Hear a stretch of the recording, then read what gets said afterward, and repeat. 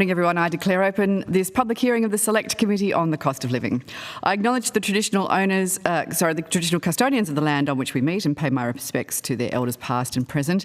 And I'd also like to acknowledge and welcome other Aboriginal and Torres Strait Islander people who are participating in today's public hearing.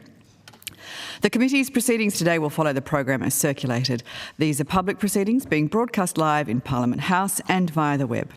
For the benefit of those participating remotely, I'm the Chair of the Committee, Senator Jane Hume. I'm joined today in the room by Senator Karen Grogan and Senator Dean Smith and also Senator Glenn Sterle. I remind witnesses that in giving evidence to the committee today, they are protected by parliamentary privilege. It's unlawful for anyone to threaten or disadvantage a witness on account of evidence given to a committee, and such action may be treated by the Senate as a contempt. It's also a contempt to give false or misleading evidence to the committee. The committee prefers to hear for evidence to be given in public, but under the Senate's resolutions, witnesses have the right to request to be heard in confidence, described as being in camera. If you're a witness today and you intend to request to give evidence in camera, please bring this to the attention of the Secretariat as soon as possible. If a witness objects to answering a question, the witness should state the ground upon which the objection is taken, and the committee will determine whether it will insist on an answer having regard to the ground which is claimed. If the committee determines to insist on an answer, a witness may request that the answer be given in camera, and such a request may of course be made at any other time. A witness speaking for the first time should state their full name and the capacity in which they appear, and witnesses should speak clearly and directly into the microphones to assist Hansard to record proceedings. Mobile phones and other electronic devices should be switched off and turned to silent mode. And I now welcome representatives from three organisations: the Australian Restaurant and Cafe Association, the Council of Small Business Organisations Australia, and Restaurant and Catering Australia. Thank you all for taking the time to speak with the committee today. Information on parliamentary privilege and the protection of witnesses and evidence has been provided to you and is also available from the Secretariat. For the Hansard record, could you please each state your full name and the capacity in which you appear? We might start with Ms Sutton, as she is in the room. Yes, my name is Adele Sutton. I'm the Head of Policy and Advocacy at the Council of Small Business Organisations Australia, COSBOA. Thank you. And we might go to my right, Mr Lambert. I'm afraid you're still on mute, Mr Lambert. We're still living the COVID dream. Sorry. Wes Lambert, CEO, Australian Restaurant and Cafe Association. Thank you. And Mr Manicum. Suresh Manicum, CEO of the Restaurant Catering Industry Association. Thank you very much for taking the time to give evidence today. Do any of your organisations have an opening statement for the committee? Yes, I do. Thank you, Ms Sutton. I'd just like to say thank you very much for the opportunity to appear before the committee today. Last September, we reported that 43% of Australian small businesses were not breaking even. It gives me no pleasure to report today that now 49% of our 2.5 million small businesses are not breaking even, let alone making a profit. Insolvency rates are at a decade's high. Smaller firms are often at the forefront of these collapses. Many small businesses had hoped for interest rate relief by now, but instead continue to face real hardship. The New South Wales Small Business Commissioner reported in their latest Momentum survey that small business confidence is now lower than at the onset of COVID, a both remarkable and alarming statistic. Over 70% of respondents to that survey identified cash flow as the third biggest issue facing small businesses. When a small business isn't breaking even, the last person to get paid is the owners themselves. A quarter have resorted to using personal savings to keep the lights on. Should these small businesses really be that surprised their plight is getting harder, not easier under the current settings? Inflation and therefore interest rates remain stubbornly high, the cost of doing business running at record highs, and the unpredictability of energy costs has turned a headache into a migraine.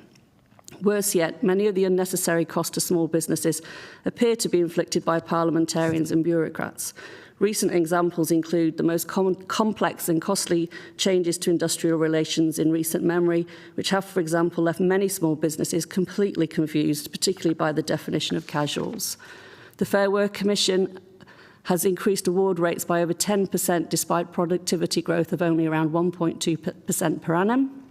And the skilled migration programme has been recast and effectively priced out employers in sectors like hairdressing, beauty services and hospitality. Proposed changes to the Privacy Act have many small businesses holding their breath with the idea that your local mechanic can store customer data in the same manner as a tech giant. It's just not realistic. And the fact that the government refuses to release the cost-benefit analysis is quite telling. Chair, I refer to these legislative initiatives because their cumulative cost to small business is significant, and poor legislative design only adds to operating costs, creates red tape, and ultimately prices are passed on to consumers. In conclusion, we really need to remember why the cost of living and inflation matters. It fundamentally affects the ability to make a living, enhance our quality of life, and ensure the very livelihoods that underpin our society. Thank you. Thank you. Thank you, Ms Sutton. Mr Lambert, do you have an opening statement for the committee? And once again, you're on mute. Yes.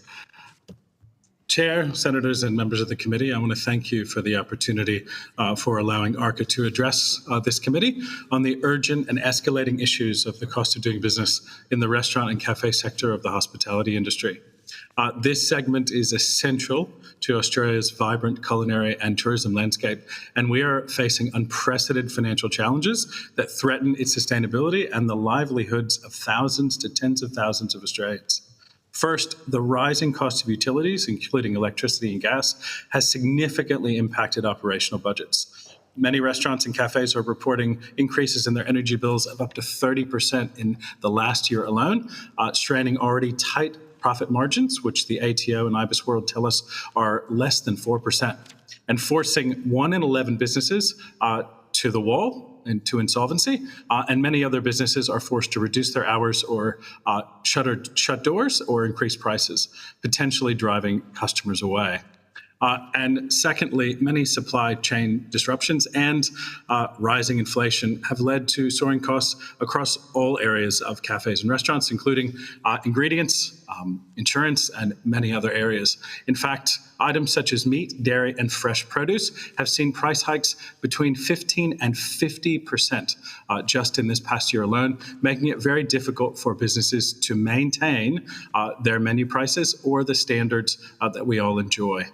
And certainly, with the recent migration changes, the industry continues to grapple with a labour shortage that is also led by the lack of qualified cooks and chefs coming out of the TAFE system. So this has certainly led to an increased labour cost for businesses as they compete for a shrinking pool of qualified staff. We certainly urge this committee and the Senate consider targeted innovations, such as financial relief measures, potential subsidies for energy costs, and absolutely looking at the CSOL and streamlined visa processes for skilled workers. So thank you once again for allowing ARCA to appear before this committee. Thank you, Mr Lambert. Mr Manicum. Thank you, Chair, and we thank the committee for allowing us to appear. So RCA, as you know, is the National Industry Association representing the interests of some 50-odd thousand restaurants and cafes. We have been in operation now for some 100 years or so, so we speak with some authority. Given our remit, footprint, engagement in the sector, provide you with the following update. So the cost of living issues can be roughly brought down and broken down into energy prices, interest rates, cost of labour and productivity. In the context of energy prices, the direct cost of energy for consumption, be it households and be it the businesses, is everything in our sector. It doesn't matter whether it's cooking, cleaning, air conditioning, cooling. It is all pervasive throughout our sector, and it is a very big factor. Cost of labour in our sector is increasing in terms of both the actual cost and the complexity of labour. And we refer to this as IR fatigue. There have been a number of various IR measures over the last year, as you will know, and that IR fatigue is having a fundamental impact on the way in which we do business, and not only for large businesses, but small businesses and family-owned and operated businesses. We know that the vast majority of our sector are family-owned and classified as small businesses, and this is having a fundamental and deleterious impact. We know that the wage rates have increased year on year, and this has also had a number of impact in terms of profitability and sustainability. We just note in the context of wage rates, or wages I should say, there's been the movement in terms of the Tisment. We opposed those moves in terms of the Tisment, and they are continuing to have deleterious effects on our sector. We also note that in the context of wages, the overseas student visa caps were removed, and we again said that this would have a deleterious effect, and that is in fact the case right here, right now. In the context of interest rates, we know that there have been a swathe of interest rates over the last year, and the cost of money is obviously having a big impact on every single thing that we do, not only from the ability to operate our business, but it's also having a squeeze from the point of view of the consumers and the dining public. They have less money in their pockets than they did 1 year ago, so nobody's really feeling richer. The level of productivity, as sort of outlined by the Productivity Commission, has in fact decreased. So the ability for restaurants, cafes and the like to actually serve the dining public these days is less productive than it used to be. So there are issues surrounding there. Now, in terms of solutions to all of this, we put forward two basic solutions. The first one is an investment in skills. There hasn't really been an investment in skills since pre-pandemic days. We note that building and construction has had a good investment in skills, and that's fine, but our sector has been left behind. So we think skills is somewhere that the government can make a real difference. The other area that we think that government can make a real difference is, whilst we're very grateful for the one-off energy rebate, we would note that it is only a one-off, and it's not even a sugar hit. There needs to be something substantially more sustainable in terms of reducing energy for our sector. Senator, that's my opening statement, and I thank you for the opportunity. Thank you very much, Mr Manicum. I think that with 4 senators at the table, we might try and split the time as evenly between us as possible. I'll start with the call, turn it over to my colleague Senator Grogan, then to Senator Smith and then to Senator Sterle to wrap us up. I want to first ask some questions specifically about an issue that you raised, Ms Sutton, but also came up in both opening statements. Oh, I should ask, can we ask your opening statements to please be tabled? Is that all right? If you can send them through to us even after the fact, that would be terrific. Thank you. I want to ask a question about productivity. Ms Sutton, productivity in the small business sector does seem to be elusive, and my concern is that it's been going backwards, particularly labour productivity in the last couple of years. Could you please talk us through what it is that you mean when you say you're looking for productivity increases? Well, I mean, I think businesses need to be able to do more with the resources that they have. And with the changes, particularly around wage increases and that flowing through into the business, I'm hearing lots of anecdotal evidence and also flowing through the IR changes and the confusion of people not hiring, not wanting to hire people and doing the work themselves.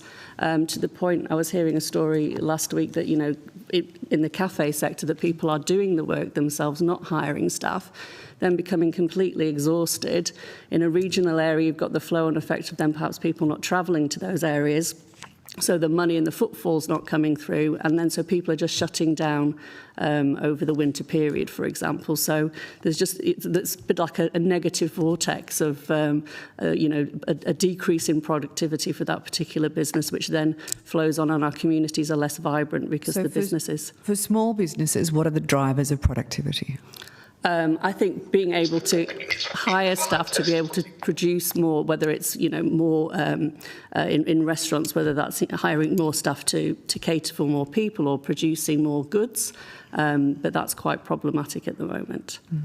Mr Manicum, you mentioned productivity too, and I'm conscious of the fact that in my hometown of Victoria, the stats that we saw around insolvencies in the hospitality sector are now, I think it's 1 in 11 hospitality businesses are expected to fail before the end of the year in my state. What is it that would drive productivity and then, assumingly, a more stable financial position in the sector from your perspective? Yeah, so I'll pick up on what Cosmo has said, and I have to agree with all of that. So a couple of things, Senator, come to mind, and I referred to what we call IR fatigue, and that has been substantial in our sector, whereas, and these are, let's just go back a step, most of these are small businesses, most of these are family owned and operated, and the level of attention and requirement and red tape that is now sort of required around IR and the looming IR changes is extraordinary. And so their attention to detail, they're being the operators, their attention to detail is now being focused on these types of measures rather than operating the business itself. So that's point number one. Point number two is the actual ability to attract and retain staff, because we know that there is a skills shortage out there. And as I mentioned, the changes to the TISMIT are having an absolute and deleterious effect on our sector. And then the other thing that is having an absolute and deleterious effect was the putting back the cap for overseas students. And what that's doing is then causing greater cost to labour. Thank you, Mr Manicum. Mr Lambert, on that issue of productivity, obviously the definition of productivity is being able to either produce the same amount using fewer inputs or with the same inputs producing a greater amount. What is it that are the drivers that you can see in the sector? Well, I agree with both Adele and Suresh. I think that at the moment that small businesses, of which restaurants and cafes, 93% are small businesses, either through the definition of employees or through revenue. They are tired of all the red tape. It takes at least 1 day a week to deal with the administrative burdens that are put on restaurants and cafes by the local, state, and federal governments. And what this means is that those mom and pop operators, of which 93% of restaurants and cafes are considered small enough to be mom and pop operations, they are not working in the business. And that means that they're having to spend more labor, more money on employees than they can afford, which is continuing to drive down profitability in those businesses. And this is one of the number one drivers of that 1 in 11 businesses closing. Now, yes, it is also the ATO and landlords that are sending those businesses to the wall because they cannot pay back their ATO debt from the COVID period, and they can't pay their rent arrears in many cases during the COVID period. But ultimately, when wages have gone up 15% in 2 years and a month and a half, that's quite burdensome for those small businesses. And they don't get much more productivity. Right? You can only make a certain number of coffees out of a espresso machine. You can only produce a certain amount of meals out of a kitchen, right? There's a bottleneck that is the kitchen. And so those businesses are often very negatively affected when all price increases come at them at the same time. And in 2024, and most specifically fiscal 25, many restaurants and cafes are reporting that their costs are as high as they have ever been. Mm. However, their menu price has not kept up with this. Mm. The instant asset write-off was brought in, I think, I'm trying to remember, back in 2016 or 2017, and I can remember specifically going and seeing some small businesses in the hospitality sector at the time that said that this was a game changer for them. It would allow them to invest in that new coffee machine or that new oven or whatever it might be that would then allow them to be more productive and create less with the same amount. And the instant asset write-off obviously made it financially worthwhile for them. The instant asset write-off is obviously a temporary measure. The Coalition have announced a policy to make it a permanent feature of our tax system. Can I ask, and I'll start with you, Mr Lambert, what the response has been from industry about this particular measure? Well, first off, they don't have the money to buy the assets today in the first place. They have very little savings. So those small businesses don't have the $20,000, $30,000+ to spend on the most modern equipment in order to make their businesses more efficient. And in many jurisdictions, including Victoria, there's a lot of fears around the conversion from gas to electric only, and those small businesses not having the capital to infuse in order to write that off in one financial year. So it's a double-edged sword, right? You can raise the instant asset write-off amount, but at the same time, we need to make sure that we're providing funds for those businesses to be able to make their operations more efficient. Thank you. Mr Manicum, I might go to you on this. The other thing that the Coalition have announced is that it would be at a higher rate, $30,000 permanently rather than $20,000 temporarily.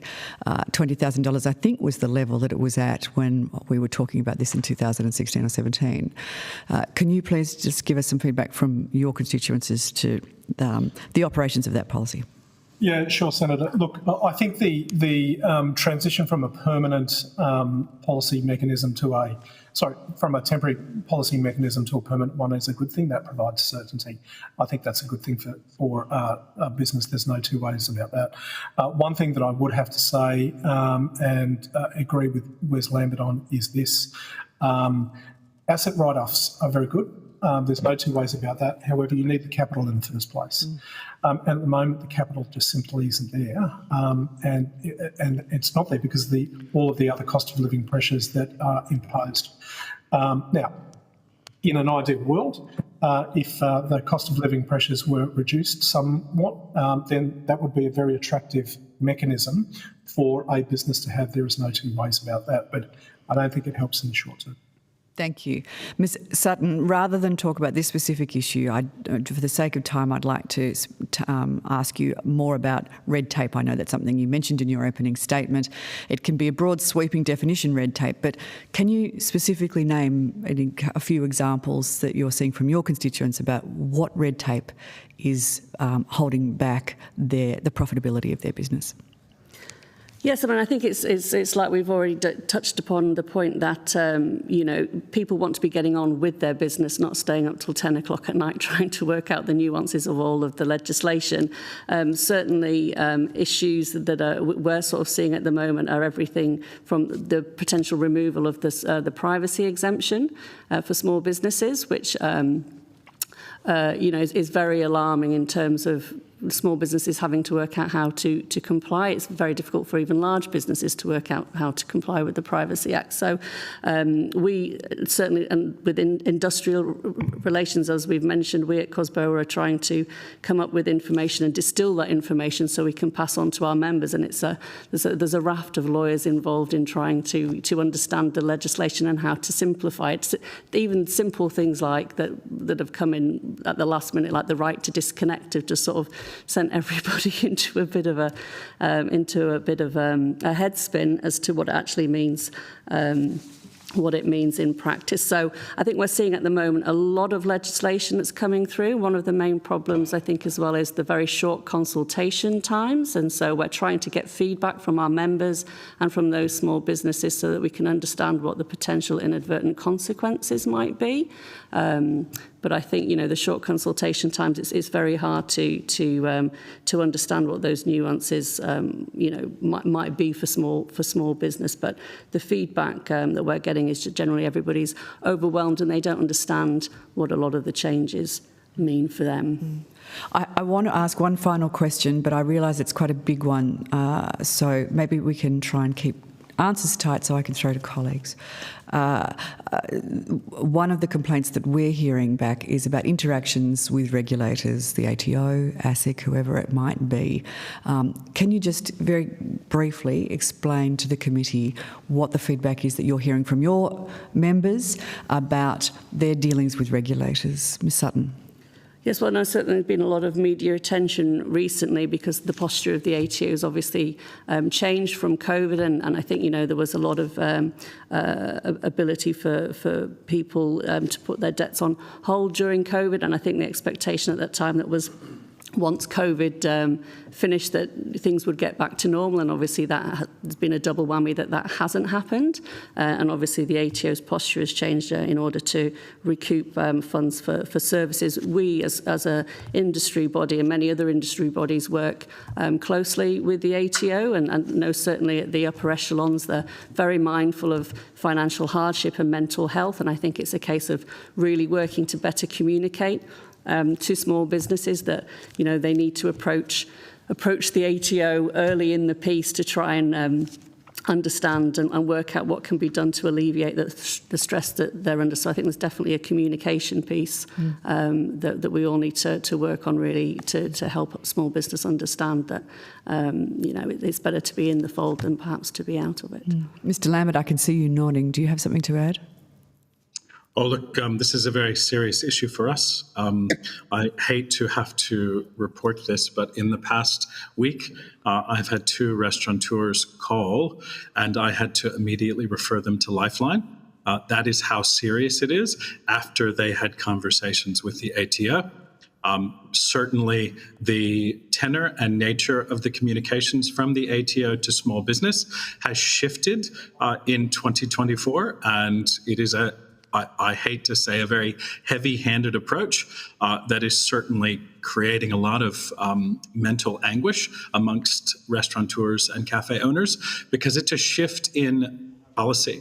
It's a shift in the way that we've been treating small businesses. So during the COVID pandemic period, and even in the 2 years after, the ATO seemed to be quite reasonable and was working with many businesses.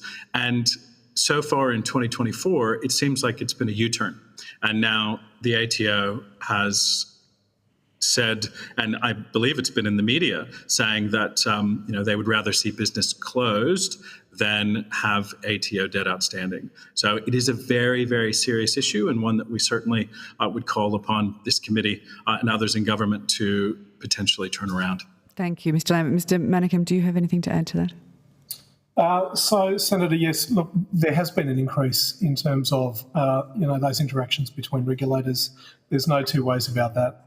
I think, to be fair to the regulators, they are as professional as they can be within the limits that they've got, okay?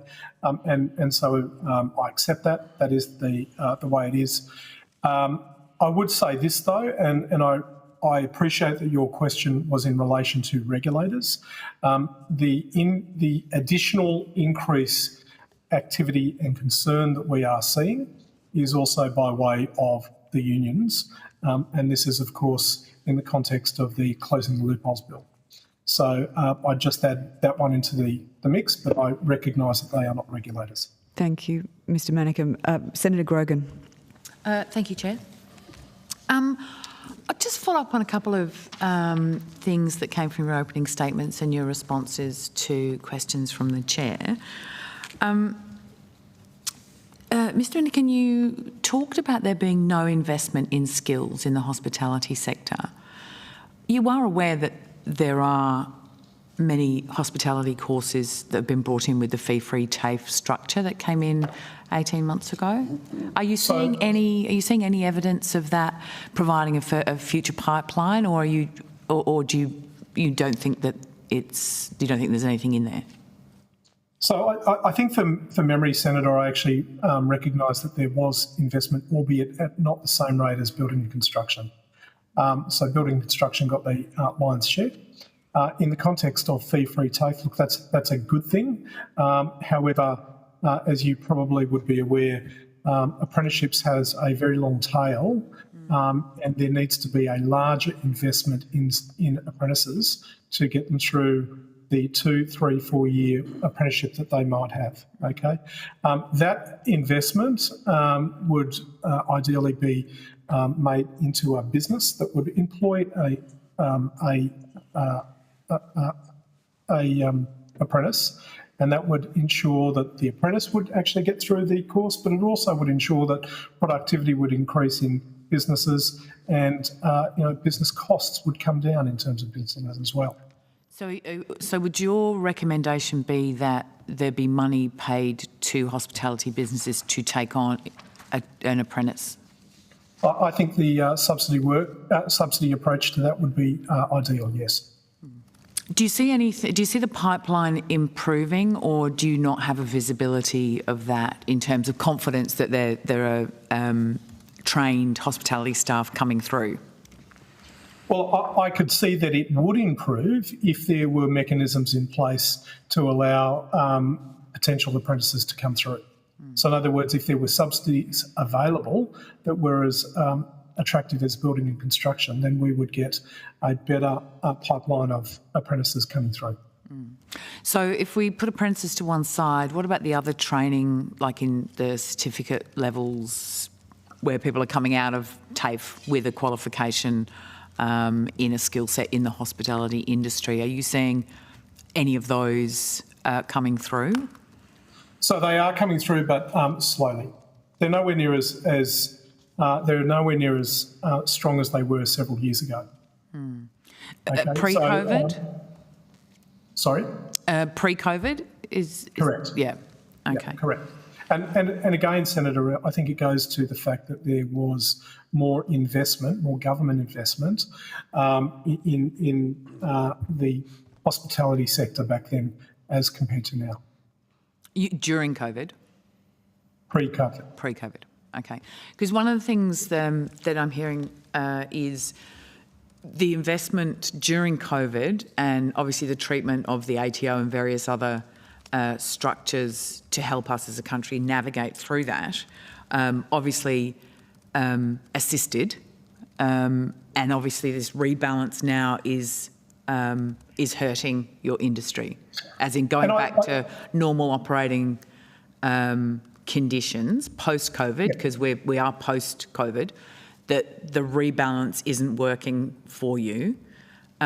What is it about the industry that is struggling to bounce back? Noting, of course, that we have a global cost of living crisis for a range of Well, I think that's a fair observation, Senator, in terms of, look, many of the mechanisms put in place during COVID were of help. There's no two ways about that. However, one area that I will pick you up on is I don't believe that the cost of living pressures are global. I believe that it is more skewed to domestic than international. And so it is those cost of living pressures that frankly are hurting not just businesses, but mum and dad, because at the end of the day, it's also our dining public who do not have the discretionary income that they once had. And the reason they don't have the discretionary income is because there is certainly nobody that I know who has more money in their pocket today than they did a year ago. And I will agree. I'm not saying it's purely international, but there are international sort of supply chain and structural issues that we are facing as well as domestic ones. So please don't. The supply chain issues, I think, the supply chain issues are certainly nowhere near as bad as they were at the beginning of the pandemic. And they have been largely resolved. And if they're not resolved, then at least they're stabilised. Okay, so from that point of view, yes, I accept that there's an issue there, but I don't think it's as large as you might think. I think one of the huge issues that we're facing is that there is a level of discretionary spend that it just simply isn't what it was a year ago or 6 months ago or 2 years ago. And that's because nobody's richer today than they were a year ago.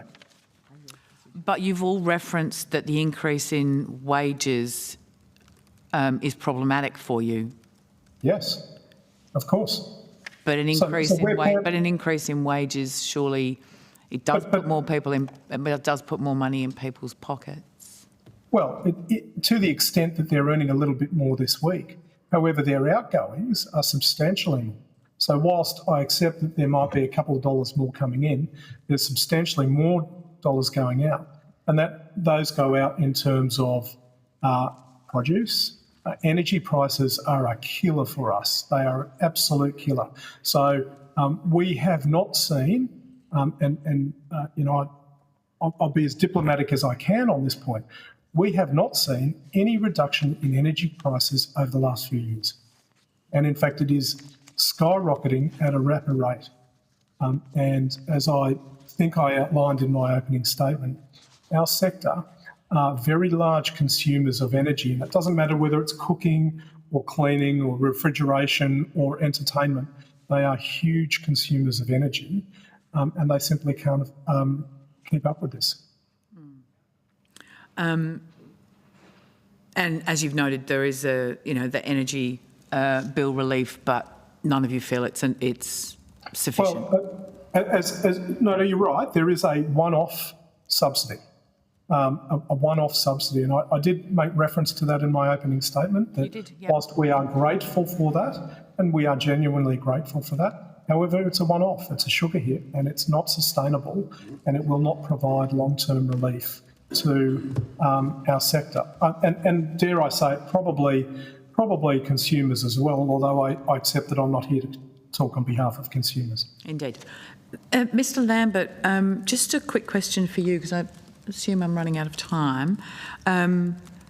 It is awful to hear the circumstance of people being feeling so much despair, as you have pointed out, that you're referring them to Lifeline.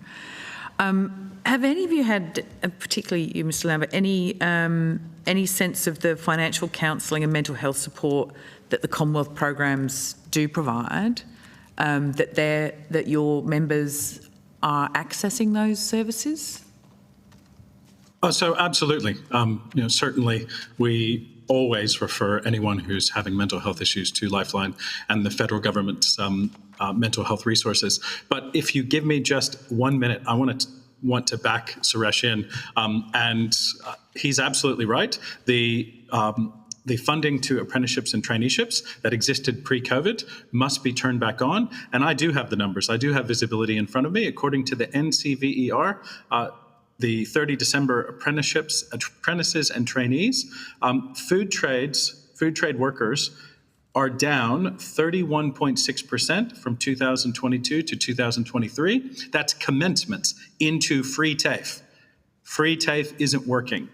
All trades, including all trade industries, apprenticeships, commencements, are down 18.7%, including the largest, which is engineering and science technicians, which is down 56.2%, and construction, which beggars belief, is down 17.2%.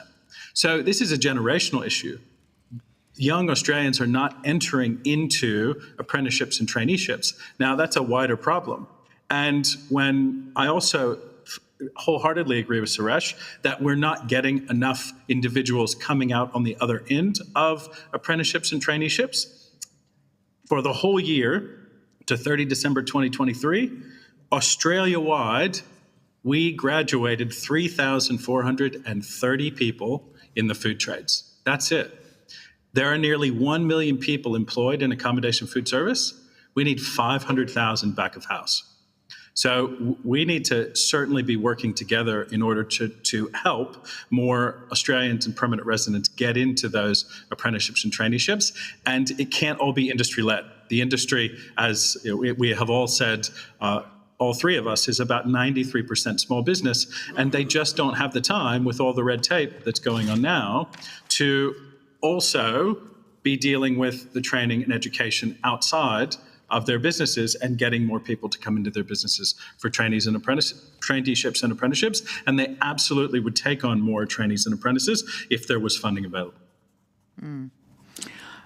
Yeah, and I think some of the statistical information that we're looking at, we're seeing this kind of ebb and flow based on how recruitment and training panned out through the pandemic, and we're still seeing the tail end of that, where a significant number of apprentices and trainees, there was no industry to work in, and we've seen a lot of movement. I think one of the things that we're really trying to do, and I get that you're not saying it, is trying to build that back up to a post-COVID sustainable industry. after having seen a number of years of quite fluctuating training based on the COVID scenario that we see.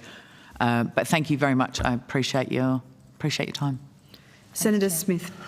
Thank you very much for your evidence. Just sticking with the matter of fee-free TAFE, am I hearing you say there might be some limitations in terms of the benefits that it might be able to bring to your particular industry? Are you directing the question? Oh, yes, I am. Sorry. Yes, yep. Oh, sorry. Look, ultimately, and in many educational initiatives, when you give something to someone for free, its value potentially goes down if there's no risk of loss, if there's no potential trigger of if I quit this course or if I don't stick with it, it's not going to cost me anything. That looks like that is the case because this is happening across all industries. If it was happening in one or two industries, it could easily be argued that maybe the wages in those industries or the working conditions weren't necessarily there. However, it's a widespread problem that seems to align directly with no risk. So someone can go to TAFE, it's free, they can start a course, they can start a traineeship or apprenticeship. If they don't like it, they can just leave or they can go and do something else. And that puts a lot of pressure on small business because typically you'd want to see someone stick through something because everything is difficult in the beginning. I mean, I'm sure all of us who started our first year of uni or first year of TAFE or a trade, it's a bit hard in the beginning, and then as you get better and better at it and you practice and you become an expert, it gets much easier and you get more rewards out of it on the other end. So ultimately, the numbers don't lie. And at the moment, it seems that making something have no cost seems to be directly related to its value and its stick-to-itiveness. Meaning that the expected industry value that might come from the scheme is being or could be diminished because the way the scheme is constructed doesn't necessarily support or incentivise sort of course selection and then retention or maintenance of that course. And it's a fact of life. Things are often difficult before they're. Yes, it's difficult to acquire a skill before you then become a professional in that skill. So that's just a human experience. So the design of the course may actually not lead to those permanent skill improvements across industries. That's what your argument is. The data is already saying that. Is it supported by the anecdotal evidence as well? Normally we hear the anecdotes and then we find it revealed in the data. But are you saying here this is an important way to perhaps look at the data, and you are hearing it anecdotally? Yes. So we're hearing from many restaurants and cafes, specifically restaurants that take on apprentices and trainees, that they're dropping out, that they're leaving, that they're going to to other industries, or they're just taking positions. So they're not completing their training, which look ultimately we would prefer to have more skilled, more actual certified, Cert 3, Cert 4 in commercial cookery, diplomas, because ultimately for their pathway through accommodation food service, which is a wonderful industry to work for, when they are skilled, when they have the certifications and the diplomas and they continue down that journey, the wage outcomes, the lifetime career outcomes are always much better than if they're dropping out and just going into the job. Would COSBOA or the Restaurant and Catering Australia like to add any comments or observations? Senator, I would happily add an observation if you like, and it goes like this. So in the context of free TAFEs, we accept that TAFE is part of the training landscape. There's no two ways about that. I think it's an integral part of the training landscape. However, those mechanisms are only available for the public provider. Okay. We also think that in the context of certainly hospitality, private providers, or certainly providers that are owned by not-for-profits such as ourselves and owned by the industry, are best placed to provide training back to the sector and provide some flexibility back to the sector in terms of training and training outcomes. So I guess that's a long way of saying that there should be some sort of mechanism and subsidy or arrangements for those types of providers. Secondly, I think the other thing too, in the context of training, our position would be that I think it would be best placed, as I mentioned to the previous senator, that the subsidy goes to the employer rather than the individual itself. I think you'll find you'll get better training outcomes, better completion rates, potentially better commencement rates, but that's neither here nor there. But it's the completion rates that you're after. And so I think you'll get much better completion rates if the subsidy was to be directed towards the business. Ms Sutton? I don't have anything further to add, thank you. Ms Sutton, of course, your members, COSBOA, your members are not just sort of cafes and restaurateurs, they're the broad range of small business organisations. You'll be aware that the Assistant Treasurer, Mr Jones, has announced some new regulations in regards to bookkeepers and accountants. That's correct. Let us share with the committee what is COSBOA's sort of initial response to that. Well, I think our members who are in the bookkeeping and accounting sectors have been quite vocal in expressing their concern at the changes to the code that have come into play. I think it was quite unexpected. And also some of the feeling, as I understand it, is that, their legitimate concerns were expressed in the consultation period, and they feel like that they weren't adequately listened to. And like I said, a little bit of surprise at the way that the regulations came. And I understand at the moment they might have been pushed back, and I think that sector of our small business community is really hoping that there'll be sort of really positive engagement going forward so they can work out how to implement those changes to the code. So how would you describe the consultation process? As I think I mentioned earlier, I think there's just a feeling in general that some of these consultation processes are either too short or a bit of a box-ticking exercise, and so I think there's a real genuine hope that there will be more consultation and longer periods. I mean, just myself, there's been tax consultations that have come out with 7 days' notice. It makes it very difficult to then go out to, in our case, we have members who are industry associations who then might want to consult with their members. So getting effective consultation really does require longer time periods and, at least 30 days. And some of these periods, I think the merger reforms, the latest exposure draft, for example, there was a 21-day consultation period. So that would be my feedback. So are you suggesting that the consultation process, consultation in name only, but perhaps not substantively consultative in the sense, when I hear the word consultation, I assume discussion, I assume iterative process, questions being asked, responses being given, further clarification. Is that the right way to characterise the consultation that happened around this particular initiative? I'd have to probably take the question on notice to get you more information. I just have a high-level view of the fact that the sentiment that they feel is that they weren't adequately consulted with, or that their concerns weren't heard. Yeah, on notice that would be very valuable, and if at all possible, the dates at which COSBOA or your various committees or subgroups and with who would be very, very helpful.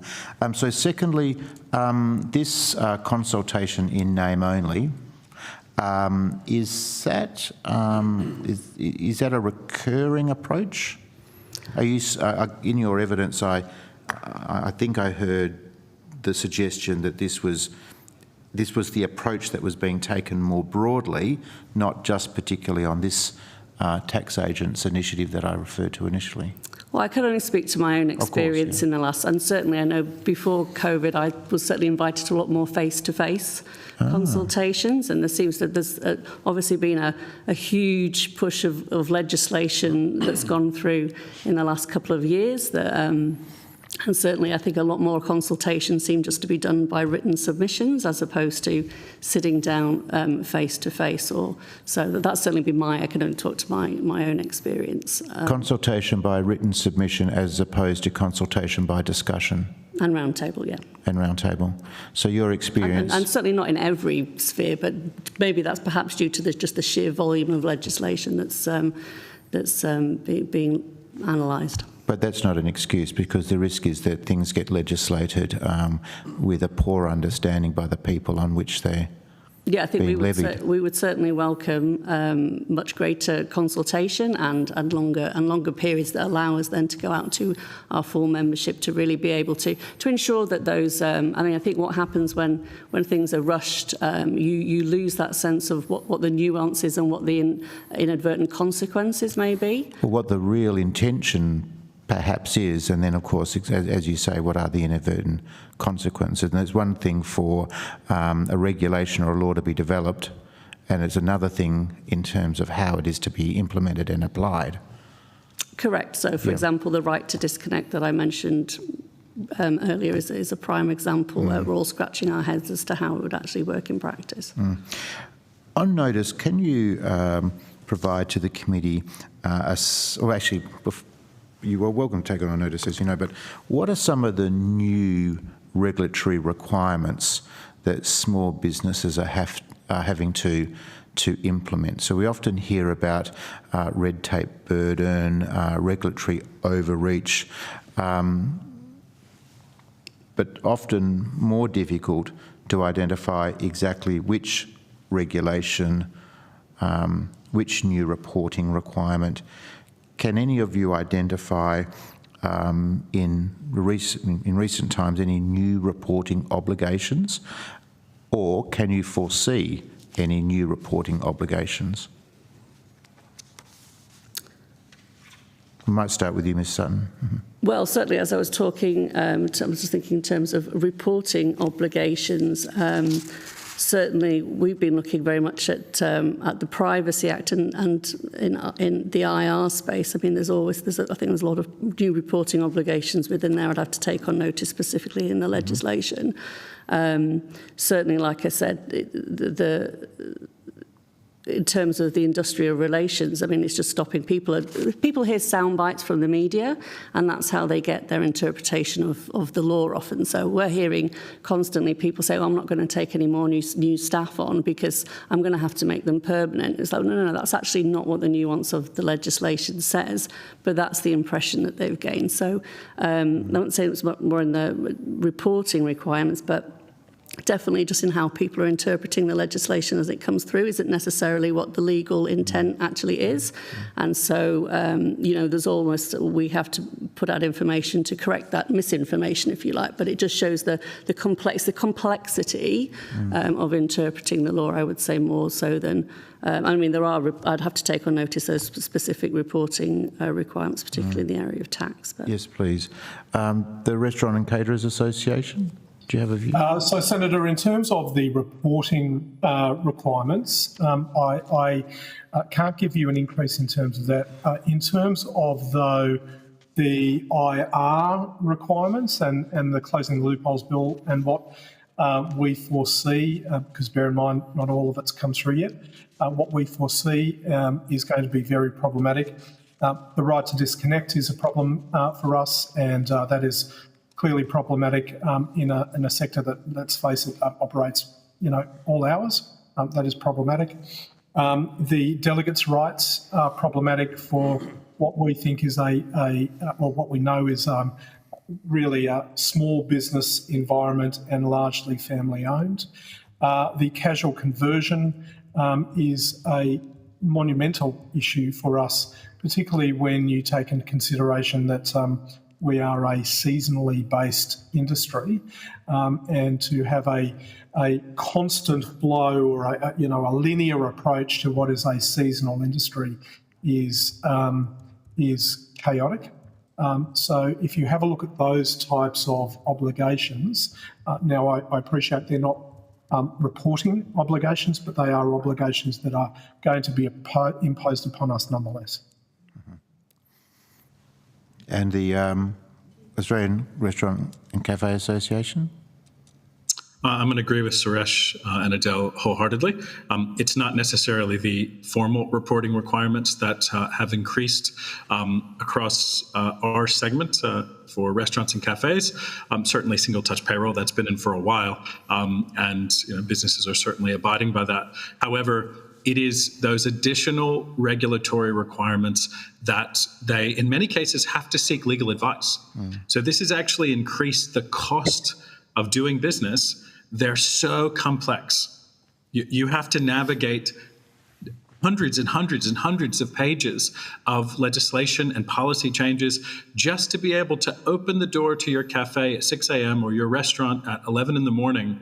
Just to be able to open, you now have to have a attorney almost on call to decipher, well, am I doing this the right way? And when we get to that point where over-regulation and over-complexity is causing even the smallest of businesses to need to hire an attorney. And I've been quoted that multiple times by certain departments saying, well, they need to ask their attorneys that. And well, they just don't have the money to hire solicitors in order to navigate through legislation. And of course, the critical point here is what Ms Sutton alluded to in her opening statement, and that is that business owners are having to do more of the work of the business themselves on the shop floor, so to speak, because of labour shortages or because of lack of skills, etc., etc. So any additional reporting obligations is added stress, time, anxiety in the business, so to speak. And I think I will take that on notice for our bookkeepers and accountants, because they're the ones, I think, with the new reporting requirements that are potentially coming down with this code, make things very difficult for them. And then also we've got issues around super and reporting, how quickly super is going to need to be reported, and that's really going to impact on those bookkeepers and accountants, I think, and the systems that, again, need to go in place for that. Thank you very much. Thank you, Chair. Senator Sterle. Thanks, Senator Hume, and Chair, I'll be quick. So, Ms Sutton, I look at your list of members and it's quite significant, and you use small business every time you talk. I have had the same conversations with your CEO, roundabout sort of way. But do you know how many sectors there, and I don't expect you to, but do you know how many sectors there are in the road transport industry? I don't expect you to. I'm not trying to set you up for a gotcha. No. Okay, well, there's 47. 47. And I do know that, and that can be challenged, and I can rattle off 20 quickly and then I get tied up in the other 27. But I do know that the livestockies, the affectionate name I call the livestockies, are your members. Yes. So, and fine, and I deal with the livestockies regularly. And they're exempt from, as you would know, from the closing the loopholes. Yes. Right. So the other 46 sectors and every other industry association which are not your members, hand in hand with owner-driver representatives from owner-driver organisations and all the state trucking associations, Australian Road Transport Industrial Organisation, NAT Roads, NRF, the whole lot of them were fully supportive of the closing of the loopholes because of the transport reform in there, correct? Did you know that? Okay. Right. No, okay. So they were. So I just want to clarify for the record, transport reform was desperately needed. COSBO was part of the $24 million campaign to knock off the closing the loopholes. Would you be able to tell me, because you are the head of policy, why COSBO never ever made any effort to engage with the road transport industry, all the small businesses, because the majority of the transport task is small business? Why COSBO didn't engage with any of the small businesses in transport or their representatives to at least understand what transport reform is going to deliver for their industry? Unfortunately, I wasn't involved in that process, so I'd have to again take that on notice and go and find that information out for you. Sure. Look, yeah, that's fine. I wasn't involved in that process. I just want to clarify, while your list of membership is very impressive, I won't put words in your mouth, but COSBO does not represent owner-operators and small businesses in the road transport industry outside of the livestockies. Again, you know, when we're talking, when I mentioned the closing the loopholes bill, obviously there's very, very, you know, many parts to it. You know, it's a huge piece of legislation. But I take your point, but I would have to go and have, you know. That's right. I won't labour on it. I'm not trying to set you up. I just want to get that on the record clearly because I don't know about all the rest of the senators in here, but I was small business operator. Yeah. So I'm a small business supporter, make no mistake about that. My large trucking empire of my wife and myself, we know the hardships when you actually pay for something you use in your own money. It's a shame not many others in here know that, but anyway, just thought I'd throw that one out. Now, I just want to go to the restaurateurs. Are you in competition with each other, or are you a branch of each other? And I'm not being smarty. You're two different, completely organised, but you've covered the same people? Is that right? So we are, well, I can only speak for us. We represent restaurant caterers. We are not related, so to speak, so we're two different entities. My understanding is that there are some overlaps in terms of memberships. Okay, that's fine. Look, tremendous, because I have to say this. You wouldn't know this looking at me, but I'm a major supporter of your members. And all the truck stock senators? Well, that's another story. Yes, we're doing a lot of work around them too. They're improving, and they are doing it tough. Can I just, and this is not a smarty question, I mean, your industry is a very sexy industry, for crying out loud, from us outside the industry. You have your own dedicated food channels, SBS, paper, and on the paid stuff on Foxtel. Every kid in this nation would have heard of Gordon Ramsay. We get bombarded with My Kitchen Rules and what's the other one? MasterChef. And people, they love all the cooking shows. And this is a sincere question. Why can't you attract young people to your industry? And I'm not being a smarty because my industry is even worse at it than yours. No, I accept that you're not being smart about it, Senator. If I could just say this. So what you've highlighted in terms of My Kitchen Rules and Gordon Ramsay and the like is a very small part of the sector. If you have a look at the whole sector, it is focusing in on that, you know, high-end or high PR-focused end of the sector. The reality is that there's a whole chunk of the sector that happens to be the local fish and chip shop, the local cafe, the local, you know, hole in the wall for coffees and donuts. So the number of businesses in the sector are some, you know, 50, 55,000 plus across the country. And whilst I accept that there are a couple of you know, superstars or stars or media personalities, I accept that, but that is not what the sector is all about, nor is it representative of the sector. No, look, I appreciate that, Mr. Mackaman, and I understand that. But when I was listening to your opening statement and all that, so would it be fair to say that the lack of skills is not in the restaurant area so much, but more in the cafe, fish and chip shop, that sort of thing? Is that what it is?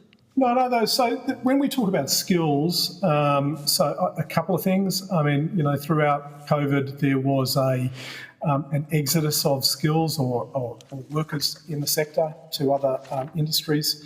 That was just a function of the fact that our sector had to close down in part.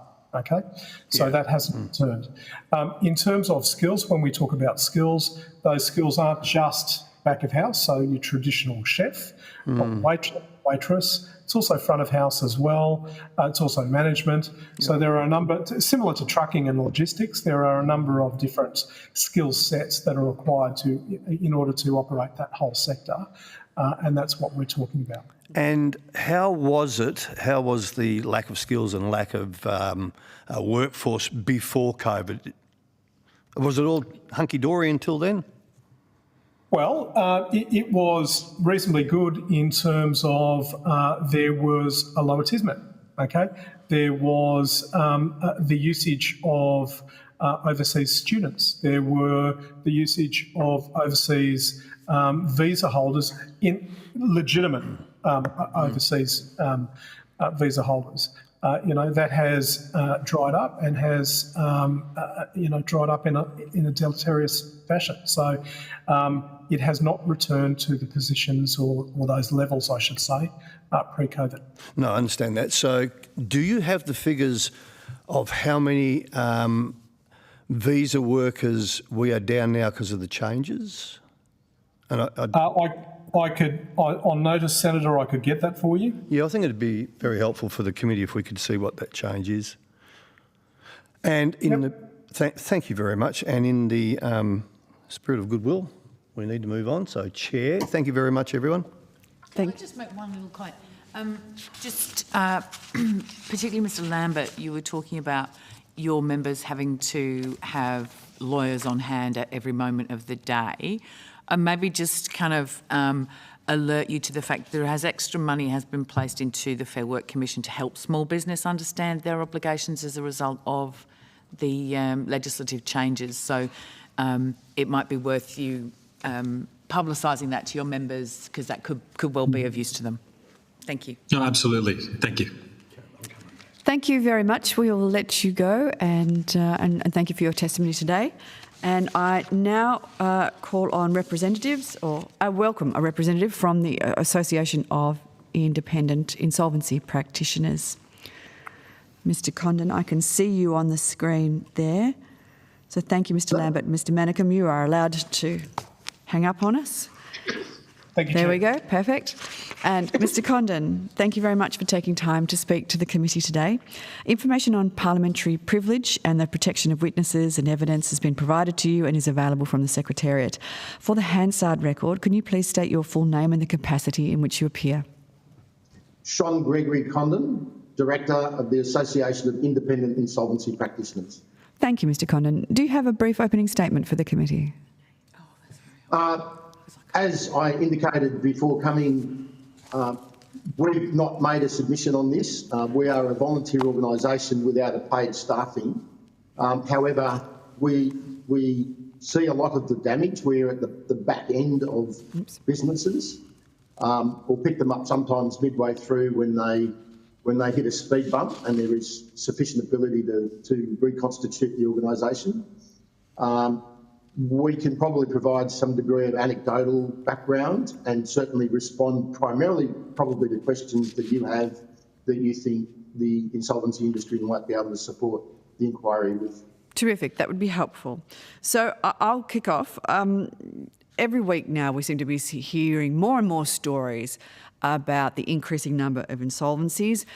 There were figures from ASIC that showed that there were 11,049 insolvency appointments in the 2024 financial year, and that was a nearly 40% increase on the 7,942 appointments the year prior, and obviously 124% more than in 2022.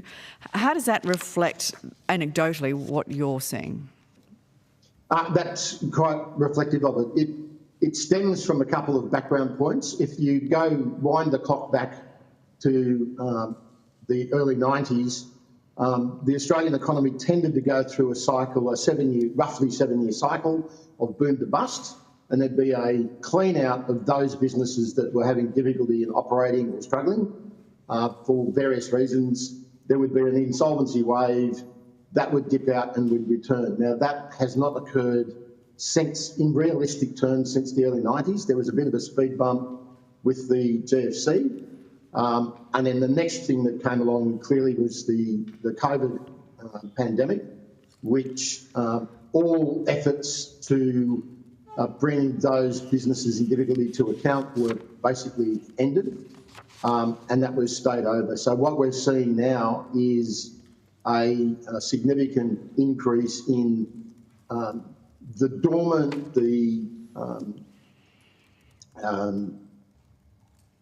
those companies that have just been struggling to survive for some time. And the reality is now with the increased costs of living, lack of available staff, increased costs of operating and so forth, bringing an increasing number of businesses to heel. Can I ask, one of the anecdotal stories that we've heard in our travels around the country is that particularly small businesses, aren't necessarily filing for insolvency, but when they realise that they are no longer viable, they simply shut their doors. Now, these are businesses that in previous times might have been sold, but now they're simply closing. Is that something that your industry would have some visibility of, or is that a sort of a hidden statistic that we just don't see? There's always been a hidden statistic. Pre-COVID, there was a much greater desire to pursue an outstanding debt, regardless of the legal costs. What we have noticed post-COVID is that the legal pursuit to either liquidation or bankruptcy is done in situations where there is an expectation of recovery. Otherwise, all you're doing is spending further funds that will never be recovered. So there are smaller businesses which are effectively unsaleable when you look at all of the effort that needs to be put together to sell it, and people simply walk away from it and wait the tax department or someone else to pursue any legal winding up proceedings. So I'm glad you touched on that, because it has been reported that the head of another peak body highlighted that the role of the ATO in pursuing debts, and that article said that the ATO had launched a clean out of failed businesses that should have gone down during the pandemic as it resumed cracking down on unpaid debt. Is this something that you're seeing, that the ATO is pursuing debt that is causing businesses to fold? Absolutely. There is definitely an upsurge. And one of the points that I'd like to personally make there, one of the difficulties with the ATO's processes is that it goes through swings and changes depending on what's going on. Anecdotally, whether it's fact or fiction, I can't specifically quote, but in lead up to the election, then the ATO's prompted to back away from collection so that the government's not getting a bad fame in the market. If I can take the example of when GST was brought in, the ATO announced for 2 years they wouldn't pursue any recovery difficulty type action. It would have been far better for the process to have been maintained and the leniency given when you sat down and explained to someone the predicament they were in. As it was 2 years later, after the start, people were suddenly being hit up for things that they'd been doing for 2 years and weren't aware that they were doing it wrong. Correspondingly now, one of the other difficulties whereas insolvency practitioners face is that the ATO has a variety of different ways of reacting to something, and someone will say, well, what's the next thing that will happen? And we say, we can't predict it. It could be a director penalty notice, it could be a garnishee, it could be a wind-up application. There's a variety of things, and there seems to be no systematic approach to how it's done. Do you think that the ATO is equipped to understand small business? At the bottom end, I don't think it's adequately advised.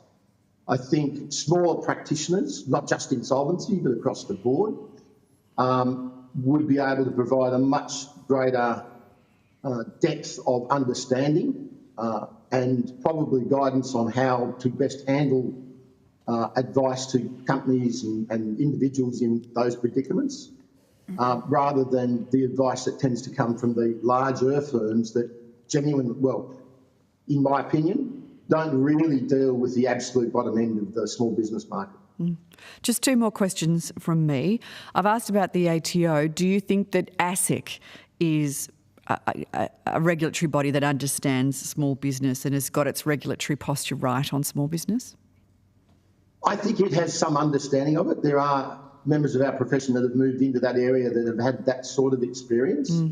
But I think the role of ASIC is far too broad. It is far too stretched. It doesn't have the depth in areas, and we no longer have an organisation that we can easily treat as a peer rather than an overseer. I think the attitude is that they are here to oversee and discipline insolvency practitioners in our particular case. I can't speak of other industries. rather than being the supportive agency to ensure that we can do our job as best as we can and as efficiently as we can. Thank you. And just finally, the evidence that we've heard in this committee this morning and indeed in other hearings across the country is that the issues that seem to be pushing businesses to the brink are high energy costs, increased labour costs and red tape, supply chain costs. Anecdotally, what are the issues that you're seeing as the driver of insolvencies in the businesses you deal with? It's certainly the complexity for the average person to do business. The fact that there are many other factors around them that will control what their capacity to earn is. So, for example, if you use the restaurant cafe trade, if a restaurateur makes great effort to improve their business and therefore increase their profit, then there is highly likely to be an increased demand for rent from that premise because the landlord will argue that you're making that additional profit because of your location, which is mine, not yours. That was certainly evidenced in my period as president of the Parramatta Chamber of Commerce here in Parramatta through the COVID period, and it is still something that is raised by restaurateurs here. So it's those factors that small businesses can't rely on as being a consistent, but something that varies at somebody else's whim. So it's issues that are out of the business owner's control that are causing absolutely. businesses to fail. Correct. Thank you. Correct. Senator Krogan. Thank you. Mr. Connor, we were discussing before the number of insolvencies. When you apply that to a percentage base, we get a slightly different picture. So the ASIC data would indicate that insolvencies as proportion of total companies was 0.33% in 23-24, which is lower than the long-term historical average of 0.42. Are you aware of that number? We don't specifically analyse that. There are a large number of companies on the ASIC register which sit dormantly for various reasons. So, for example, every family trust will have at least one company sitting over the top of that as the corporate trustee, and it just sits there. Unless it's a trading trust, and I'll separate those, but for the ordinary family trust where it receives some income and distributes it to the beneficiaries of the trust, they will sit there. Now, if there was a better stratification, a better definition of how the companies were recorded so that you could take a percentage of the operational businesses that are actually the trading element of that list that you're looking at. Otherwise, I think the information you're looking at is distorted. So you're saying that percentages are distorted, but the actual numbers aren't? Well, no, what I'm saying, the number of insolvencies is a fact. Yeah. The total number of companies is a fact. The percentage of those is also a fact, surely. Sorry? Look, I'm not trying to play statistics with you, so let me just move on to what I'm trying to get at here. Because I don't think we can say that the actual numbers are real and the statistics are made up. No, I'm not, sorry. The number of companies that we see who are going into insolvency, are you seeing a change in who they are, like what type of organisations they are? Are there any trends there? The trends that we're seeing at the moment, the major ones are in the construction, hospitality and retail area. And then what I'd add as a separate group are those organisations that have traditionally existed with very high debt levels. And yes, the largest proportion of those would be ATO debts. ATO debts? Yes. So is there a correlation between that and the COVID period? Obviously, there was an awful lot of exemptions in the middle of that crisis to get people through. There was JobKeeper, there was all sorts of subsidies and such like. Is there a connection or a lag in there from those days, or is there something else? Without doubt. There was a lot of businesses that were dead at the beginning of COVID, but were able to effectively stagnate for the period, collect JobKeeper where they had employees, come out at the end of it, and there's no opportunity to regroup or whatever, and they've just become sitting there. If there is some issue that comes up for the director, then they will take action to wind it up. Alternatively, if there's a creditor that pursues it, it gets pursued. And then the final group are those that just simply are still sitting there, non-operational, technically insolvent, but with no one taking any action to do anything about it. Right. So would you say that a lot of those businesses would have closed if COVID hadn't provided structures? I'm going back to your comments about the sort of boom and bust cycle that occurred up until the late 90s. Would you say that this plays into that sort of scenario where companies have been able to survive, not necessarily based on their commercial viability, but on other measures? Yes, they've been able to just maintain a semi-insolvent state but keep trading, and because if I'm owed money by someone, I'm better off to try and keep them alive and get my money back in the longer term than actually bringing it to an end right now, which just simply determines I'm not going to get any of my debt back. Great. Okay, thank you. Thank you so much, Chair. Thank you, Senator Grogan. Senator Smith. Thank you very much. Just to follow on from Senator Grogan's point, the ASIC data that was released just this month pointed to about 11,000 business insolvencies over the last 12 months.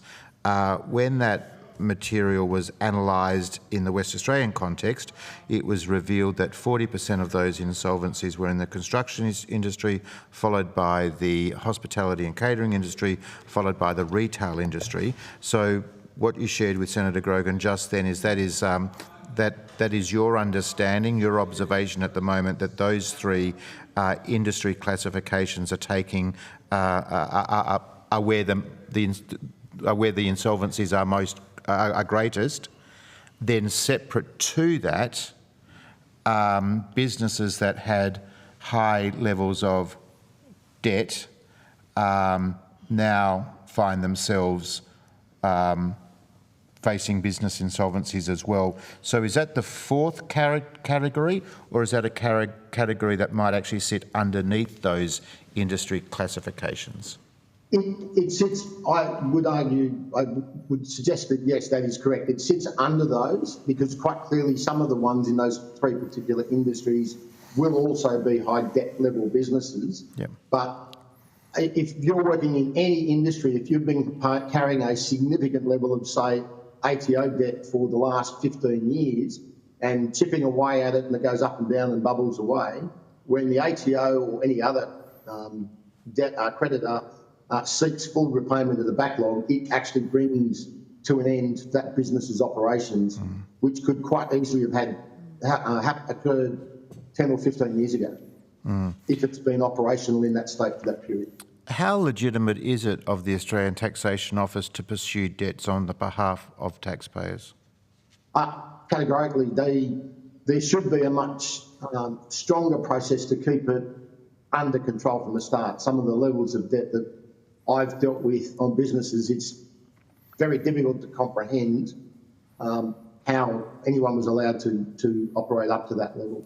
So your argument is that the ATO may allow businesses to accumulate higher levels of ATO debt for longer, when in actual fact they should be pursuing the recovery of debts at a much earlier stage? Yes.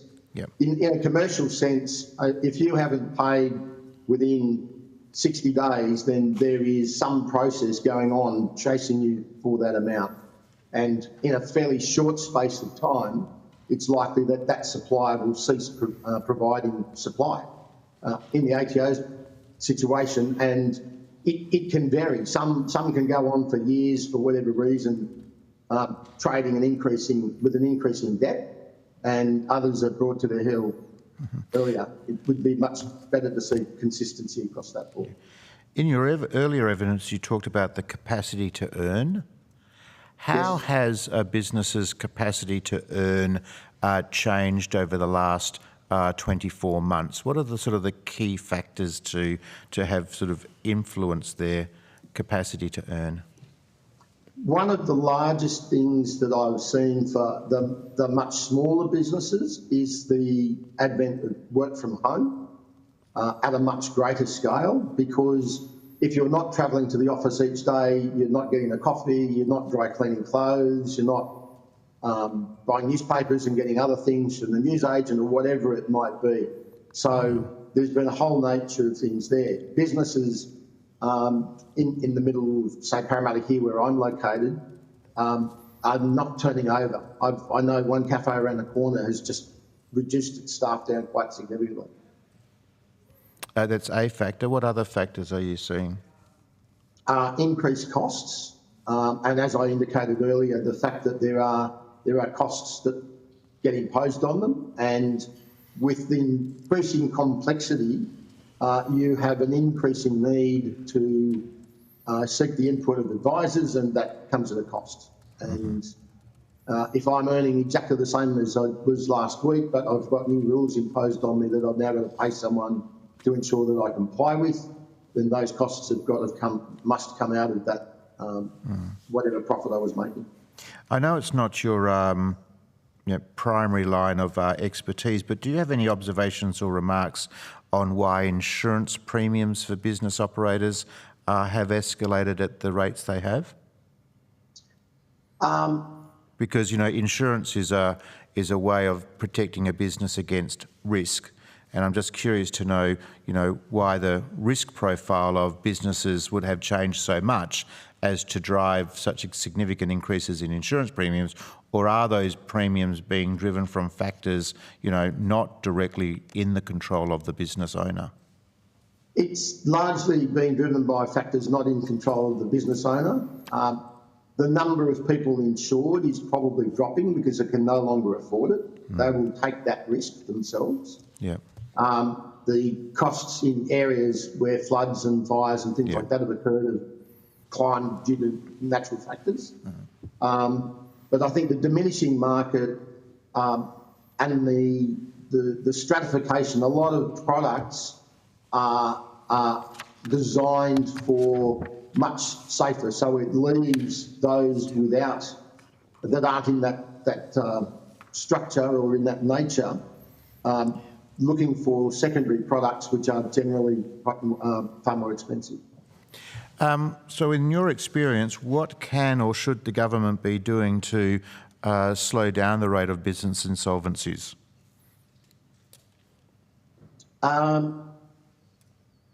I suspect at the moment we've got a large backlog that needs to be put up with, but it would be things such as better training for directors before they can get a company. If I want to drive a car, I need to do driving lessons and prove my ability with it. But someone with absolutely zero business experience can go and register a company and start a business tomorrow.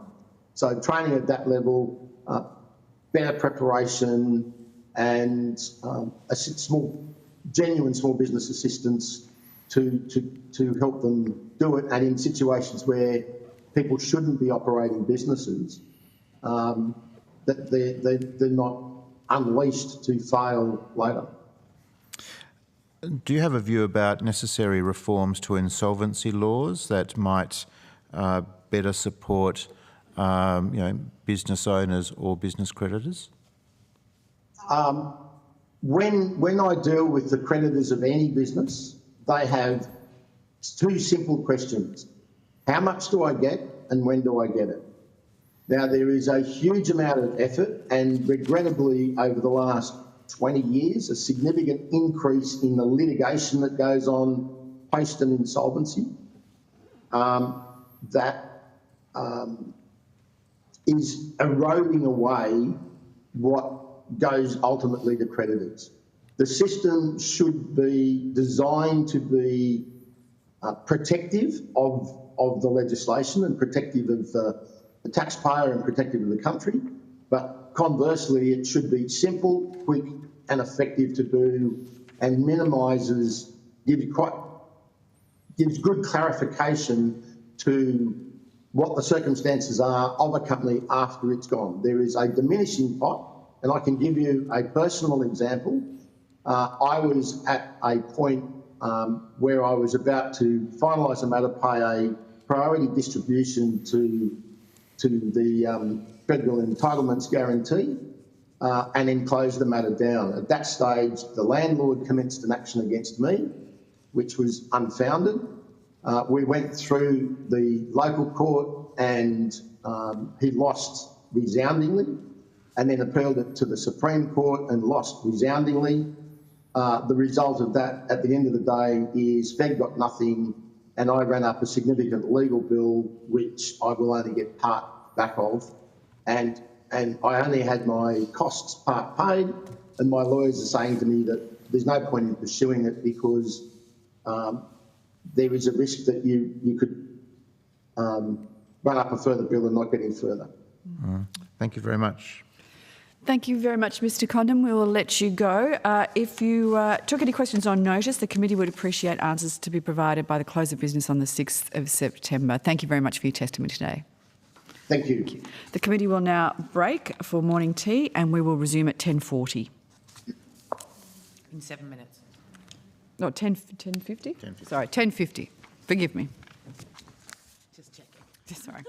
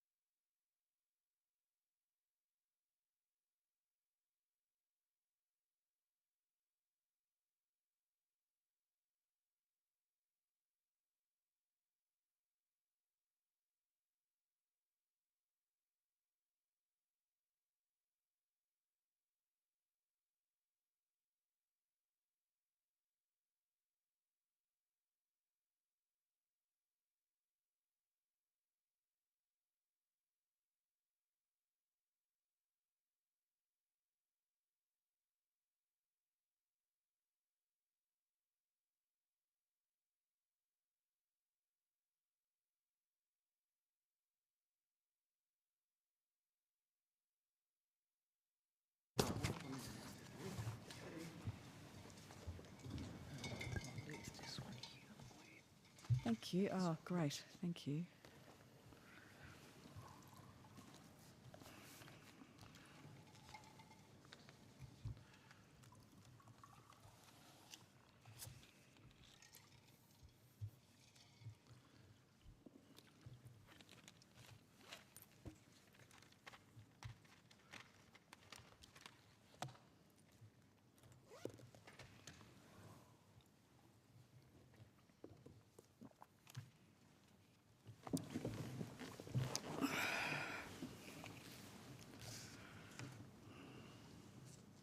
Okay. We might not wait for Danny. Happy to sort of kick off. We don't haven't got anybody on video for this one, have we? No? All right, you happy to kick off? Yes. If everybody's ready, we might kick off a little bit early just because, oh no, we're pretty much on time. All right, Hansard, all good? Yep. Okay.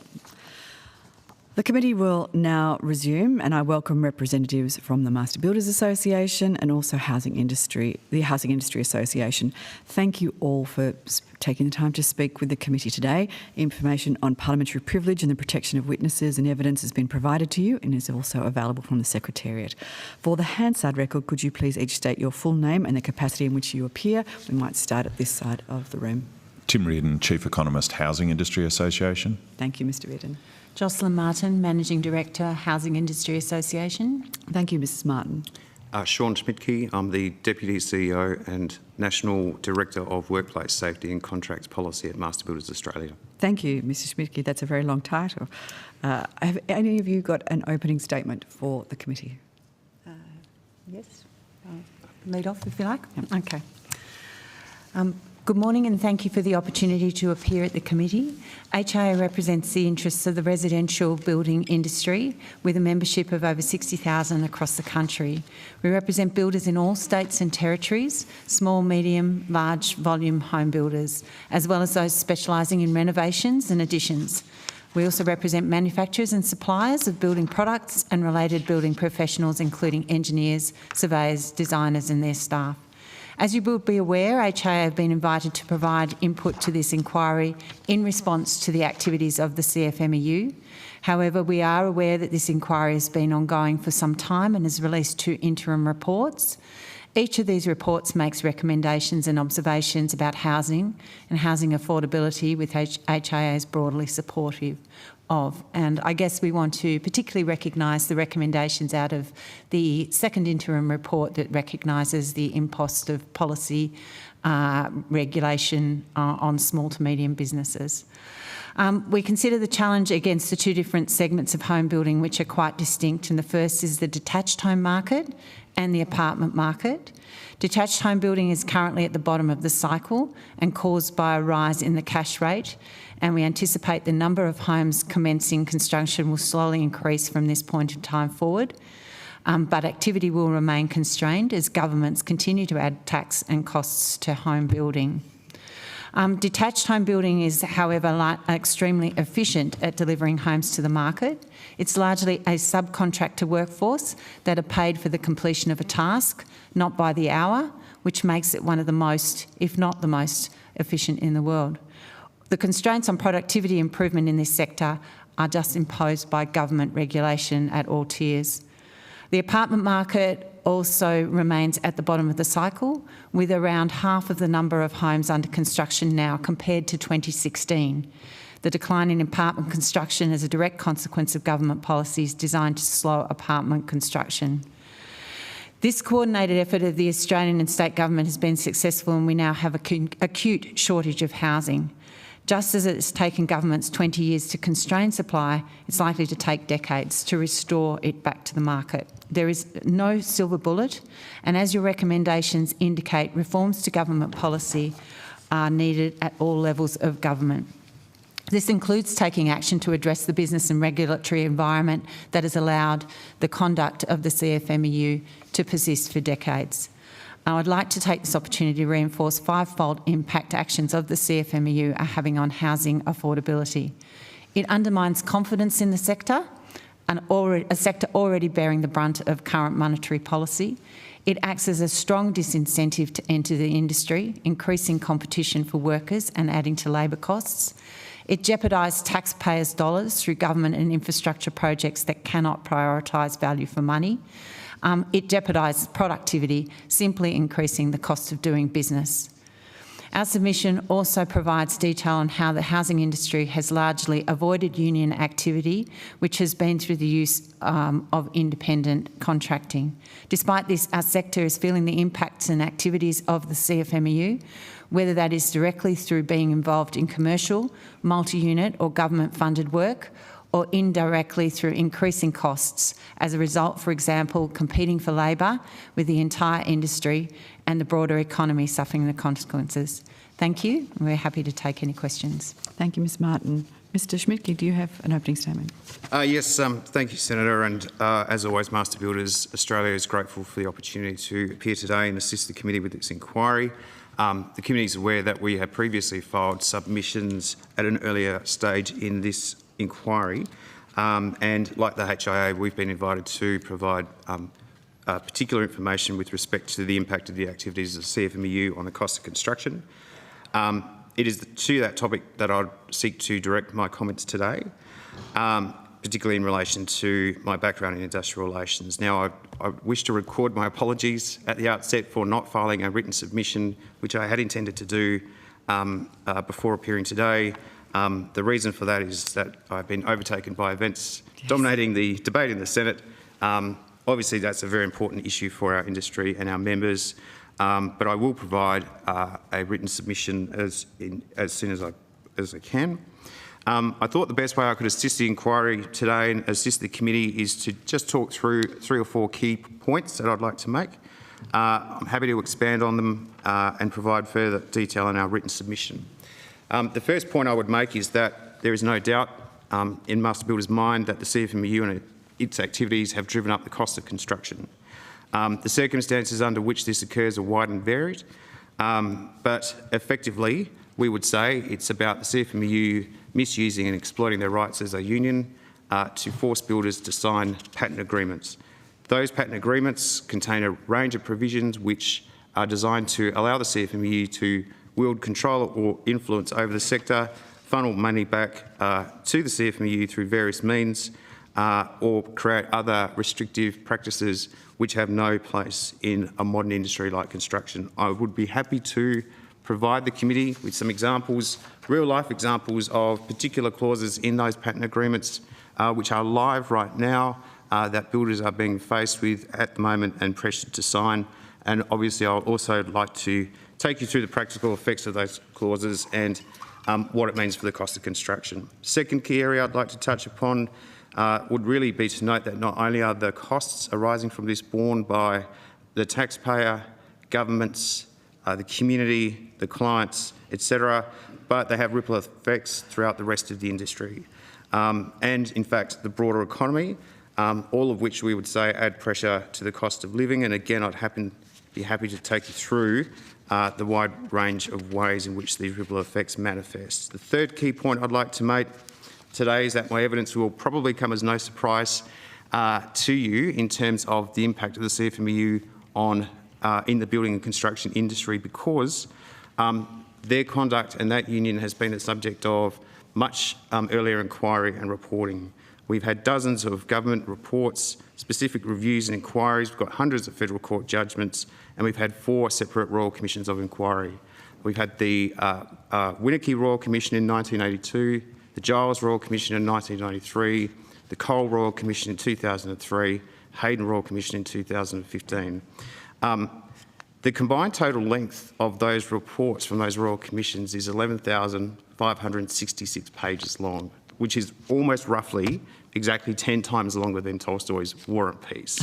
Now, I'm going to save you the trouble of reading those Royal Commission reports, although I do commend them to you, but I would be happy to expand upon their common findings, key of which is that in the building and construction industry there is a long-standing, ingrained poor culture underpinned by a widespread disregard for the law.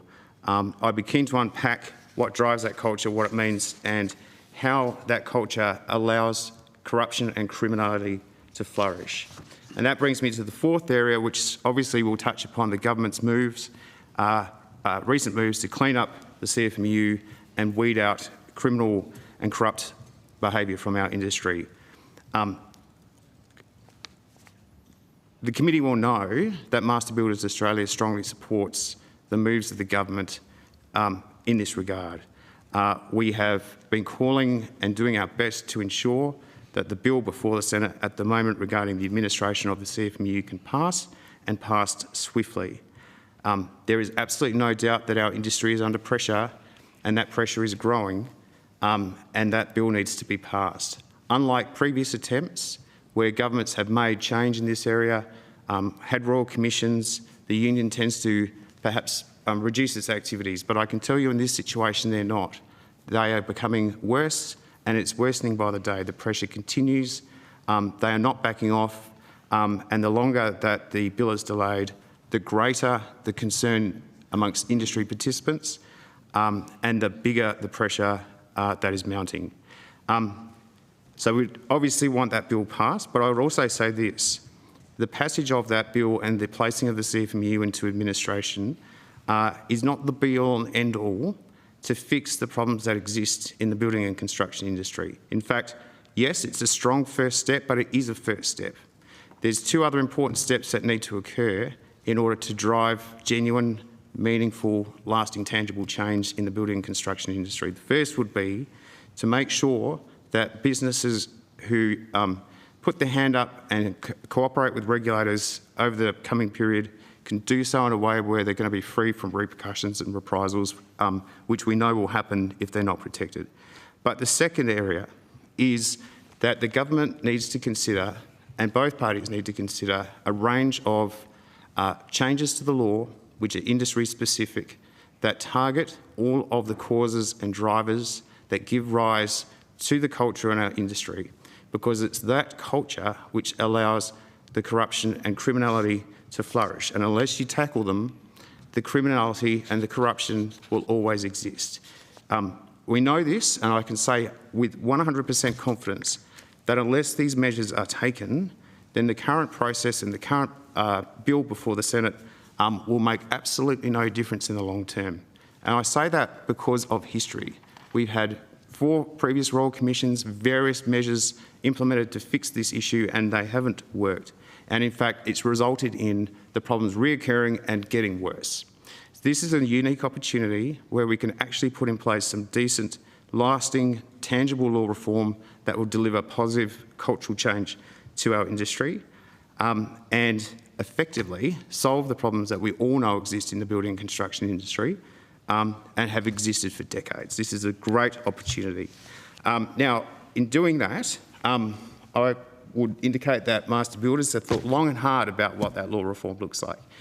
So I'd be happy to table with the committee today a response and options for the government to consider and the opposition. And in fact, by submitting this document, I would encourage the committee to give consideration to recommending that the measures outlined in the document be pursued by government and adopted by the Parliament as a high priority. And the reason we say that is that if you make lasting cultural change in our industry, it is a big industry. It is a very big industry. 1.3 million people directly employed, 440,000 business entities in building and construction. 98% of those are SMEs. In fact, we have more small businesses in the building and construction industry than any other sector of the Australian economy. We're 9% of employment, over 10% of GDP. We do work to the value of in excess of $260 billion each year, so it's a significant sector. Small changes result in big differences, and a positive cultural change in our industry will deliver not only for our industry and our members, but also for the broader community and the greater Australian economy. The other thing I want to say is this. Master Builders Australia is the oldest industry association in Australian history. We were the very first union of employers to be registered under industrial laws back in, I think, 1848 in New South Wales as a registered organisation. Our New South Wales office has a certificate number 1 as a registered organisation. I say that because it demonstrates that we understand and appreciate industrial relations laws. We understand and appreciate the importance in the economy that they play, and we understand and appreciate that unions also play an important role in that system. Master Builders is not against unions in any way, shape or form. What we want in the building and construction industry are good unions that are responsible, that look after the interests of their members and act like 99.9% of all other unions act like, where they can achieve outcomes for their members in a way which complies with workplace laws. That is all we're seeking. And in fact, I'm aware, if I'm to look at Senator Grogan and Sterle, I have worked with your unions in the past. I think it was the MISO back in the day, and certainly with the Transport Workers Union in New South Wales, and they are good and decent unions. The people there aren't out breaking the law. You can do deals with them, you can come to understandings, they're sensible, they understand how the law works. The CFMU is completely different, completely different. We do not want a union like that in our sector, but we do want good, responsible unions in the sector. Thank you. Thank you, Mr Schmidtke, and I just want to make sure that everyone's happy to have that document tabled officially. Thank you. It is 26 pages long, so I won't ask you to go through all of it, and we will take a little bit of time to digest it, but it does look like there's some very interesting suggestions in here. I just want to go back before I ask a couple of questions to you specifically about that, to the issue around insolvencies that we're seeing, and particularly around small businesses, small construction businesses. It's reported that the construction sector has the highest number of insolvencies at the moment, and in the 12 months to June, it was around 2,975 was the number that I had, which was 34.4% more than its previous record of 2,213 that was set in 2023. What, if you could name 3, 4, 5 things off the top of your head, are the drivers of this excessive number of insolvencies in the building and construction sector? So in that data there are two things at play. The first is a data shadow from a problem the building industry had, particularly 2021, 2022. Mm-hmm. And what we're seeing now is a number of businesses that are being wound up at the end of that cycle. That cycle was the fixed price contract, rapid increase in material prices, led to a number of builders experiencing cash flow problems. And we've seen a number of builders exit. That data typically turns up at the end of the financial year. So again, I expect that we probably haven't quite seen the peak of this year. That typically turns up in August data. There's a consistent pattern that of firms being wound up just at the end of the financial year. But from an industry perspective, we're through that cycle.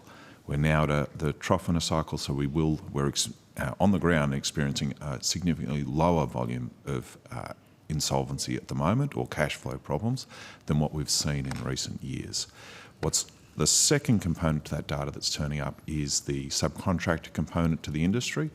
So whilst the initial cash flow problem is experienced by the builder to customer relationship, what we're seeing now is that flow through is being experienced by subcontractors. So as the volume of building activity has slowed, that impact has now flowed through to subcontractors, and that is less of a challenge from a government perspective because it is a business to business relationship. It is not a business to consumer challenge, and so builders are accustomed to managing cash flow challenges amongst their subcontractors, and there are perhaps a few that have adjusted their expenditure patterns through the upcycle and are now adjusting their expenditure patterns back on the bottom of the scale. So largely a data challenge there, and an issue that will be resolved with time as the industry cycles through that.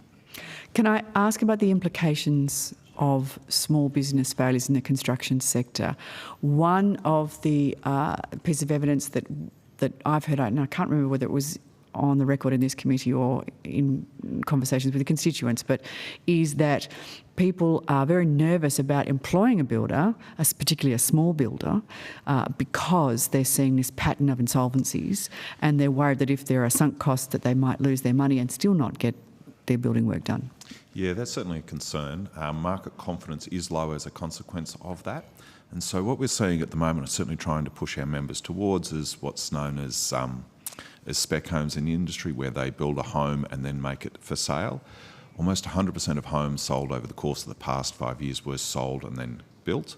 And at the moment, if you were to have a completed home, demand is high, but consumers don't want to take on that risk. And as a consequence, we're certainly hopeful that as an industry, and particularly the larger players, will shift to building spec homes, complete those homes and make them available to market as a means of managing that, that lower level of consumer confidence in the industry at the moment. Can I just, sorry, can I just, point of, is that okay? When you say that, are you talking about sort of purchasing off the plan type scenarios? So almost 100% of homes built in Australia are sold that way, sold off the plan and then built. And prior to the acute shortage that we have at the moment, if we go back 20 years, would be 20 to 30% of homes would be built and then sold, so not the off the plan option. And we're hopeful that in this cycle, builders will have the sufficient cash reserves to be able to build homes to keep that workforce actively engaged and deliver those homes to market, then sell them rather than the other way around. Thank you, thank you. That's all right. Is there I should ask, is there a policy setting or something that you're looking for from government, whether it be state or federal, that would allow for that change in behaviour? The cause of the problem was the boom-bust cycle that the industry has been on, whether that is from fiscal settings, from interest rates and from population settings. All three of them we've cycled through the industry quite significantly, with the highest level of building activity and now the lowest level for more than a decade. The answer would be stable and consistent policy settings. Okay. Ms Martin, you said it looked like you had something to add. I was just going to add, particularly around the small business, I think that one of the things that we witnessed during the pandemic, of course, because of labour shortages and high material prices, was a blowout in the build times, which meant that with a fixed price contract, they were unable to sort of claw back those changes. Of course, now they're able to price better. Material prices have levelled off. They're at a higher rate, but they've levelled off. Skilled labour is still short, but they are able to plan ahead a little bit more for that. We are seeing build times come back to a not as short as pre-COVID, but certainly going in the right direction, which means that the builder is not underwriting the risk for as long when they're building the home. Yeah.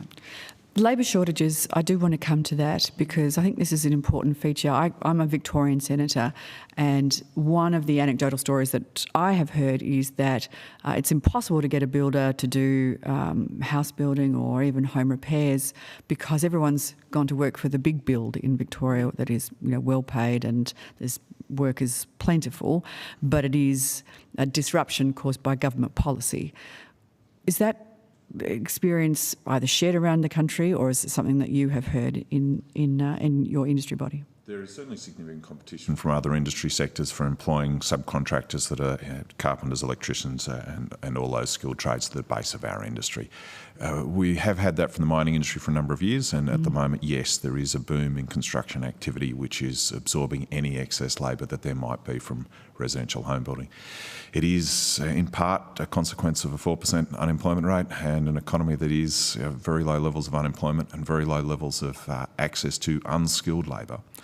But the other component for us is with very large population growth at the moment that we are unable to access skilled labour from overseas, and that means that it would be beneficial for the industry to be able to access that labour as we go through boom and bust cycles, and particularly on the peak of those cycles to be able to access labour from overseas, skilled tradespeople that is, to be able to accommodate the demand when we go through those up cycles. That is certainly not a replacement for training domestic labour, and the industry does have an ongoing task there in ensuring they attract enough apprentices to the industry to sustain that level of activity. And is that an issue? Do you specify to the Immigration Minister in your advocacy specific skill sets where you're seeing the shortages? Yes. And what are they? Definitely, yeah. Mm-hmm. Yes, we have a publication, happy to share that with you. We report quarterly on skilled trade shortages. They were at their most acute on record in the 25 years of that survey during the pandemic. They remain more acute now than what they were at any stage prior to the pandemic, although they have eased. There's really only two markets, that would be regional Victoria and Western Sydney, where there is an excess of skilled trades in the building industry at the moment. They're two markets that have slowed particularly quickly. But there are other markets that remain, essentially everywhere else in the country remains at short supply. And is it broadly across all the trades, all or is trades, it? Yeah, no, it's all skilled trades. And as we went through the pandemic, we could see particular trades. Typically, we'd see prices increase by 1 or 2% per year. During, September quarter last year, we saw prices for plasterers increase by 23% in the quarter alone, and that was a reflection of the bundle of work that was arriving at completion. That trade was a completion trade. Homes were coming to the end of their cycle. Also at a time when there was a number of government projects around the country that were in high demand or demanding carpentry trades. And we saw universally every region, every builder in the country reporting an extraordinary increase in that particular trade. For every other trade, they went through that cycle, that 20 to 30% increase at some stage, and we saw a structural shift up. It wasn't that there was a shift of labour from detached home building to apartments or from detached home building to mining or government. It is simply the fear of the loss of those skilled trades that's driven those price increases. A good example was the storm damage in 2019, so pre-pandemic storm damage southeast corner of Queensland. Saw a significant increase in demand for roof plumbers, and it took 2 weeks for a 30% increase in roof plumbers in Queensland to flow through to the impact of roof plumbers in Melbourne. No trades shifted from Melbourne to SEQ, but the increase in price transferred through. That's interesting. Yeah. Thank you. Mr. Schmidtke, I want to mention the big build to you, and again, as a Victorian, one of the things that the master builders have said is that the cost of building for Victorians or for Australians has gone up by around 30%. Again, anecdotally, we here in Victoria, that's probably around 50% because of that shift to government projects as opposed to private sector projects. Is that something that that you have heard too, or? Oh, yes, no, absolutely right. There is a big difference for our industry when it's working for government versus when it's working for a private investor or doing private work that's privately funded. As soon as you have a government element, two things happen. The first is that it seems that the cost of that particular job is treated as something where it doesn't really matter how much it's going to cost, somebody's paying for it. Therefore, we can price it at whatever we need to price it at because we know that there's always going to be somebody to pay that bill. Now, I don't say that in the context of our members gouging. It's more that you then have a range of difficult and additional procurement obligations that you're required to comply with, which impose a range of additional costs and risks on builders. And the state governments and territory governments too, I should say, often have procurement rules which force our members to adopt particular practices which they ordinarily wouldn't adopt. Like what? In order to get the work. So, what sort of practices? Well, if, for example, in Queensland, if I was to tender for state government-funded work in Queensland, I would be required to comply with their best practice industry conditions, which is a basic procurement principle document. That particular document used to say, until recently, that in order to demonstrate best practice, you needed to make best endeavours to have best practice enterprise arrangements in your workplaces. Now it says that you need to have an enterprise agreement with the CFMEU in order to get that work.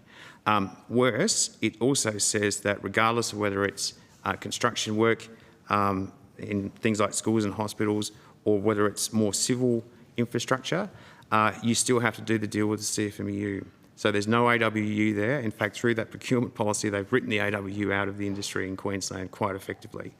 So that particular obligation means that our members in that state are forced into doing a deal with the CFMEU. And of course, they have no bargaining power there because the CFMEU go, here's your patent agreement. You need this in order to be eligible to tender for the work. And if you don't comply, well, that's fine. We'll give it to somebody else. And I can tell you, Senator, and this is going to sound outrageous, but this is true. I've heard this numerous times, and I'm sure as we go forward over the next few months, people will be able to come out forward and give evidence to this effect. But literally, the CFMEU will go to a builder and say, here is the document, here's the agreement, we've already signed it. All you need to do is sign it, we'll get it across the line. So don't worry about anything, you just need to sign here. They even, at some point, have asked our members for money. So if you want a copy of the agreement, you need to come to us and you've got to pay us to get a copy of the agreement. And moreover, the cost of filing and getting it through the Fair Work Commission, there will be a cost to this as well. So what do our members do? If they want to tender for that work, they have no choice but to adopt that patent agreement against the wishes of their workers, against the interests of their own company and the way that they work and the productivity and the way and the wishes of employees in their enterprise. And they are forced into an agreement which, for whatever, well, we know why, there's been changes to the law that mean that once you're in an EBA, it's very difficult to terminate it at the end. So you're stuck with it. And that puts that builder in a really insidious position moving forward. A lot of people who do government work, particularly, I suppose, sort of mid-level government work, also do residential work and work in other sectors. So if they get caught by an agreement like this, there's a ramification for them moving forward in the other work that they do. So that is a big problem. The other example I would give you is in relation here to the ACT government in Canberra. They have for a long time maintained what they call a secure local jobs code. And that particular code or policy is a legislative instrument. It contains 19 provisions, 13 of which all require a builder to basically provide additional rights for unions as a condition of being approved to tender for ACT government-funded work. Now, the other element to that is that the group that the ACT government has to oversee the approvals of these agreements and approvals of people who want to tender for work, again, involves people from the CFMEU, who basically have the control and can dictate who gets work, who's eligible to get work and who doesn't. Now, if you want to find an example of how that plays out, and I won't go into any detail for obvious reasons, but there is an independent corruption commission inquiry underway in the ACT at the moment called Operation Kingfisher. It's on the public record. I could suggest you have a look at that just to see how that can potentially play out and how that policy is impacting our members. But at the end of the day, all of those things drive up costs of construction artificially and unnecessarily at the expense of productivity. Mr Schmidtke, your organisation was mentioned, name-checked many times yesterday in the Senate in particular, and it's great to see that the government is fighting from your corner. Your submission here speaks a lot about state government procurement policies. What is it that the federal government could do that would fight from your corner? This might be a utopian comment to make, but if I was the federal government and I was signing the cheques for any dollar that goes to the state governments, I would be making it very clear to them that if you are to accept any money for your state government projects that involves $1 of federal funding, then A, you need to comply with the Commonwealth procurement rules, and two, those procurement rules need to operate to the complete and utter exclusion of any state procurement rules that might otherwise exist. If the states want to implement those rules that cost their taxpayers and their constituents unnecessary money, be that on them. From the Commonwealth's perspective, if it involves federal taxpayers' money, I think you should use that lever and ensure that you've got the procurement rules in place that suit the Commonwealth as a condition of accepting funding from the Commonwealth. Now, whether that's possible or, I know it sounds easier said than done, but that's the approach I'd be taking. And at the very least, the Commonwealth should move to amend its own procurement rules to say there are certain practices that the states mandate that just shouldn't be acceptable. You shouldn't be forced to do a deal with the CFMEU in order to be eligible to tender for state and federal government funded work, say in Queensland. It's just not appropriate. I wouldn't have thought, given the current context, the current environment involving the CFMEU, that the federal government would want to encourage that or see that taking place or stand by and watch that take place. So that's another change I'd suggest. Thank you, Mr Schmidtke. Senator Grogan. Thank you. I might just go to labour costs and the various building costs. Mr Redden, I note you, Ms Martin, that you're seeing a balancing out of the fixed costs. So it's making it easier, or the material costs, so it's making it easier for the fixed price contracts. Is there much evidence of any sort of variable price contracts, which would probably be quite a scary thing for both ends? It's about an 80-20 split in the long term, so 80% fixed price, 20% variable. The variable are typically a customer that is cashed up and not particularly prepared to take on the risks. So your more higher-end architect-designed projects where costs may be unknown may go to what's called a cost-plus contract, but fixed price is certainly industry standard. There are three parties involved in that, the bank, the borrower and the builder. All three like the certainty of fixed price contracts. Makes sense. When we talk about the costs, labour costs, my understanding from the ABS is it's about 18.7% of total costs in construction in 22-23, which was lower than 21-22, like fractionally, and lower again in 2021. But we're hearing that labour costs are exploding, but the data from the ABS doesn't actually take us to that. Is there something under there that maybe would explain the rhetoric versus the data from the ABS? Yeah, no, nothing lies quite like statistics. Yes. Right? Yeah. So first up, that's construction. Yes. If we separate out detached and apartments from heavy civil. Well, my understanding is those numbers are actually higher than when you're looking at heavy and civil. It's up to 20.7. Yeah, that would make sense. And on construction services, it's 25.9. Cool. Yeah. So first of all, I'll quote some other data and then I'll cycle back to those ones. But if we look at skilled trades at the moment, we're looking at an increase at the moment that's much more like CPI than what we've seen at any stage through the past 4 years. So, and would you say that's a positive thing?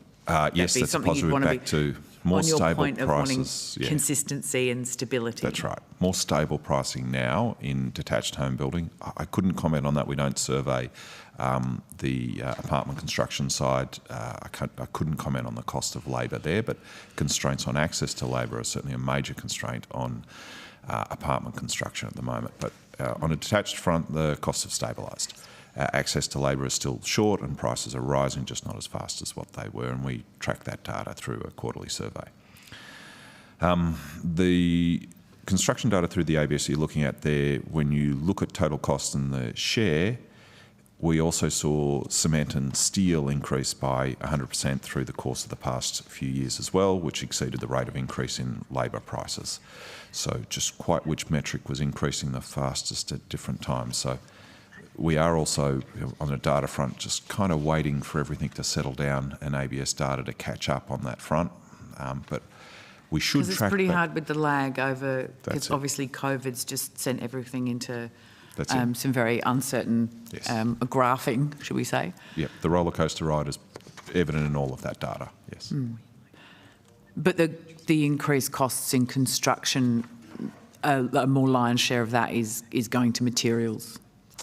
Or has been going to materials? It has done. So cement and steel were the two fastest increasing there through the pandemic, given that detached and civil heavy mining were all, and globally then as governments stimulated building activity, China, India, US, demand for steel, iron ore, cement and the likes increased very significantly. The labour constraints were also intense, but I would have said that the price increases on steel and cement there were at 100% through about the 2001-22 cycle, certainly from a detached perspective. So it would be a rate of change there. Now, at the moment, we're looking at those. Steel has certainly come off and has had a negative price growth over the past 12 months. I can't quite remember the cement price off the top of my head. Thank you very much. Mr. Smicky, thank you for your submission. I'll look forward to reading it. I haven't read it yet, obviously. With workforce issues facing the sector, there was some discussion at your appearance earlier, but I'm keen to understand where you see the more recent moves from the government, what your opinion of those are and how you think they might impact, particularly the Building Women's Careers program and the fee-free TAFE, which we've had some discussion about earlier this morning. Yes, thank you, Senator. They are initiatives that we support. We think that they will deliver positive outcomes for the industry. The issue of having more female participation in the industry is extremely important. We think that that is a big part of addressing our skills shortages moving forward. Master Builders used to run a program called, or still runs a program called Women Building Australia.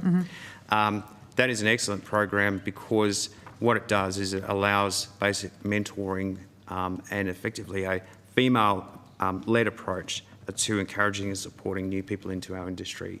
I've watched the person in our office who runs that scheme. We all sit there and observe how there's a positive impact that arises from that in terms of retaining apprentices in the industry. My offsider in the national office is actually a mentor in that program, and they get a lot out of it. So I think it's a great program. My understanding is that the funding for that has been ceased recently, and we're in the process at the moment of looking for further funding to continue that program.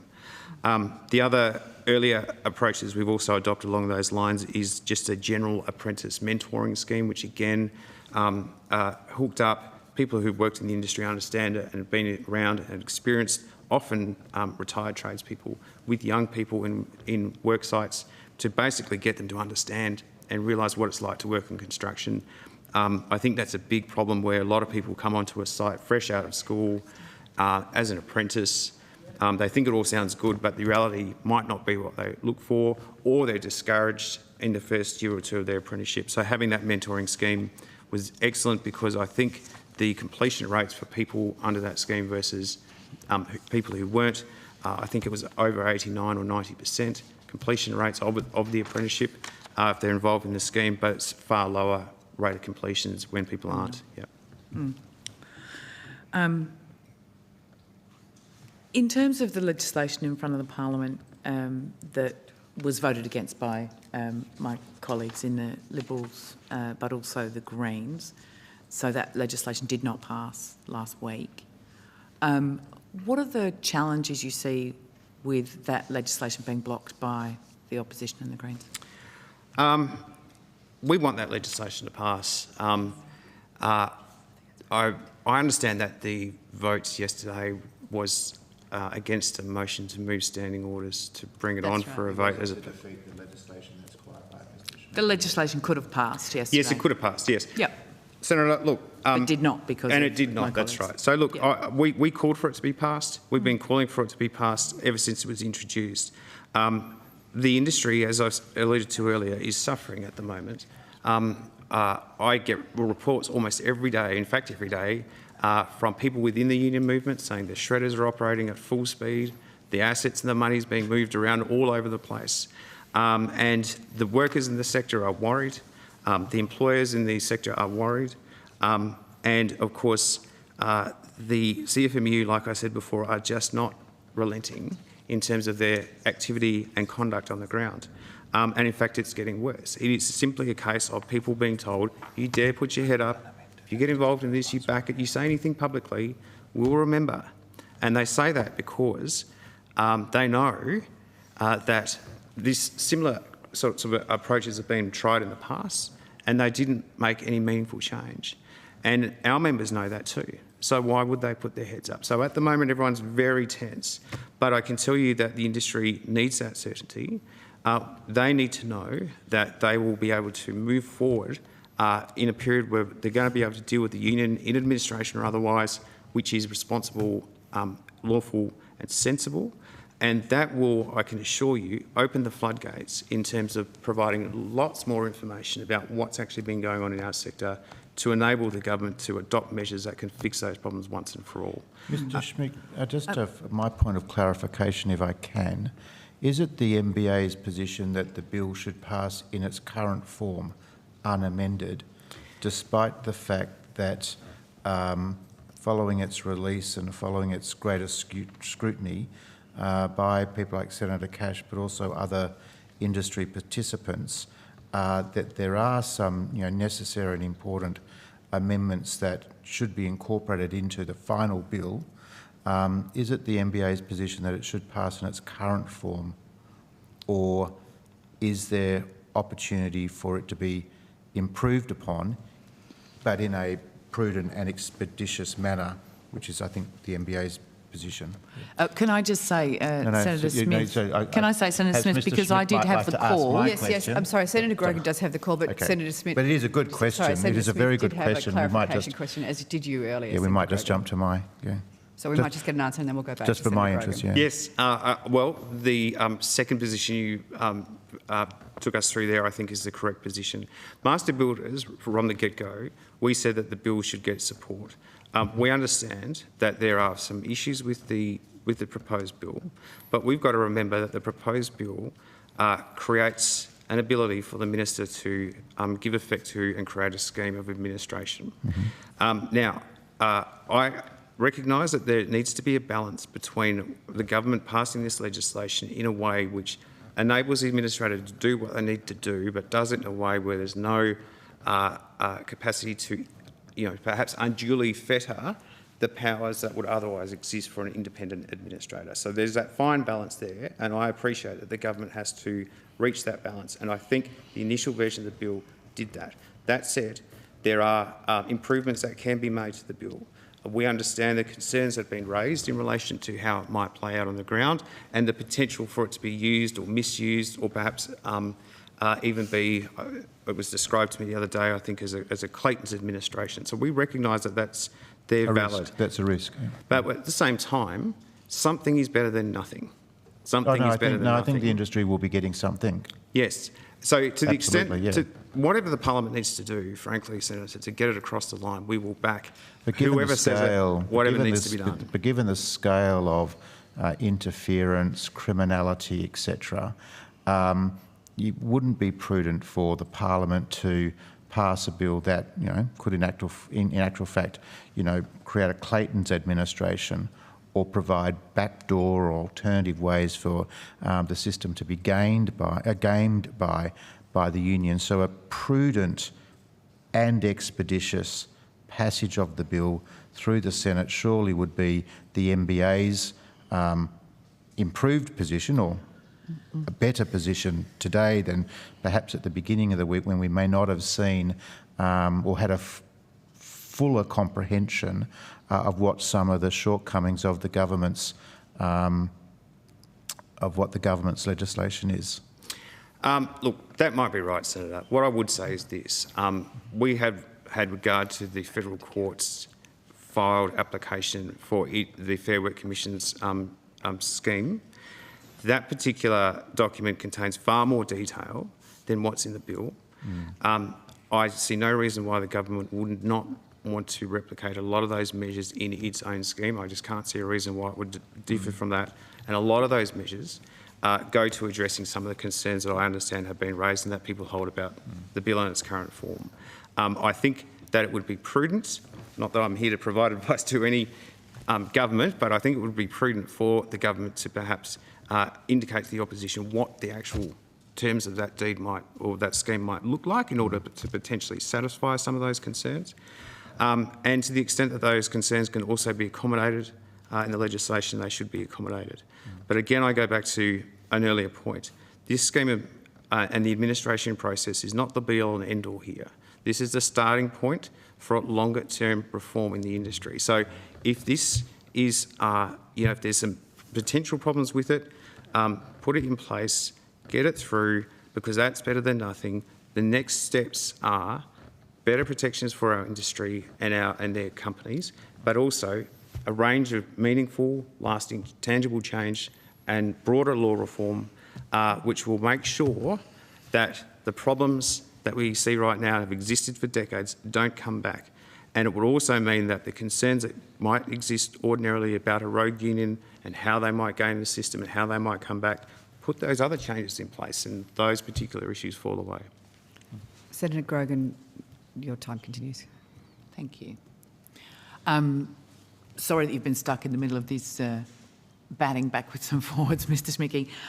But just to be clear, there are a series of amendments that have been put to the Senate, or that are waiting to be put to the Senate from all parties, and those negotiations are ongoing. But if we're blocked from debating the bill, obviously we can't pass it and we can't debate those amendments to ensure that the bill does what it's intended to do. And I appreciate your comments earlier about the fact that having good, solid unions working well within industries protecting workers is a valuable, very, very valuable asset for our country. Thank you, Chair. Thank you. Senator Smith. Thank you very much, Chair. Mr Schmidtke and Ms Martin, would the Fair Work bill that's before us at the moment in the Senate have been necessary if the Australian Building and Construction Commission had remained in existence? I'll answer that question first. Senator, thank you. I have to say to you that as somebody who's read all the Royal Commission reports and as somebody who's now been involved in industrial relations policy in the building construction industry in various forms for 19 years and 8 years now at MBA, there's a lot of finger pointing we can do. There's a lot of blame game that we can play. I'm at a point, the industry's at a point, more importantly, where it is telling us the time for that's past. What we now need to do is focus on what we need to do to fix it moving forward. So I don't necessarily think that any answer I can give to that question would add any value or be in the interest of our members here. We are looking forward and making sure that for the future we get better outcomes for our industry. This is an opportunity to move forward, to recognise the goodwill that's in the Parliament, to recognise that both sides of the Parliament yesterday were standing up, all effectively talking about the same problems in the industry. Let's now find a way where we can take that spirit and use it to drive meaningful change for the future. I don't think there's too much value in looking backwards. How is, I'll come to Ms Martin on these same matters, how is the Construction Industry Compliance and Corruption Agency, which is advocated by the MBA as a new body, different from the Australian Building Construction Commission? Significantly different. First of all, it would be an agency that has a broader role to enforce a broader range of industry-specific powers, which are not simply workplace relations. It would have a role in relation to competition law. It would have a role in relation to things like governance regarding changes to the Corporations Act that you might want to make specific for our industry. It would have a role in relation to greater compliance in relation to things like financial transparency and governance of things like worker entitlement funds. And it would also be underpinned by effectively a standing police unit. I would envisage that to be a joint arrangement with the states and the Commonwealth, but it would be a standing unit so that you have one-shop regulator that can oversee and enforce with strong compliance powers a range of changes to industry-specific laws, but do it in such a way which is coordinated and comprehensive and with a regulator that knows where to look. So at the moment, for example, you could say, well, we have the ACCC and they need to go and investigate particular concerns in construction. Well, I'm not necessarily confident that they, A, have the tools to get to what they need to do, and B, that they know where to look in terms of what they need to look for in our sector, because it is different. This is the key findings of all these Royal Commissions. They all say building and construction is a unique and different industry. What affects our industry and the problems we have don't exist in other sectors, and the laws that we have that might work in other sectors don't work in building and construction. That's why we're advocating for specific change to those laws to give the regulators the powers and the tools they need to get to where the problems are and to better share information, so that if you see a safety breach or alleged safety breach on site and some sort of disruption, it may well be because somebody is trying to coerce an employer into signing an enterprise agreement. So that means that that's referable off to the IR division within that particular agency. It could also be that there's an allegation there of intimidation or corruption. That could be referred off to the criminal element of an agency like that. That particular conduct might also represent a breach of competition laws, or it could involve a financial transaction that might be involve payments to a particular training fund or workplace service provider, which again is perhaps involving payments which are being used for nefarious purposes. Again, that can be picked up and identified.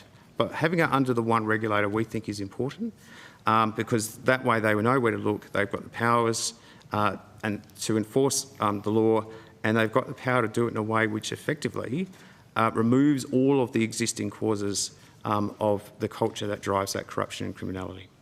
So is the kicker, the CICCA, completely different from the ABCC, or is it an improved and more enhanced ABCC? It is an improved and more enhanced one, underpinned by strong law enforcement with the capacity to enforce a range of additional changes to the law that would be industry specific to building and construction. And it's an important point I just want to make as well. I think one of the reasons why in the past government's attempts to put in place changes following these royal commissions, I think the reason why often it falls over is that my reading of those reports confirms that not at one point in time, no one has ever actually implemented all of the recommendations for change that those reports made. There's only ever been a piecemeal approach, and to the extent that it has been implemented, it's been done by different departments, different agencies, different regulators, often with competing priorities and often without the expertise to know exactly what they're doing. So that's, I think, a key lesson that we can learn. It also demonstrates that, for example, the Hayden Royal Commission made a range of changes to recommendations to change the competition law. I think one of the key reasons why they haven't been adopted is because if you adopted those broadly across the economy, there could be unintended consequences for other sectors, which we don't want. Hence, I think that there are a range of changes to industry, to competition law that could be ring-fenced to building and construction that would help our sector but wouldn't necessarily deliver adverse outcomes for other sectors. Likewise, with things like changes to safety law, to industrial relations law, to the training funds, workplace service providers and the governance, the regulation of worker entitlement funds, all of these things can be ring-fenced to building and construction. The other example, of course, is the Ensuring Integrity Bill that the former government, sought to implement as, again, a result of Hayden Royal Commission. Now, the recommendations from Hayden regarding the Ensuring Integrity Bill clearly were aimed at the CFMEU. But, of course, in order to implement them, it had to go wider. And as a result, it picked up a lot of organisations who are good, decent unions that didn't, frankly, deserve to be captured by that legislation, which we, I think, all acknowledge now. Again, ring-fence it to building and construction, target it to where the problems are. That way you don't have to disturb other parts of the economy where there isn't a problem that needs to be fixed. That's a key part of this proposal as well. Thank you very much. Ms Martin, would you like to make any comments or observations on those 2 points? I guess the first thing I would say is that whilst we tend to think that this is a sort of big end of town issue, it isn't. You know, our members as residential builders are diversifying into taking on small government projects, including the renovation of schools and police stations, and they are missing out on and putting in very worthwhile competitive bids that are missing out because they won't sign up to an EBA. And they know that because it's a small community of people who go for those jobs and they all share notes. The other thing is that there are stories amongst our members, well, not stories, there is evidence amongst our members of being required to use specific labour hire companies, being required to use a specific company to conduct a welcome to country ceremony. It's not just the EBA that they have to have, it's the EBAs that their subcontractors then have to have. So it filters down that way. And as Sean said, it also filters into other parts of their business which wouldn't otherwise be subject to an EBA. So it is it is more widespread than that. It infiltrates into the training system with mandated courses like the Silica Awareness course here, which just happens to be only operated by the CFMEU's related business. And, so there are lots of other ways that it contributes to the additional cost. In terms of what's happening this week, we share the MBA's desire to move everything along as quickly as possible. However, my view is that the reason we're here in the first place is not because there are bad guys, but because the bad guys have found us. And that's because they are not, because we have created an environment through lack of regulation, lack of protection, lack of proper legislation to actually enable the opportunities to arise. There's a severe, and Sean mentioned this, the culture of fear amongst our builders of not being able to raise issues. Some of the Fair Work Commission requests for information and evidence, they're not going to yield much because people won't say anything, and they won't go through putting their name into a website because they're not just afraid, they're actually aware that they probably, feel at least that they won't get more work in the future. So, whilst it does have to be right, the nature of the industry at the moment, the uncertainty around the industry in general, the sentiment from the consumer, all those things and what they read in the papers, it just impacts completely. So we just need to get on with it. So, but Mrs. Martin, you would agree that strong given what you've just said about the importance of people being able to share information, try to find a way to operate free of that fear, or fear of reprisals. Yeah. So you would agree surely that the Housing Industry Association would agree surely that strong whistleblower protections need to be part of any regime. They do. And if the Senate has before it a bill to create a new regime, that regime should have strong whistleblower protections. Agree. Mr. Schmidt, would you agree with that? Well, Senator, let me just say this. The bill at the moment is for a specific purpose and it makes specific amendments to the Registered Organisations Act. There are already existing protections under that Act and a range of other legislation which provides protection to whistleblowers of various types, but it applies to individual employees. It doesn't apply to companies, and it doesn't prevent those companies being the subject of a concerted future attack as a result of giving that information. So the whistleblower protections are not strong enough? For companies, there is no protection for them in the future from suffering consequences, reprisal or adverse action as a result of being involved in this. There are protections for individuals who want to give evidence. Those protections generally exist in relation to things like they're protecting their workplace rights or protection from adverse action. Schmidtke, I think we're talking about the strength of protections for whistleblowers. The Housing Industry Association has just made it very clear that they think if a new regime is before the Senate, this should be an opportunity for strong or stronger whistleblower protections. My question to the Master Builders Association is, are the whistleblowers' protections strong enough as they currently exist in your view, or could they be strengthened? They could be strengthened. I don't necessarily think that the current bill is the appropriate mechanism to achieve those stronger protections. I think that there needs to be consideration of a different approach which does take account of the company's interests. I have some very strong views about how that can be achieved.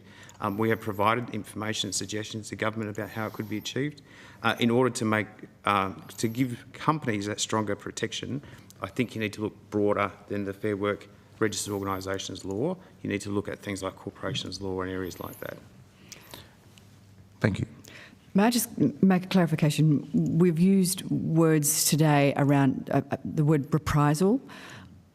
When you are talking about reprisals and the actions of a union against the building industry, are you talking about economic reprisals, something that will affect their business and the viability of their business, or are you talking about individual reprisals on individuals, not dissimilar to the ones that we saw during that documentary, the 60 Minutes that the journalist Mackenzie did?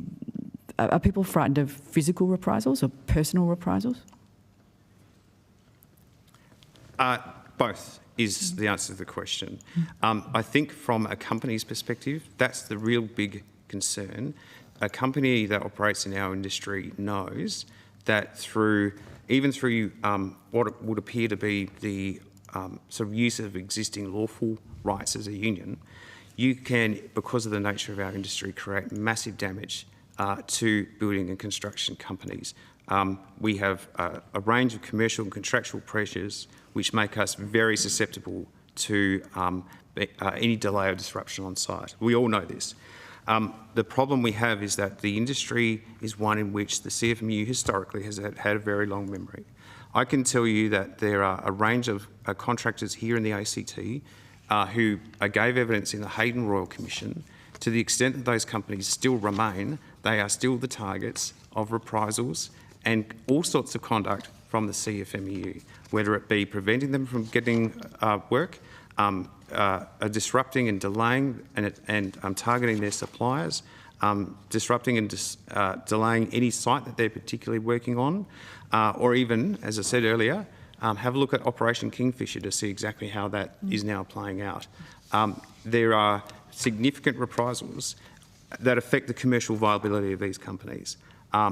This evidence that they gave was a long time ago. It's still happening today. And we need to give the industry that protection so that they know if they speak out now, if there's an adverse consequence in the future, that there is some action they can take, or somebody can take an action on their behalf to stop that and to seek an appropriate amount of damage or compensation in the event that a commercial loss has been suffered. Thank you. Does housing industry have anything more to add to that? No, I do. I guess I just want to take up on the point that this is the first step that we're talking about with this, and that, yeah, we can't lose sight of that there's more to be done. Thank you. Thank you very much for... Oh, yes. Yep, absolutely.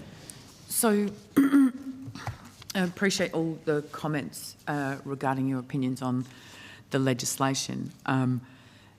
As I mentioned earlier, there's a suite of amendments that have been put through that, to find their way either in or out of the legislation, need to be debated in the chamber.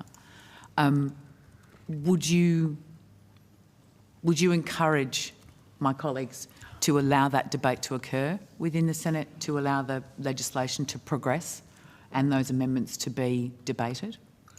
Well, if Senator Grogan is arguing I'm not for a asking full and wholesome committee of the whole stage to the bill, I can't see why the opposition would oppose that. But that's not what the proposition that was before the Senate yesterday. You wanted to guillotine the bill.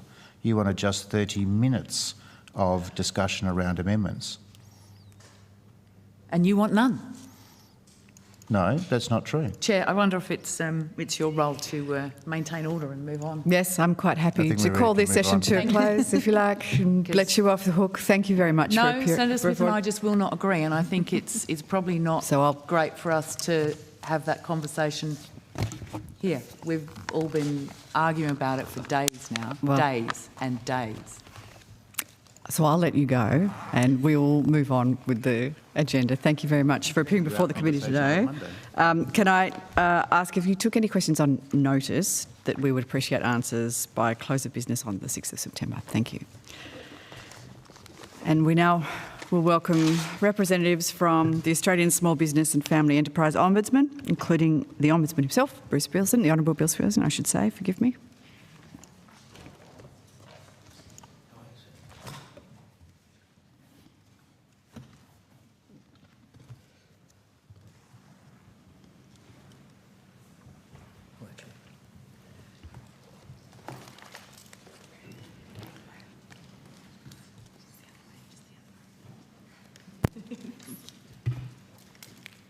Thank you all very much for taking the time to speak with the committee today. Information on parliamentary privilege and the protection of witnesses and evidence has been provided to you and is available from the Secretariat. For the Hansard record, could you each please state your full name and the capacity in which you appear?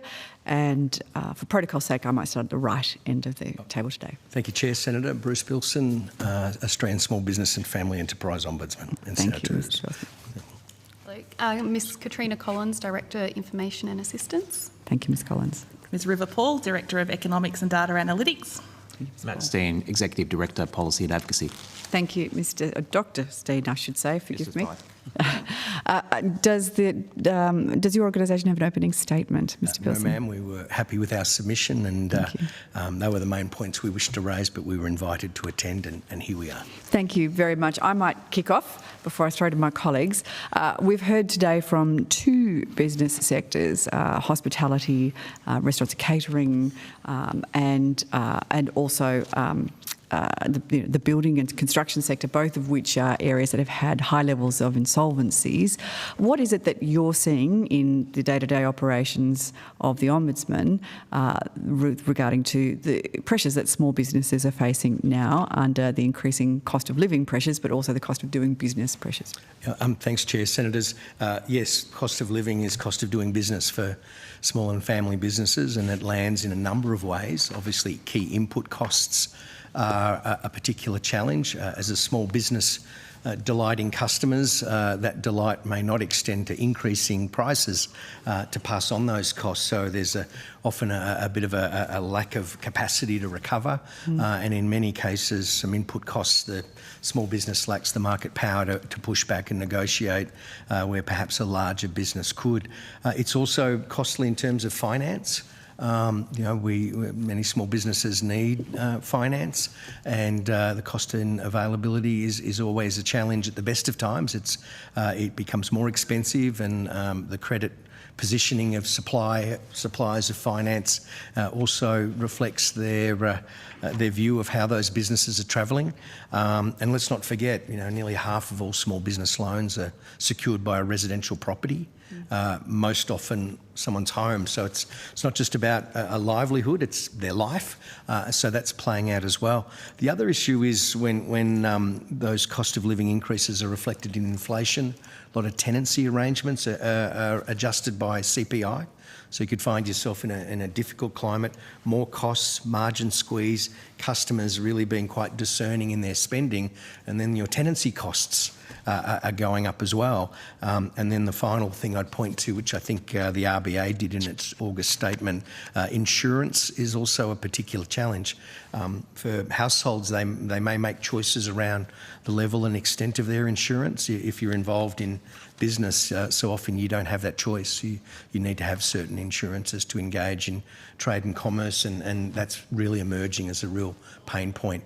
I suppose to carry that through, the cash flow implications are real. You would have seen some Prosper survey out. I think it was about 1 in 5 small businesses have no cash reserves right now. So that's particularly challenging, and they point to those that then have a handful of weeks and suggest that 6 to 8 months of cash reserves for operating expenditures usually a good guide. Well, no one's near that. And then the other thing is even payments. It's still the fastest growing, the most significant share of the assistance cases that are coming to us are people just wanting to be paid. That brings quite a cocktail of issues, and if I may, I might invite Ms Collins to talk about our assistance caseload and just what we're seeing in that space, if that's okay with the committee. Absolutely. Yeah, no, thanks, Bruce. So as Bruce touched on, payment disputes is our common dispute that we see. It's remained at 40% over the last financial year. And probably a record high that our case managers are currently dealing with at the moment. And obviously that has a ripple effect and threatens the liability of the businesses. But behind every dispute is a real person, and it's not just the dispute at hand, it's also the compounding impacts around that. For example, we had a contractor that came to us and hadn't been paid for their work, so the flow-on effect of is wondering, are they able to even put food on the table for their family, and also looking after a disabled child as well. So we are seeing the real impacts on the ground there. But with that also comes the mental health toll as well, and the stress of payment disputes, and our case managers are providing, with more complex cases, more mental health support to support small businesses as well. Thanks, Ms Collins. If I could just round that out as well, these cost challenges and cash flow challenges, they can compound. A payment dispute's not just wanting to be paid for your value add. If you've got major outlays to fulfil a contract, then you've got to find that money to pay your supplier. And some of the early indicators like Creditor Watch are pointing to an uptick in business-to-business trade terms queries, where people are worried not just about their own business, but the businesses that they're dealing with, and that, whether they should be adjusting their terms and pricing, maybe looking for, a more meaningful deposit before work commences, fearful that if someone they're dealing with has a solvency challenge, that'll then cascade through the businesses that are dealing with them. So plenty of headwinds at the moment, Chair, and businesses seeking to be as resilient as they can, and we're keen to, and we've put out some ideas about how we might put some wind in their sails right now, because that would be very welcomed. I want to come to some of those suggestions that you submitted. Thank you for that.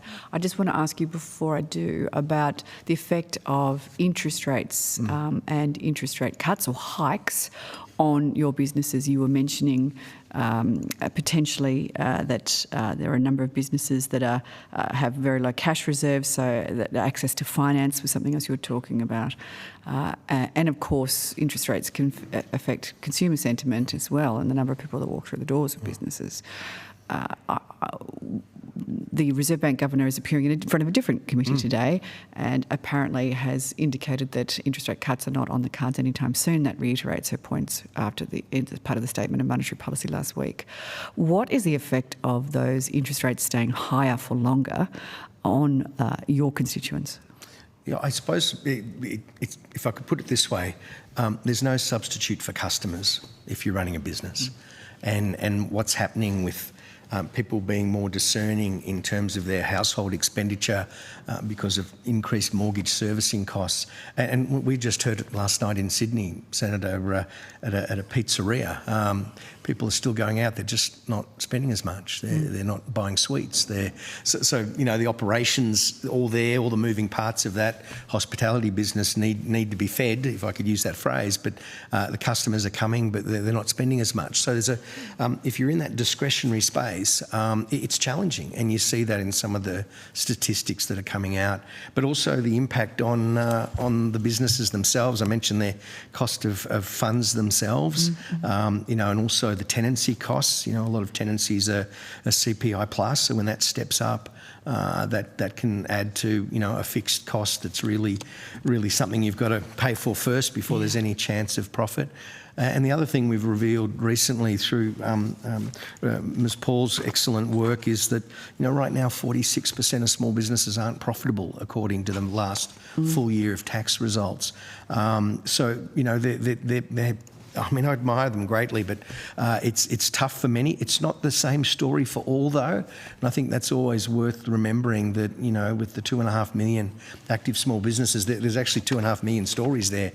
Some are doing okay because of the nature of their business. They might still be a non-discretionary area of the economy. They may have some capacity to pass cost increases on, or they might have a particular expertise that's highly sought after. So they're doing okay, but there's a lot that are really struggling.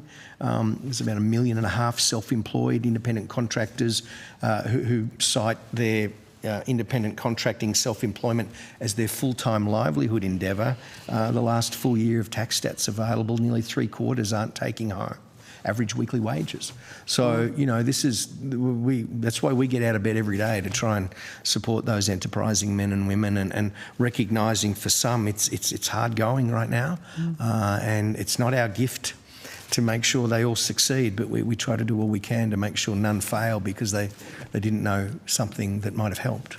A lot of the stories that we're hearing are about those increasing cost pressures that come from rising wages, or rising insurance premiums, or rising energy costs, or rising rents, or whatever it might be. But the buck stops with the business owner. And so many of them have been telling us that they are now working more hours in their business, they don't take weekends. In order to not have to lay off staff, they're essentially working for less than the minimum wage themselves. This is a common refrain that we're hearing. Is that reflected in the stories that you're hearing too? Yeah, it is. A business owner is the last to be paid, and there's lots of responsibilities that need to be met beforehand. Business owners understand owning and leading a business is a big responsibility, and they take that responsibility with great care. When it's compounding challenges, that can be, as Ms Collins pointed to, a real emotional drain, a sense that I'm the business owner, I need to do it all. There are livelihoods counting on me, and as I mentioned earlier, it's more than a job. you know, it's not something that you can walk away from because they're so invested emotionally, their identity's interwoven. It's their story, and so there's a heavy responsibility there. That can also present its own challenges, though. One of the things that we're working with other federal regulators on is how do we get information into the hands of business owners when they might be heading towards a rocky shoreline, but you know.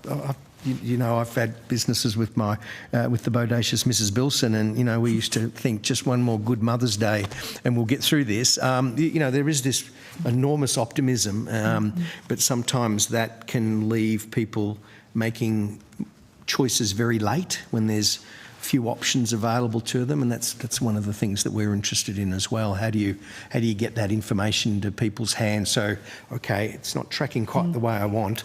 What are my options now while I still have choices? While I've still got perhaps some assets and cash in the business that I can reshape and restructure perhaps. So that's part of the work that we do. The insolvency numbers are significant. They're nominally at highs, but it's important to remember as a proportion of registered business, they're not as high as they have been, but some of the early indicators point to maybe more to come. The tax office are up and about and doing what tax officers are there to do, and that's collect taxes. And, you know, a number of those mechanisms may be really quite challenging for businesses that are used to the support and assist mode that the ATO was in during COVID.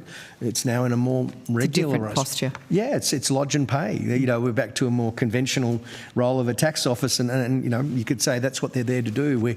We're trying to make sure there's good support around, you know, that shift in posture. There are tax debts that are substantial, and you know, we encourage people to engage early, and while they've still got some options, but you know, some of those things around cash reserves, some of the creditor watch data around behaviour in the marketplace, and our own, you know, world-leading work with the Pulse, which is a really important small business health index. It points to people thinking about these challenges, and we think there's more to come. I asked insolvency practitioners this morning about sort of the hidden data on those businesses that might not file for insolvency and might not sell, but just simply close their doors. That these were businesses that previously people said, well, when I'm due to retire, I'll sell my business and I'll put that money into my superannuation. Yeah. And now they're getting to a stage where they're just going to close their doors. I spoke to one, I don't want to get into too many anecdotes, but a hairdresser in Western Australia. He was 68 years old, and he and his wife had been running this hairdressing salon for years. At their peak, they employed 8 people. They now employed 4. His business consultant said to him that he and his wife had no more than $2,000 a month to spend on themselves, or that they will simply go under.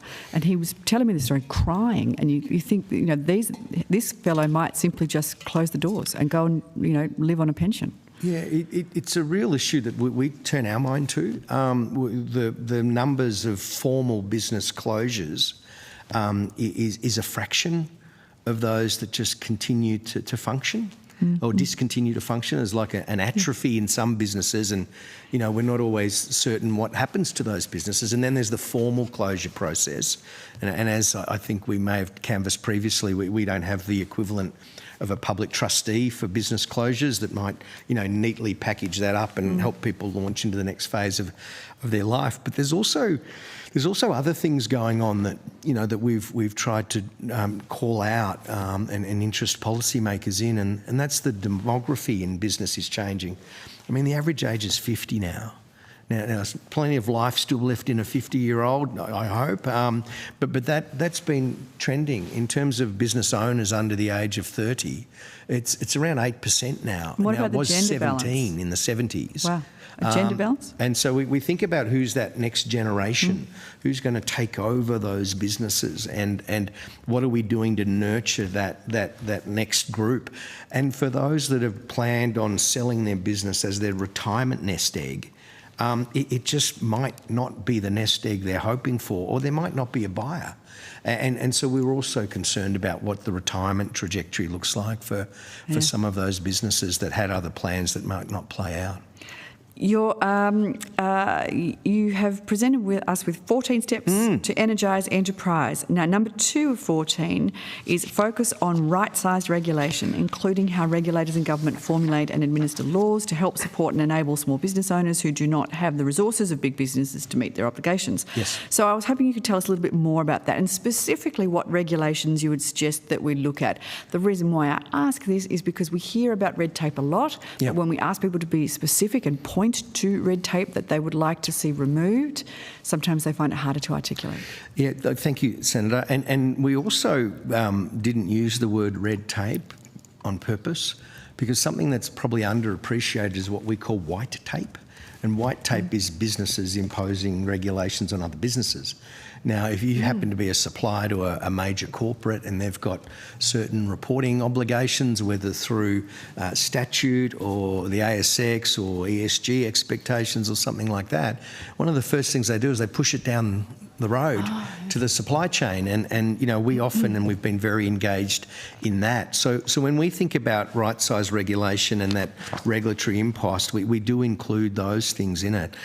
What we are seeing is a more complex economy, where there are, you know, well-intended, and you can understand the policy objectives behind them, but often a challenging path to navigate for a small business that doesn't have a compliance department, a sophisticated set of business systems. You're seeing this in workplace relations. That's a very complex place to navigate, and it's referred to later in one of our other steps about that being a particular area. But there's adjacent and important responsibilities, you know, whether it's things such as the parental leave changes.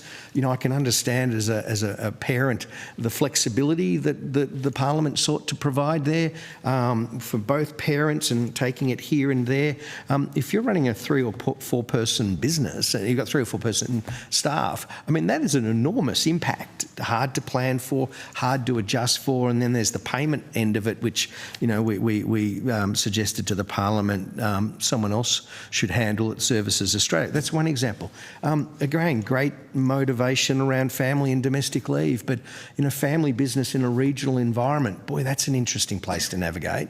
How do you work with your team? What if it's a family member? How do you make sure people's dignity and the best efforts of an employer to be as supportive as they can be operationalised in a way? So often where we're at, we talk to the regulators about, can you answer the question, what is it you want me to do?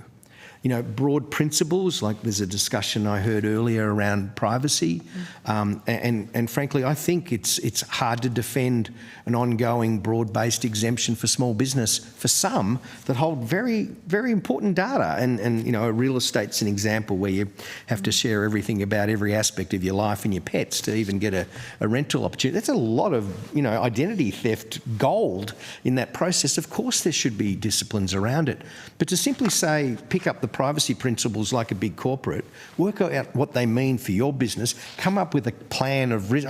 That's a lot to ask of a business, rather than say, here's what we'd like you to do. Don't hang on to data you don't need. Be really discerning about where you're still. I mean, this is where we get involved. It's about operationalising them, those sorts of things. And some of it's just plain stupid.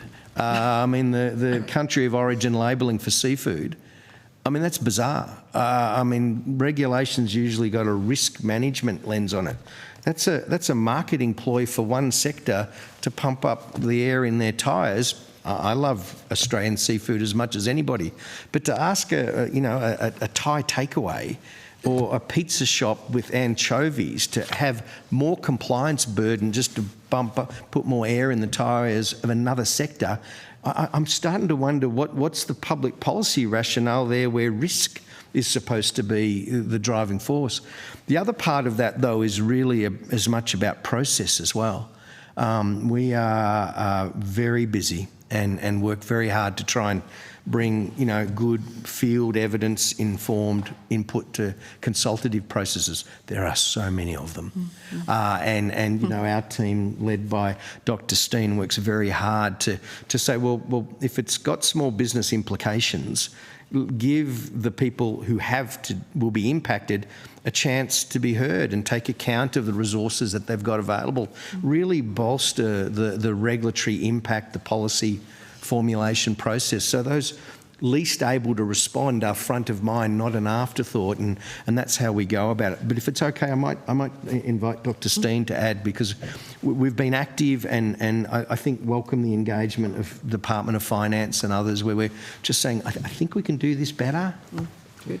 Thanks, Ombudsman. I mean, you've covered it very comprehensively, but we do come back to the making things easy for small business in the decision support tools for regulation. So privacy is a good example where the Ombudsman publicly stated we think it's sensible to have a transition period to small businesses to be covered by those laws, but at the same time it should be focused on materiality, and this is where early engagement and a guidance by regulators can be of assistance. So if you're having a cafe and you're using an app that collects information for payment, maybe there's things you can do to avoid having to collect information you don't need. There'll be some sectors where, as Bruce indicated, if you're collecting health data or personal data where it's appropriate, you'll have to do more.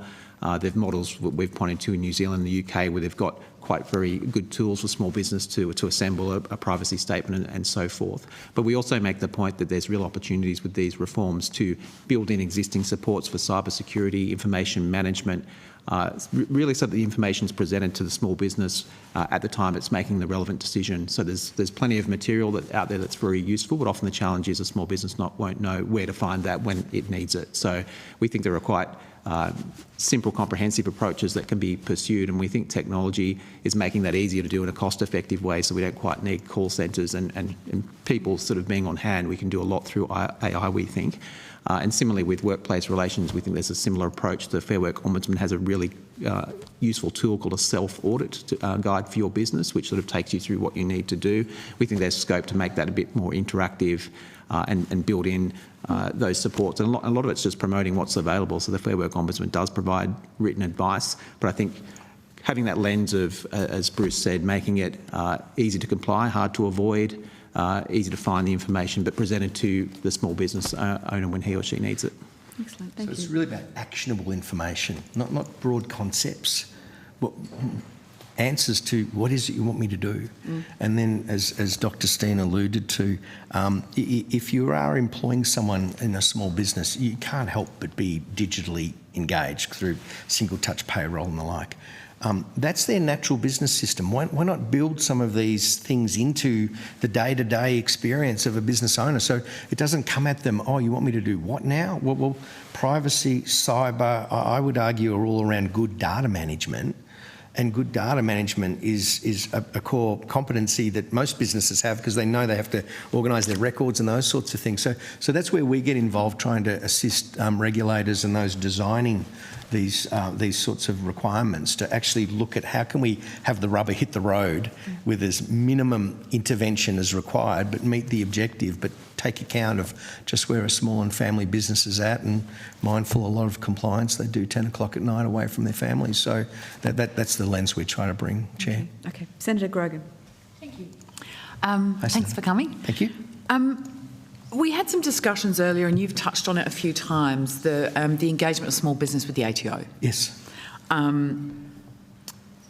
We heard from witnesses earlier that the ATO are allowing in their opinion, the ATO are allowing debts to be too big, therefore causing problems, and that their approach has varied over time. What would you say to that, and what is it that you advise people to come to you in terms of their engagement with the ATO? Yeah, look, really good question, Senator, and yes on all of those points. There are some big numbers out there that, are, from my point of view, eye-watering when you consider the scale and ordinary operational turnover of some of the businesses, and a lot of that's happened through COVID. I mean, frankly, people, and I think people felt that was a very helpful thing to do, was to provide support, and the posture was support and assist. What's happened in some cases, though, people were making decisions about do I pay my supplier or do I pay the tax office, and in some cases maybe prioritising a vital input into their business, knowing that the tax office was in a different posture. That time has passed.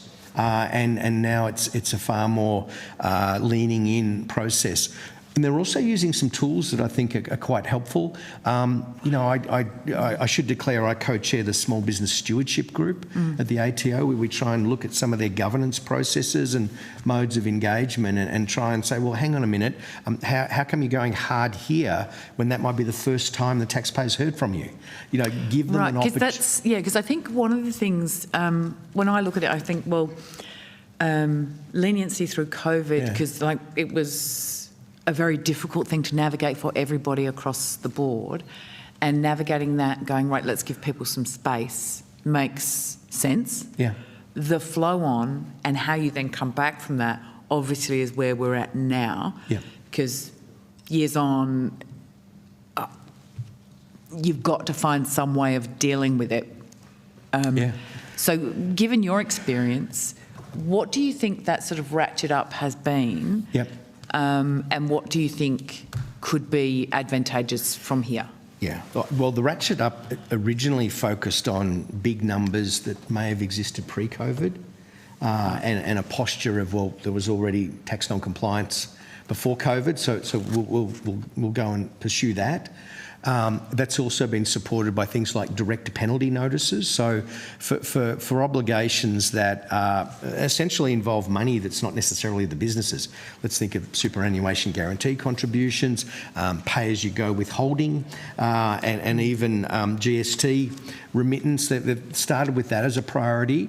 And what's interesting, Senator, is almost without exception, that's self-assessed. So there's no contest over whether that liability exists. It's just how does it get attended to. If people are not engaging, our message is engage, engage, engage. Turn up, there's payment plans, there's some options, but they need to be serious. You can't owe $150,000 and say, I'll pay you $15 a quarter. I mean, so even during COVID, those payment plans were more accommodating, whereas now I think quite reasonably there's a reality check on, well, hang on, through your activity statements, we have a sense of what you could be doing. Let's be serious about it and get this sorted out in a period of time.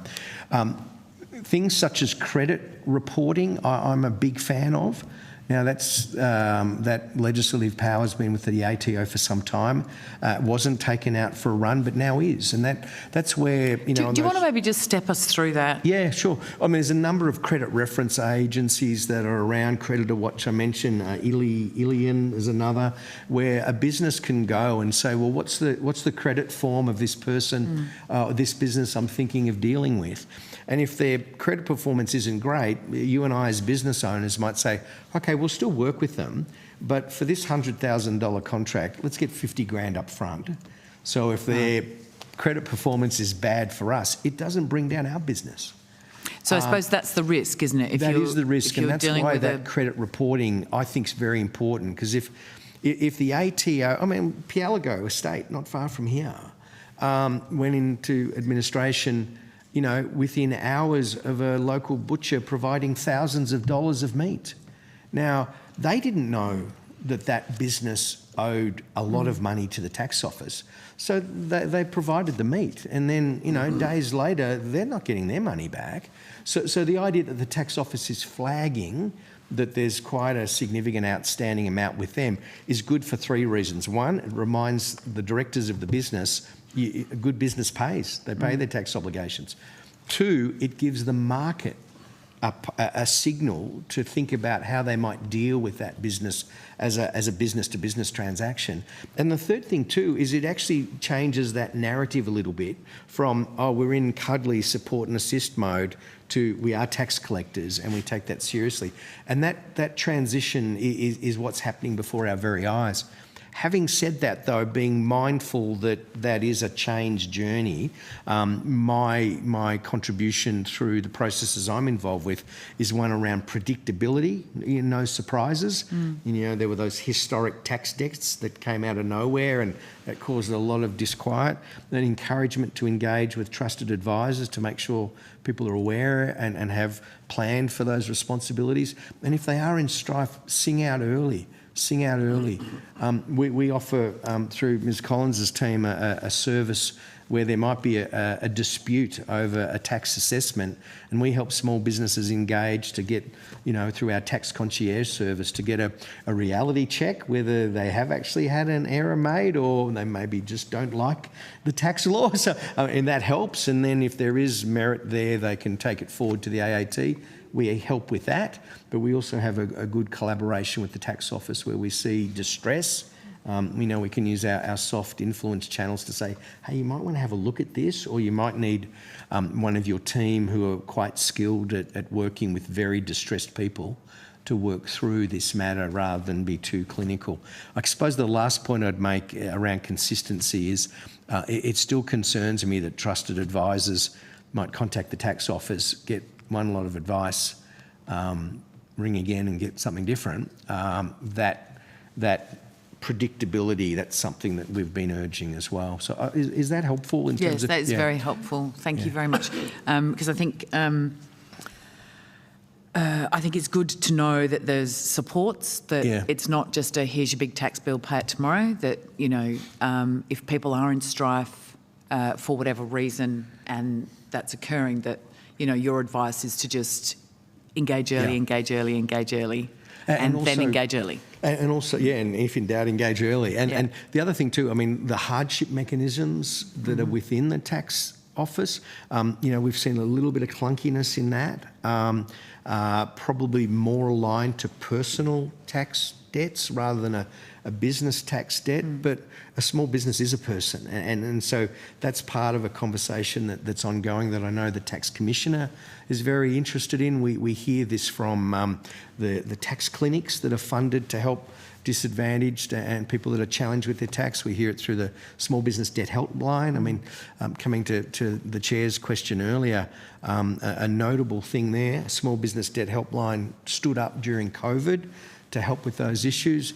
About 30% of the clients have been in business for 10 years or longer. So there's something happening there. And then the last thing is, often the tax office is not the only party involved. Right. And, we're very mindful of that. And the recent stats suggest there's quite a lump of outstanding tax debt that's relatively new. And going to the question earlier around cash flow and, lack of cash reserves, I think that tells us something as well. Great. Thank you very Thanks, much. Really appreciate it. Senator Smith. Thank you very much. Can you share with the committee the attitudes of lenders to small businesses, and particularly where they start to feel some financial hardship? Look, it varies, Senator. It varies from larger, let's call them big bank enterprises, where they're very discerning and run quite a strong credit risk frame over lending decisions. And you may often get the so they're quite safe. There's then the next tier, which are maybe more open and price the risk accordingly. So it's a little bit more expensive, but they still have quite clear and sure-footed processes when people get in strife. They're members of AFCA, the Financial Complaints Authority, that brings dispute resolution tools to the table as well. Another message, picking up from Senator Grogan's question, was if you're going to borrow from an AFCA member, because those that aren't AFCA members can be quite brutal. And then the thing that's also worth watching is there's a lot of less obvious lending going on. I noticed in some of the commercial finance journals that there's a sense that, low doc, digital lending, cash flow products, even charge cards are stepping up in terms of use and utilisation. So are you seeing riskier behaviours of small business owners when they come to look for credit? We are seeing, and I'll invite Ms Collins to add to it, put brutally, yes, we get the fringe financier disputes. Those that aren't members of AFCA come to us, and some of their approaches are... And have you seen a tick up in those numbers? Traffic-wise, I'm just trying to think. It's been pretty consistent, but I think around you're seeing people's health may change, and therefore if they're wanting to step back, they can't. We're trying to help as part of our dispute resolution, and assisting them is working with them to maybe put in a part of the financial hardship and navigating that, because sometimes they feel that that's not available, and so we just try and help them navigate that from the hardship perspective. So it's less visible, but it's when a business feels they don't have options, they may turn to those more risky, usually much more pricey, and might I suggest if things get off the rails, they're far more, let's say, muscular in the way in which the lender enforces their interests. Anecdotally, in Western Australia in the last few months, I have heard stories from business owners getting calls from their banks, and we're talking about one of the big four or the big four, genuinely and politely inquiring about cash flow position. Things don't look particularly good at the moment. What does the future projection look like? Is that a common banking practice? And well, I should declare an interest in having helped build a bank that loans specifically to small business. I wouldn't say it's common. I'd say it's essential.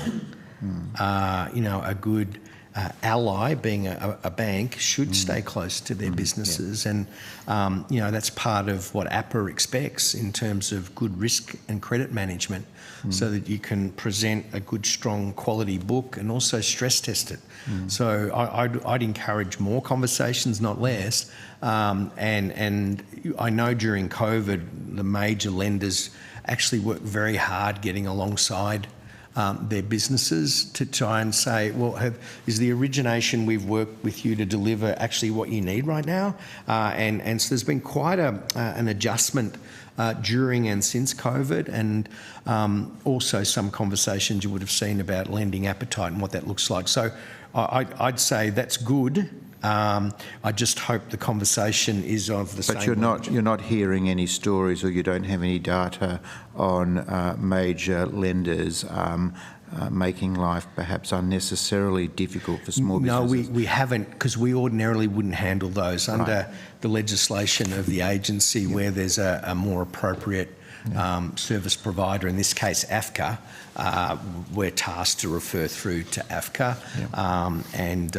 and if I might... Because AFCA did actually say, I think in the last 4 or 5 months, a report on sort of adverse banking attitudes to small business. Well, and Senator Smith, there's also been a recent reboot of the code, the banking code, as it relates to small and farming businesses. If I may, Dr. Steen's been involved in those discussions, and in fact is on one of the subcommittees. Matthew, is there something else you care to add? Thanks, Ombudsman. I think just reiterating your earlier point, the practices of the large banks, particularly with regard to when small businesses fall into hard times, is generally regarded as good to excellent. So we haven't heard traffic that you've heard. But as the Ombudsman said, the challenge for small businesses is finding the institution with the appetite to lend to them. So that's why it's sort of and we see those at the other end. But that's more probably the challenge we hear. Getting the access to those AFCA members is probably more the challenge, rather than, I'm not saying it's not happening, it's just not what we've received coming through us. There was a revamping of the banking code of conduct, and we participated in that, and we were very much strong of the advocacy, along with some other organisations, that detail procedures for handling complaints and making sure that customers and small businesses knew what was available or retained in the code, rather than being referred off to a separate guidance. So, but that's sort of been our involvement. Yep. If I could be cheeky and just add, I wish they had a conversation about least cost routing. We are up and about saying the extent of activation of a least cost routing being a more cost-effective way of completing payments. There's plenty of good banks could be doing there. I wish while they were out having that conversation, they were explaining to their merchants just what the fee structure is they're on, and then guiding them and supporting them to adopt a lesser cost pathway. We think there's somewhere between $800 million and $1 billion a year of unnecessary excess fees because least cost routing hasn't been fully deployed, and we were very pleased to see the Reserve Bank Payment Systems Board speaking to that yesterday. And if I could cheer, I would, Senator, and say, go team, make it happen. Thank you very much. So no need to cheer. Point 6 of your submission to the committee. Particular favourite of mine, Senator. Read the quote. Well, it does talk about the government procurement process and how it's very much an in-crowd arrangement. We're trying to navigate and decode Commonwealth procurement rules, trying to bring to life small and Indigenous business exemptions. They're all there, and we've issued a comprehensive report with recommendations. Sorry, Mr. Bisson, I was talking point 6. I got excited on the 14 steps. My apologies, okay. sir. No, I'm talking point 6 of your letter of the 10th of March. Yes. To this committee, and it has the statement, where credit is secured, about half of small business loans are secured by residential property. Yes. So I'm interested in better understanding, in a low interest rate environment, which we experienced in our country recently, people go and get an asset in the form of the home. Yes. Think that the low interest environment is going to be here for a long time because they perhaps took the former governor's comments without too much interrogation. They then feel wealthier, so they then go and invest in a business. Again, the low interest rate environment, things look very, very good. So what data do you have about the increase in new business registrations in that low inflation environment, and then the business insolvencies or the business troubles that you are becoming more and more aware of? To what extent are they directly related to residential investment decisions, business investment decisions made in that low inflation environment?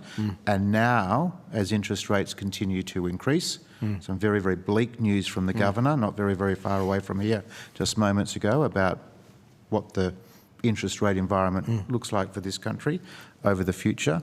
So what can you tell us about that particular Boy, there's cohort? a bit in that, Senator. Sorry? This is a thesis. We haven't got the evidence for it, but during that mid-COVID era, there's quite an uptick in business formation. Now, we don't know exactly why, but we suspect, or I have been quoted as saying, I suspect, that's respecting Ms. Paul, who's the statistician, and so I'll come to River in a moment. But it seemed to be during that stage there was a lot of asset growth value, headways, and that we think some of that's been deployed into business formation at a time a lot of businesses really went back to their core. So specialist expertise, people were contracting it out. You might have had a full-time job as a marketing specialist at an engineering firm. They're going, wow, we're going to shrink this back because we don't know what COVID's going to do, but we still want you to work for us 2 days a week. How about it? They set up a business. They work for 2 days a week there and then find other. We think a bit of that was going on. And some of that business formation has been, funded by what was a quite significant uptick in asset prices. So in terms of your collateral, that looked pretty good. And then there was also that movement of people. You might remember... Well, people's personal savings ratios would have improved at that point as well. It looked impressive. Your net asset position improved quite significantly. And then in some cases, you might remember there was also a flee to the coast and the bush, a tree and sea change. Now, there was also I'm getting a good price for my inner city dwelling. I'm now moving out to the regions. I've got an equivalent amenity, hasn't cost me as much. What am I going? So we think there was a little bit of that going on in that immediate period. That seems to have flattened out a little bit.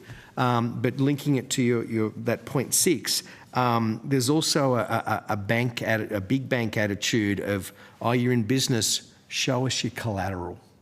We won't lend we're not as willing to lend against the business and its cash flow. We want the security of having a residential asset. Now, there's policy settings that feed that. Basel 2 and 3 particularly Basel III, said if you've got a business loan secured by a residential property... Which are international regulatory correct, requirements. and I think if I remember it was capped at €1 million. We for some reason put $1 million Australian dollars. Wish we'd played the exchange rate a little bit better. You get a lower prudential rate. The amount of money you have to set aside to cover that origination is less because it looks and squawks like a housing loan. So the policy settings sort of incentivise an almost building society logic to lending, and that's why this conversation of, oh, you want to borrow for your business? Show us your collateral. Because it'll come in at a lower rate, so it's cheaper, and the capital provisioning is less. That drives businesses really around the twist because they're going, hang on, I've got a really good business. Why not lend against the cash flow in the business? Right. And then if you've got growth ambitions and you want to fund that, you go, well, hang on, you've already got my house and my firstborn. I've got no more collateral to give you. And so it can actually be a break on further access to finance during a growth phase, or you may be considering entering into another enterprise. I've probably made a hash of the data. So Ms. Paul is going to make sense of it all. You can tidy up my characterisations. I was just going to add, in terms of business registrations, one of the things that we did see during the COVID era was a lot of clean-up of the business register itself as businesses looked to access support. There was a very big dip and then rise, which was related more to paperwork than anything else. And so the ABS have released some extensive articles on that as well. The second thing in terms of business registrations is that can be someone, as Bruce mentioned, taking out an ABN. So they might have had their hours reduced or indeed been in lockdown and think, I'm going to give this other alternative, my side hustle, a go. And so you do tend to see that in times of economic downturns, and COVID was another example of that. Unfortunately, we don't have strong data going back for a long time series to conclude any causal relationships between asset prices and business formation. The really extensive deep dive statistics really started in July 2019. So unfortunately we can't compare a longer time series to conclude anything conclusive. And there's one other dimension too, Senator, and could I commend senators to our data portal on our website, but one of the things, particularly women business owners, setting up a business for greater sense of control over the livelihood dimension to a busy life. River's information's revealed that, particularly for some mature age women, they're more likely to be engaged on a part-time basis in their own business than as an employee of someone else. And that's also, we hear the word side hustle, these sorts of things. That presents its own challenges, going back to Senator Grogan's question, that if you ask them, are you in business, they might say, no, I'm not. I just flog miniature goats at the Murrum Bateman farm market every month. You realise that's a business. I didn't think of it that way. So that's another challenge that we're trying to address with the tax office, is how to raise awareness that non-employment income may well put them into a business mode, and they might not be aware of the business tax obligations that are there as well. So that's the other thing we've seen too. One last question before I turn to large businesses and their payment records. Yes. Are family enterprises more durable in these sort of cost of doing business times? They can be, but the data's hard to identify, to source, because there's no agreed definition on what a family business is. Ms. Paul's been actively involved in that conversation for as long as she probably cares to remember, but it's very hard to point to. What is pointed to usually is some international examples, Mittelstrads in Germany and the like, where there's an intergenerational perspective brought to the business, and some point to that as having a longer forward planning horizon. You know, we talked about reserves earlier. We talked about transfer intergenerational wealth. Hard to prove that because of the data. Ma'am, would you like to add anything on that? Sure. So there have been previous attempts at quantifying family businesses. Unfortunately, they have been unsuccessful. So one of the problems is that often, particularly small family businesses, will identify as running a business, but then they get a little confused about some of the follow-up questions that we ask about, have you got a succession plan? Well, there's a lot of the original business characteristics survey actually asked 20 questions, and so there is efforts at the moment to stand up a self-identified. So do you think you're a family business, yes or no? So we are working with a number of stakeholders on progressing that at the moment. We are also going live with a survey as part of the Australian Social Attitudes survey, which goes out into the field in September, to ask people about whether their experiences in working or observing a family member running a business influences their perceptions on whether starting a business is a good idea and whether they proceeded with that thought path as well. And Senator, if I could just add, there is one data set that is quite unique to Australia amongst the OECD, and that's the contributing family member data set. I might invite Ms Paul to speak to that, but we're seeing stuff going on there as well. So that's like a family. It could be a couple. Someone's out on the tools, someone's doing the books. For us, we record that, whereas in other jurisdictions, unless there's a direct income paid, it's not recorded. But I'll invite Ms Paul to explain that. So that's part of the Australian Bureau of Statistics labour force classification, and so it is unique in that it's part of the census questions as well as the regular labour force survey, which asks if you are contributing to a family business. You may not be drawing an income from that family business, but you do identify as that is your main occupation. We do tend to see an increase in hours worked by those contributing family workers when times are difficult, and that probably comes back to the earlier comments today around working longer hours, and we do have absolutely seen that flow through in the current data. And that's a bit of a resilience marker, because you know, unless you're in that family business, you wouldn't have that capacity available, and so that may go to the point you're asking, Senator. Yeah. So my last question is this. So your August Pulse report identified a 3.5% deterioration in the business environment for small businesses. Yes. And then item 7 of your submission to this committee talks about there being no improvement in the performance payments by large businesses. So is it time to shame them, call them out? Big stick, carrot? We tried to enchant the Parliament with such an idea. People always go for the point of least resistance. Well, why wouldn't you take the shortcut and say, here's a list of bad performers? Yeah, look, I mean, the 7,000 businesses that are report great pain in reporting. Problem is that the data that comes out of it is spectacularly impenetrable. You know, it's really hard to make much sense of it. But from the data, you've been able to discern that there's been no improvement in there. Oh, well, that's right. I mean, Ms Paul's team spends about 25 hours trying to navigate the numbers so we can get something meaningful out of it. So we've been advocating for a streamlining and a more effective data presentation, data compilation, because you know some of the performance is downright shabby. So who's the worst performer? Well, that's hard to pick. Who's in the top 10?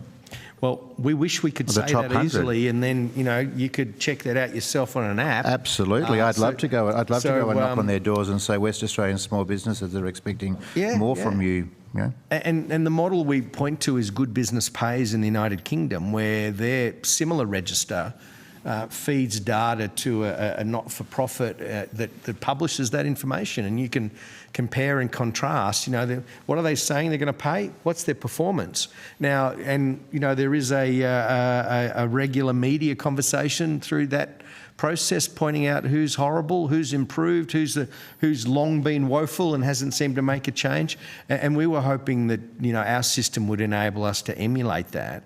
but also go a step further and say, well, here's a multinational.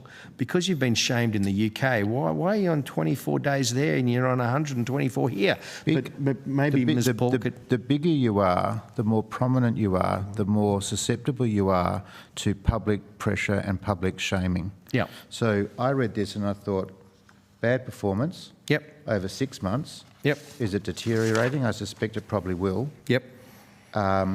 7,000. I thought a pretty powerful way to provide at least some psychological relief, some pastoral care to small businesses and family enterprises in our country would be to hold those 7,000, well, the bad guys amongst them, hold them to account, and the good guys amongst them, reward them. Yeah, picking up what you're putting down, Senator, we were arguing for a similar process with similar ease of use and similar accessibility, not just for a reputational check. And I think when Dr. Emerson conducted his review, that was what he was alluding to, and we were very supportive of that. But also for customers who want to land their money with those that are doing the right thing, but more importantly, to inform small business suppliers about what to expect. So if you're going to a business that pays in 7 days, you might price accordingly, knowing you don't have to fund the cash flow gap. If you've got someone who's 127 days, you might think about the mode of engagement. And, you know, without being too cheeky, may I commend step 12 on the 14 steps to energise enterprise, sir. It goes to that topic. Okay, thank you very much. Can you perhaps, you know, in confidence, in camera, provide us any more information about the 7,000 at a more, let me put it this way, at a more granular level, can you provide us any more information about that statement at point 7, which reads, our analysis of the payment times reporting regulators' latest data on the payment performance of more than 7,000 large businesses reveals there's been virtually no improvement over the past 6 months? We can probably provide some trend information because that submission is 16 months old now. Yeah.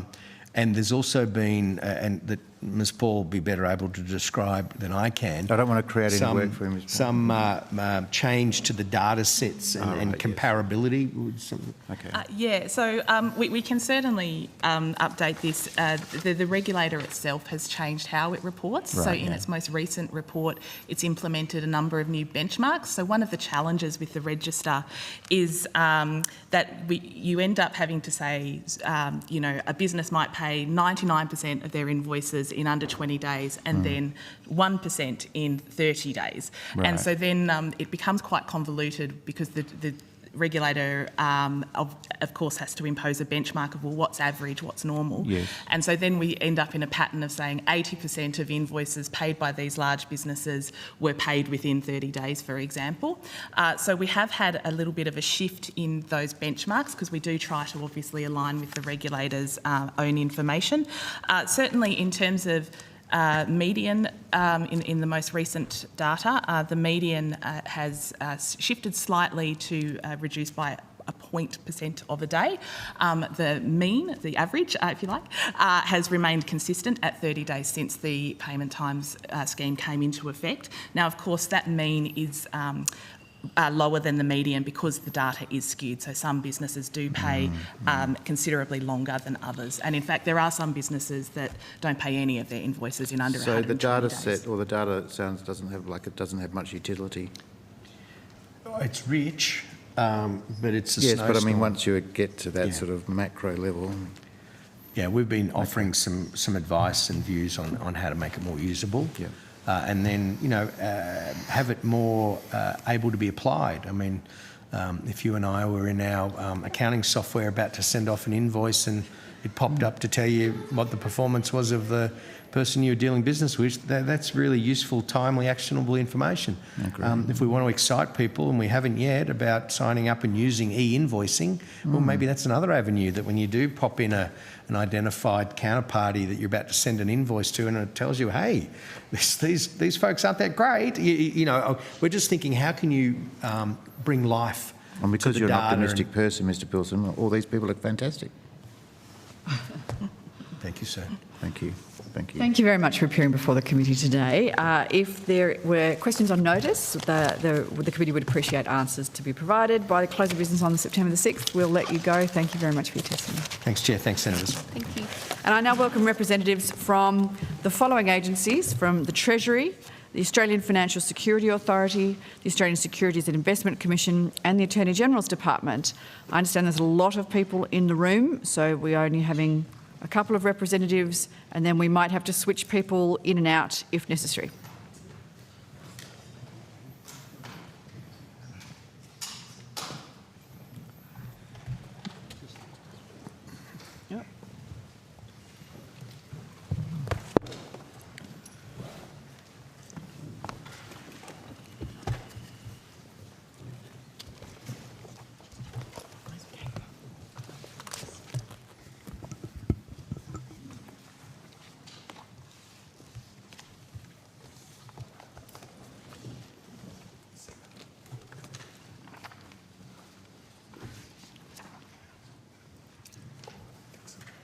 Thank you very much. Force of habit, you guys moved to the ends of the tables waiting for a minister to sit in the middle. It's like estimates, but we don't have a minister today.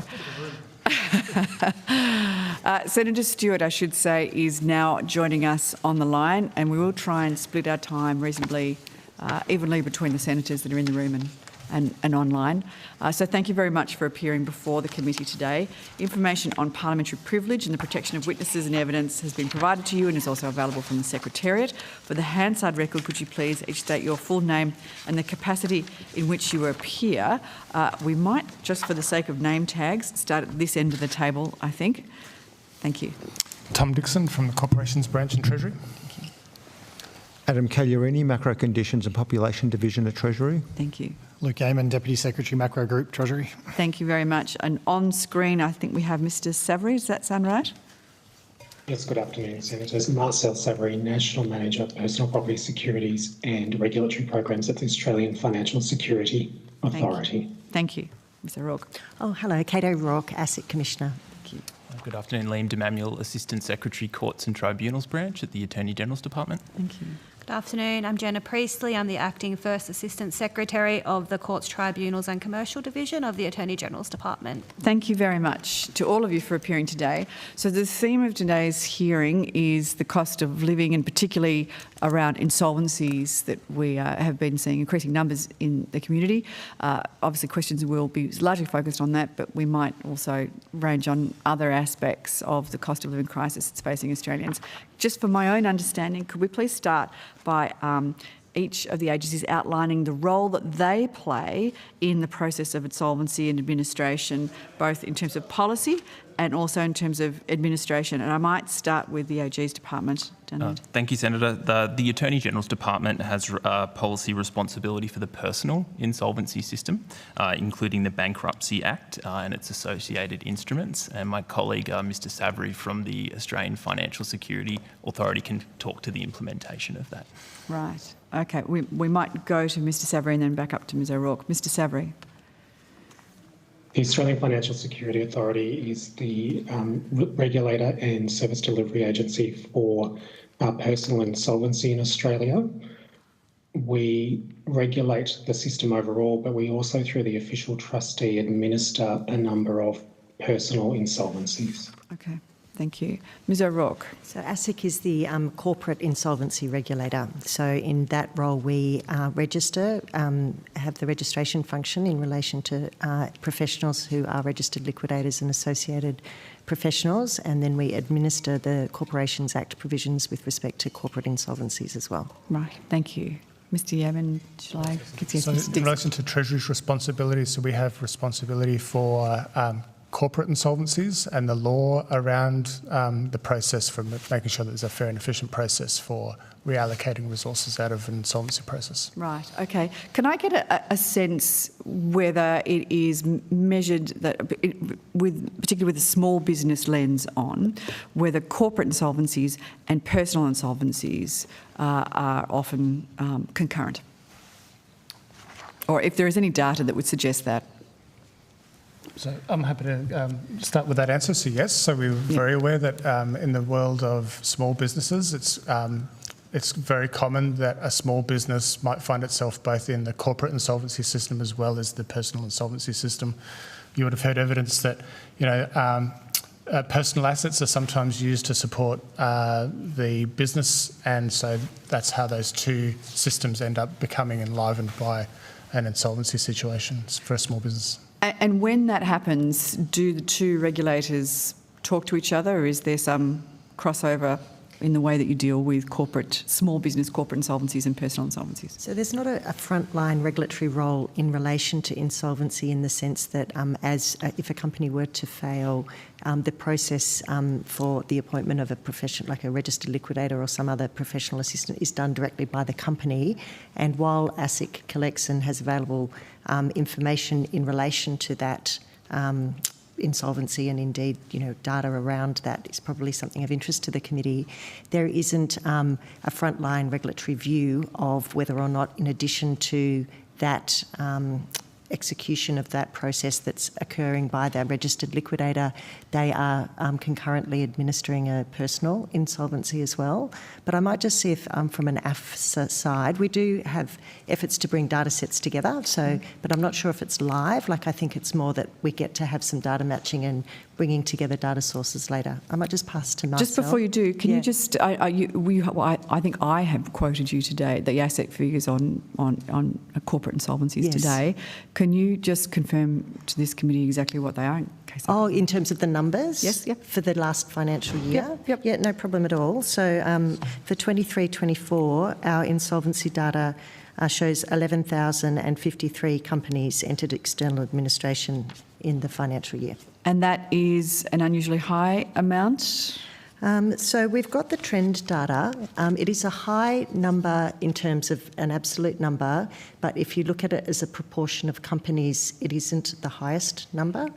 So at the highest number in terms of proportion remains 2011, 2012, at which point there were 0.53%. So if we measure it as a percentage of companies, it was at 0.53%. But the number that we've got now is the highest absolute number, but we've got more companies. Right. So in 2011-12, there were roughly 2 million companies. There's now 3.2 million companies. So we've got a bigger denominator. So we've got 11,053 companies in the financial year just concluded. And does ASIC break that down by state? Yes, we can. I don't have the state data. I've got some sectoral information. Certainly can provide state-level data, no problem. That would even be great. during the course of the hearing, if that would be of assistance. That would be terrific. Yeah. And sectoral data would also be very important too, but also I think size of business. So we just get a sense of whether it's large businesses, small businesses being disproportionately affected. Thank you. So how we collect our data is when there are insolvency practitioners appointed, they complete a form which does give some information around each of the around some of the kind of key factors or metrics associated with that. So I can find exactly what those fields are. No problem at all on sectoral. I've got some information, like I said, but through the course of the hearing, I can come back to you on some regional or state, and to your second question, the size, whether it's granular to dollars or whether there's buckets, I can let you know. That would be terrific. Mr Savary, do you have data that you can provide on personal insolvencies? And again, with a sort of similar breakdown in terms of state would be helpful. And yes, I can. Timing. Yes, I can talk about personal insolvencies overall, and then I do have some data on business-related insolvencies. So the 10-year rolling average for personal insolvencies in Australia is 21,252. Due to the pandemic, we came down very low in our numbers, so that in 2022-23, we had 9,930 personal insolvencies overall. And in 2023-24, the financial year just closed, we had 11,644. Would it be helpful to give you the business-related? Yes, please. Yes. Okay. In terms of our definition of a business-related personal insolvency, the question we ask people to complete on the Statement of Affairs asks in relation to a bankruptcy whether they have had an interest in a business in the last 5 years. For a debt agreement, it's whether they had an interest in a business in the last 2 years. So some of our data is quite old in terms of this question. I just need to frame it for you in that regard. But the number for 2023 3/24, the financial year just closed, was 3,046 business-related personal insolvencies. So that would suggest that 3,046 personal insolvencies in the last 12 months have been directly related to a business going under, potentially. The question relates to whether they had an interest in the business in the last 5 years for a bankruptcy or 2 years for the debt agreement. It may be that they had a business and then they've become employed in the last 5 years. It will depend on individual circumstances. It won't be a uniform position. Pretty unusual for people to be associated with a business that's thriving and then declare personal insolvency. There is a relationship in terms of the question between the two. We ask them to identify if they've had the interest in the business. Right. And I know it's probably not necessarily up your alley, but do you then track industries and business types that have been associated with those personal insolvencies? I can give you some statistics today in relation to personal insolvencies overall. So this relates to business and non-business related insolvencies. We do ask people to indicate, self-disclose which industries they were employed in or involved in before becoming bankrupt. And I can tell you the top 5 for 2024 financial year were construction, healthcare and social assistance, retail trade, other services, transport, postal and warehousing. Okay, that's interesting. We might ask you to put some of that data in any detail that you have on notice. If you could feed that to us, that would be very helpful. Thank you. Can I just ask the Attorney General's Department and Treasury also whether there are specific briefs that go to ministers about the number of insolvencies? Is that something that you report on regularly, or is it something that you do on request? Yep. So from Treasury's point of view, yes, we provide regular information to officers about the number of insolvencies. How often? We do it when there's a release. So when ASIC puts out its information, which I think might be monthly, we would send information to our ministers' offices. Right. And what about the Attorney General's Department? Senator, AFSA is the holder of the data. They have a range of data products that are released regularly, and I understand that they provide that briefing to the Attorney General. Directly to the Attorney General? As I understand it, Mr Savary would be able to confirm that. Is that right, Mr Savary? Yes, Senator, we publish an annual report known as the State of the Personal Insolvency System report. That is available on our website. We're in the process of finalising the latest version of that. But that is publicly available material and also provided to the Attorney General. Right. So from a policy perspective, is there, and this is probably a question for Treasury and perhaps ASIC too, is there any work underway to get any more insights into why we're seeing this uptick in insolvency, what the drivers are? So in relation to the drivers, perhaps you've had a lot of figures presented today and it gives you different perspectives depending on which sort of time periods that you look at. There is work that we do in various parts of the Treasury that look at business conditions, and when we look at insolvencies, what we find is that one of the large explanations as to why you're seeing an uptick today is it is the natural consequence of business conditions that existed during the COVID period. So if I was just to give you some rounded figures, so I know that this might not if we put decimal points on it, it gets a bit confusing, but if I was just to give you some rounded figures to help with the perspective on it. So if you looked at just the 2 years prior to COVID, so prior to COVID, there were 2 years there. Well, the number of insolvencies was around 15,500. If you looked at the 2 years during COVID, there were 9,000 insolvencies. So the average that you expected before COVID was around 8,000 a year. After COVID, so in the last 2 years, so the 2 years after COVID, there were 3,000 more insolvencies than the average. So if there were around 6,500 insolvencies missing, you could say during the COVID period, and you asked, well, where are they? What happened to those? Well, you've seen 3,000 insolvencies turn up in the 2 years post-COVID. That's one. Another way to look at it is in the last 4 years, there's been 28,000 insolvencies.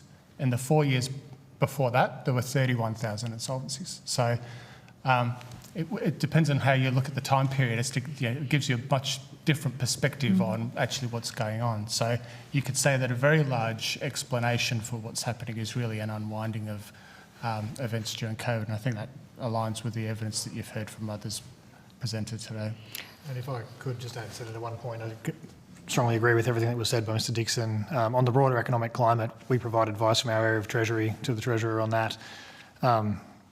It's clear, as has been well documented for this committee, that the economy is going through a weaker period, particularly in those sectors that are most affected by interest rate increases, so the retail sector and the construction sector. And I don't think it's a surprise that they were some of the sectors that were higher on the list that was identified earlier by our colleague. So I think there is absolutely a very strong element of unwinding from the pre-COVID and COVID period, but also we're aware that there are particular pressures in areas like construction because of the broader economic climate that we face right now. What about forecasting? Do you do forecasting on insolvencies? No, we don't. No? No? Does any agency look at, potential headwinds and say we can expect an increased number of personal insolvencies or corporate insolvencies? No? Okay. Senator, Sorry. The Australian Financial Security Authority does forecast for future financial years. I can give you a figure which is currently under review, if that's helpful. Yes. The figure, the latest forecast we have, which is some months ago, was 4,750 for this financial year. Sorry, 14,750.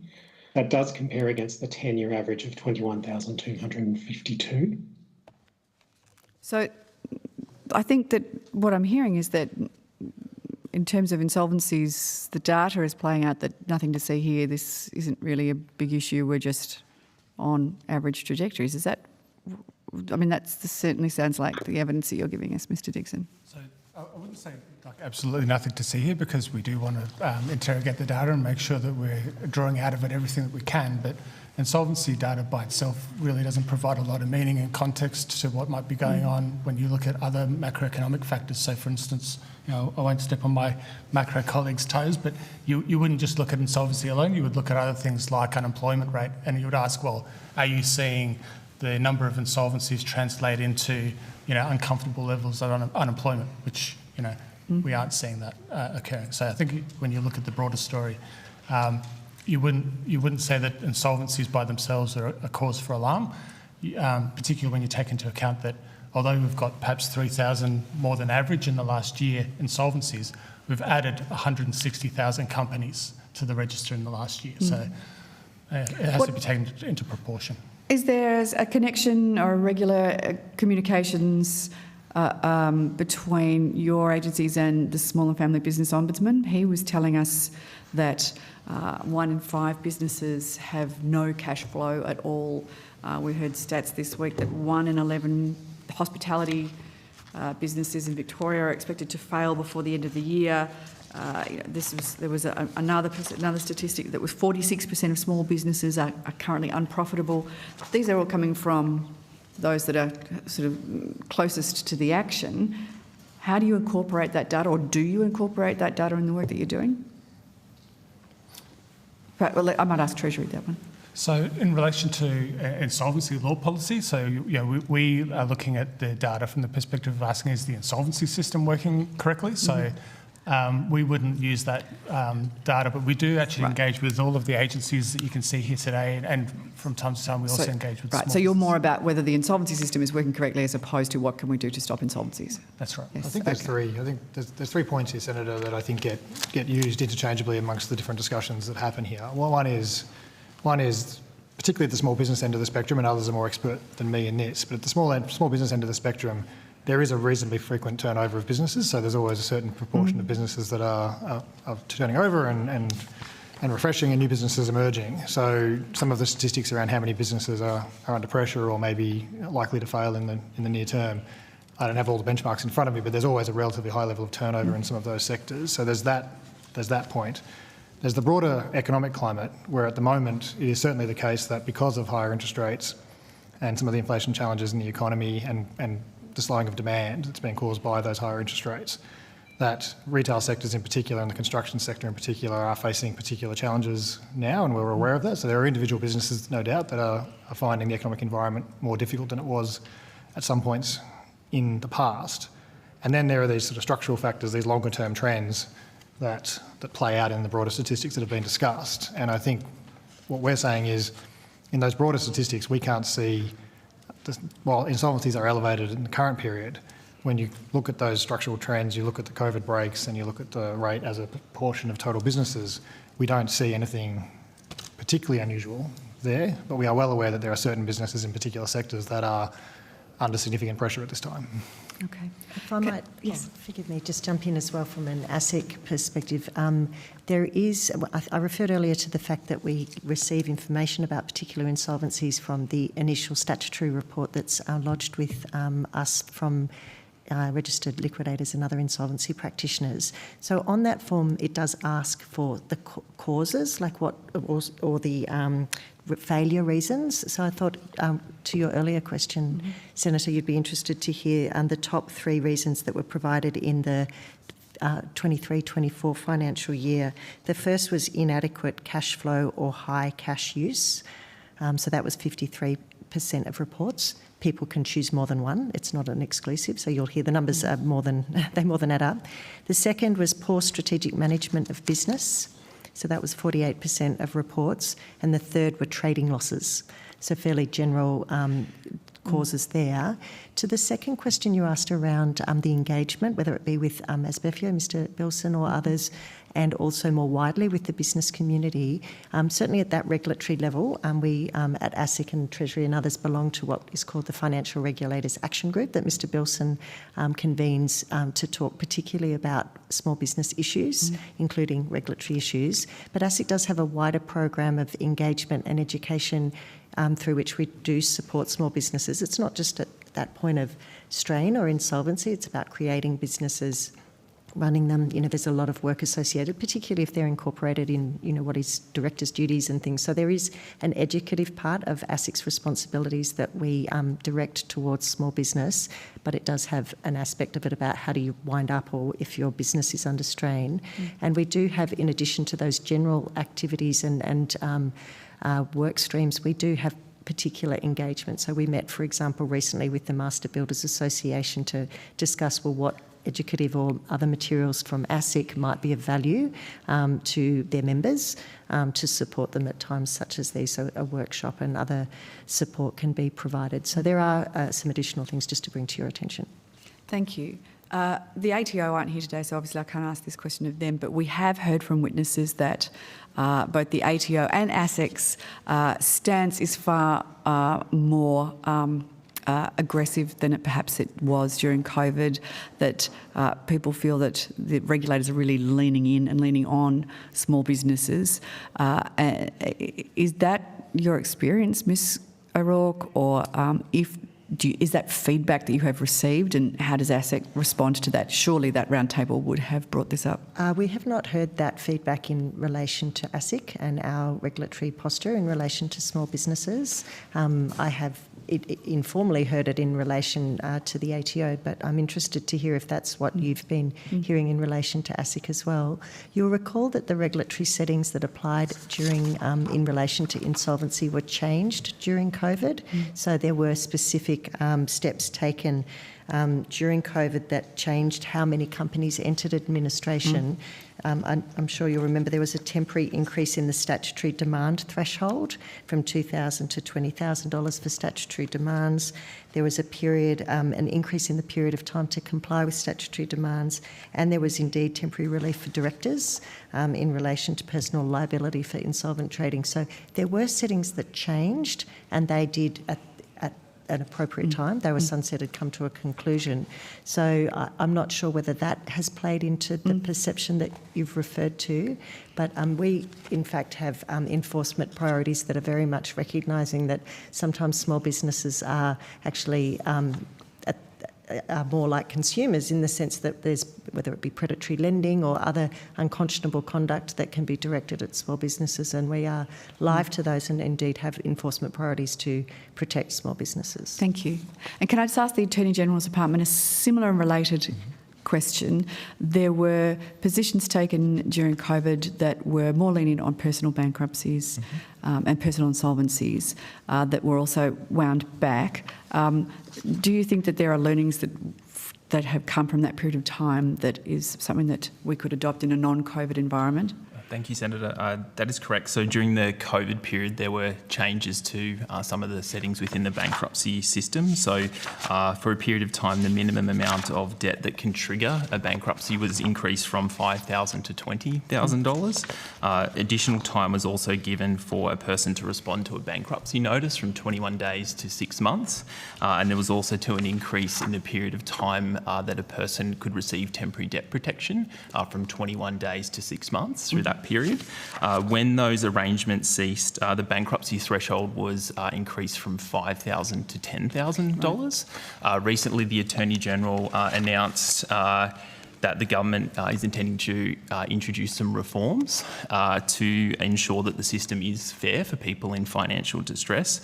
So at a high level, they include increasing the threshold for involuntary bankruptcies from $10,000 to $20,000. Also to increasing the time that a person has to respond to a bankruptcy notice from 21 days to 28 days.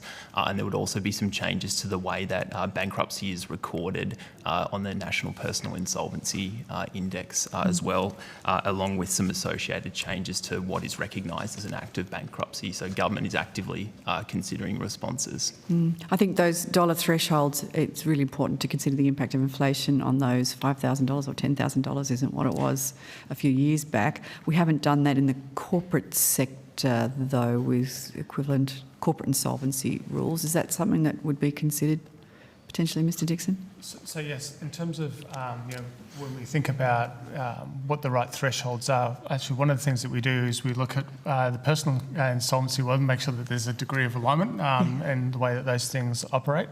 And from time to time, it is worth, as you say, it is worth reviewing them to make sure that they're sort of keeping up with contemporary standards. Thank you. I want to hand over to my colleague, Senator Stewart, who is joining us via video. Senator Stewart. Chair, and I want to thank all the officials for joining us this afternoon. I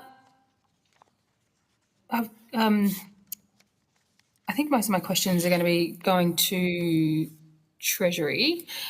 And the first question I want to ask about is inflation. I want to understand what factors are driving the moderation in inflation since its peak. Thank you, Senator. I'm happy to have first go at that question. So as you know, the early stages when inflation first spiked, much of that was driven by external factors, the COVID pandemic affecting supply chains around the world, and also then strong demand on the recovery phase. And also some of the international shocks that we saw, particularly in relation to Ukraine and energy markets. As inflation started to come down from its peak at around 7% quite quickly, that reduction was being driven by those international factors unwinding. So we were seeing quite solid falls in inflation rates amongst goods in particular. And in some countries there's been modest deflation. Australia hasn't quite seen deflation overall in those categories, but we have seen much lower growth, and that's helped bring down the overall rate of inflation. More recently, we've seen also a pickup in services inflation here and overseas. Some of the factors that have been driving that in particular relate to rents, insurance. They're some of the common ones that have been identified, and we are seeing those starting to now stabilise. We hope to see them come down further. But at this stage, there's a little more work to do on the services side, but it's particularly in those areas of rents, inflation, and to an extent, housing construction costs and materials as well. That's where we'd expect to see further declines coming. Okay. And it's all a bit of a kind of tight balance to try and get through this particular period, it's the kind of managing inflation while making sure that we're easing the cost of living pressures for Australians who we know are doing it tough. So on that point, how are the government's energy rebates impacting measured inflation this financial year? I'll ask my colleague to answer that one. Thank you, Senator. So over the past year, we think the EBRF, well, it's a combination of different policies. So there's the increase in Commonwealth rent assistance, there's the Energy Bill Relief Fund, higher childcare subsidies. I think in aggregate, we would say over the past year, that's actually reduced headline inflation by around 0.5%. 0.5%? 0.5%, that's correct. Thank you. What does reducing measured headline inflation do to inflation expectations? Certainly, Senator, one of the key challenges when tackling inflation is to ensure that inflation expectations remain well anchored. If they don't, it means that the central bank has to do proportionately more, raise interest rates further in order to re-anchor those inflation expectations and bring them down. So it's a very serious and core element of the inflation targeting regime. There are a range of factors that go into that, but certainly one of the factors that goes into that is the headline rate, which is what most households on a day-to-day basis see in the shops when they go.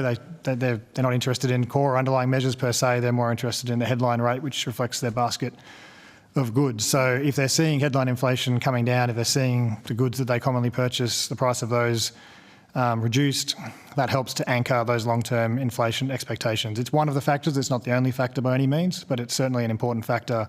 And if headline is brought down, that can help anchor those inflation expectations in a more robust way. Yeah, and people can start to see the difference. What were the key drivers of inflation, including if we look at the June quarter?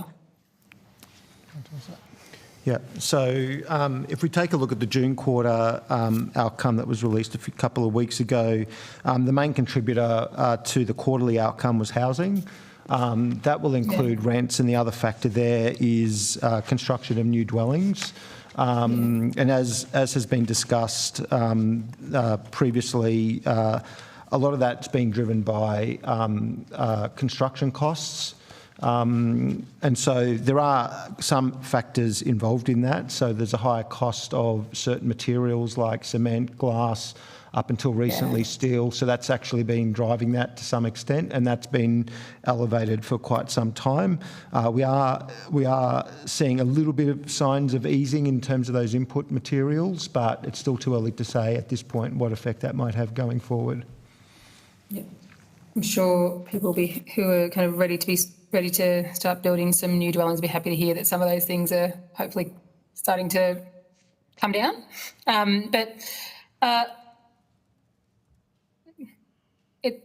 What we've seen, I suppose, is that inflation is proving to be really sticky and stubborn, not just here but across the world. Would you agree with that? And kind of what are the things that you've seen or observed? Certainly, Senator. At a high level, the broad inflationary trends that we've seen in Australia have been very closely mirrored to those overseas. So the general trend of a surge in inflation, goods deflation, helping to bring that peak down quickly, and then taking some longer time to bring down services inflation. That is a pattern that's very similar across many countries. There are differences quarter by quarter and month by month in the data. So you'll see sometimes that in the US, for example, there may be some new data that pushes expectations in the market a little higher. They think inflation may take a little longer to come down, and then the next bit of data will be on the downside, and you'll see some faster progress. So I think the term that's been used is it's a somewhat bumpy road down on inflation. I think we would agree with that. Broadly speaking, Australian inflation, when you look at the cumulative change in headline inflation for Australia compared to other countries, we are not at the peak. We're sort of in the middle of the pack, I suppose, or even at the lower end of that compared to some of the key G7 countries that we look at. Our inflation's peak was somewhat later than others. It was lower than some other countries, but it was somewhat later. So I think we've tended to see that we may in some cases be just lagging other countries' experience by a few months or a quarter as we come down. But at a high level, we've seen very similar trends. Every country's at slightly different stages now in terms of both their inflation cycle and their monetary policy cycle. But in broad terms, we're pretty well aligned, but perhaps lagging by a couple of months some of the other countries because of the fact that we started, our inflation spike came in a little later than some of those other countries. So it's bumpy, but it's important to stay the course. The kind of trends are going in the direction we kind of need them to go, or kind of bumpy up and down, but okay, in comparison to other jurisdictions. That's very messily worded, but... I mean, we are seeing, like other countries, we are seeing a steady reduction in inflation in Australia. We still think, in broad terms, that we're on track to bring inflation back within the band within a sustainable period. That's our view, not the Reserve Bank's made comments as well in that space. But we know there are significant risks for us and other countries on both the upside and the downside of that. We could see inflation remain more persistent in some key areas, but equally we could see, particularly the household consumption sector, weaken further than expected, which would have an impact on both inflation and unemployment. Yeah. And now just to ask some other questions that I've got here. What was the market reaction to the federal budget? In terms of inflation expectations, Senator, is that? Oh, just in a kind of public demand kind of. So we monitor. Sense. So we monitor a range of indicators of market reaction to the budget, and at a high level, there was very little reaction. We saw almost no movement in financial markets or in interest rate expectations after the budget announced its fiscal position in the budget in May. And since the budget, what has changed in terms of public demand, and do states play a role in this? Certainly, Senator. So at the federal level, since the May budget, to my knowledge, there haven't been many significant new active fiscal announcements. I think there was a recent announcement around supporting early childcare wages, which... It's a great announcement. Which, from our perspective, I think this has been said on the public record already, there was already a provision made in the budget for that, and the final number was not wildly different to that. So from our perspective, our inflation forecasts in the budget already took account of the demand effects of that announcement. Certainly at the state level, there have been quite a number of significant cost of living announcements, particularly in Queensland and Victoria, since the federal budget was announced. There's been a round of state budgets that either predate or follow our budget. There is quite significant spending in some of those budgets, and we will track that and factor that into our forecasts when we update them in MyEFO. And in the data itself that the ABS produces, so this is not active decisions of government, but in the data that the ABS produces, there has been sort of some continuing strength in government consumption overall, that's state and federal. The ABS has highlighted that spending is primarily coming from areas like disability services, healthcare, Medicare. I think the pharmaceutical benefit scheme was also highlighted, and I think the Reserve Bank made similar points. So these are essentially demand-driven programs that provide services to households. There's been a little bit of upward strength in that in the recent data, but that doesn't reflect an active decision of government or fiscal policy so much as the regular movements in the economy that flow through to the government position. Yeah, I feel like that's kind of answers my my next question, which is asking about trends you're seeing in terms of public demand and what's driving this. So I think you've covered off on that question. So thank you very much. And my next question, and potentially to you, Mr. Yeaman, is what does Treasury make of recent RBA comments of the supply capacity of the economy, and to what extent do you think supply is driving revisions of their forecasts? I'll be, as always, very careful not to speak for the Reserve Bank. I know they attended a hearing in this building a few rooms away this morning and I think spoke at length about this. But the bank, as I understand their comments and from the reading of the statement, they have highlighted two things. They've said they're trying to bring the balance of supply and demand in the economy closer into alignment. That's the standard role of a central bank. There has been quite a bit of discussion. They've talked about seeing a little more pressure on demand in the economy, but they also, I think importantly, have talked about, they've reassessed essentially their view of what the supply capacity of the economy is, and therefore that means that the gap that they're dealing with between supply and demand in the economy is somewhat greater. They would better speak to their own insights here. All I would say from our perspective is and they have acknowledged this, that those estimates of the supply capacity in the economy are quite complex and difficult to pin down. They rely on statistical models that have a sort of subjective nature to them. We use similar models in the Treasury. It is also an incredibly difficult period right now. Coming out of COVID, there's a lot of discussion around where trend productivity in particular will settle, and that has a very large bearing on what the level of potential GDP growth is in the economy.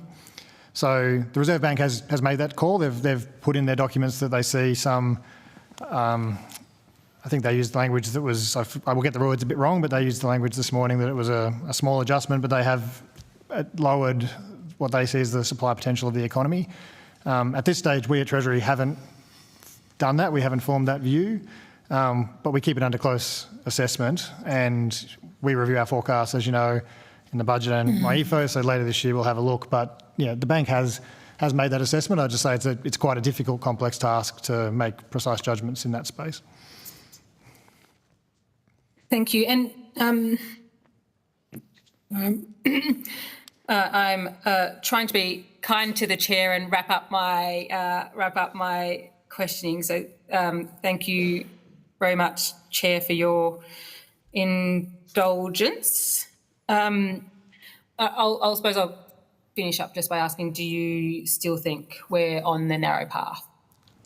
Look, at a high level, yes, I think we are. That's our current view, but as I said, we don't formally update our forecasts until the MyEFO process, so we'll do our deeper assessment then. But I think at this stage, the outcome in the June quarter for inflation, while in through the year terms, the outcome in June was a little above our budget forecasts. We had 3.5 in our budget. That's a rounded figure, but we had 3.5. The final figure was 3.8.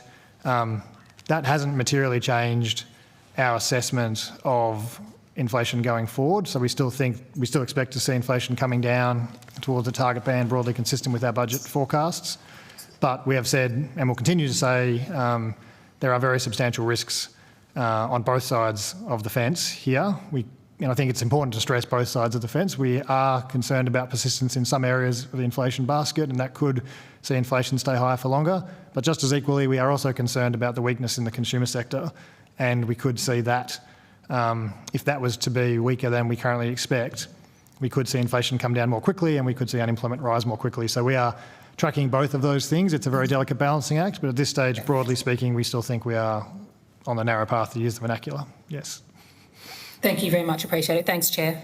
Thank you, Senator Stewart. Senator Smith. Thank you very much, and thank you, officials, for your participation. So, Mr Yeoman, is rising unemployment a new risk for the economy? Certainly not a new risk. We have been saying for some time that as interest rates rise and the economy, as demand in the economy is brought down, that you would expect to see unemployment increasing. We have been forecasting that in a number of recent budget updates.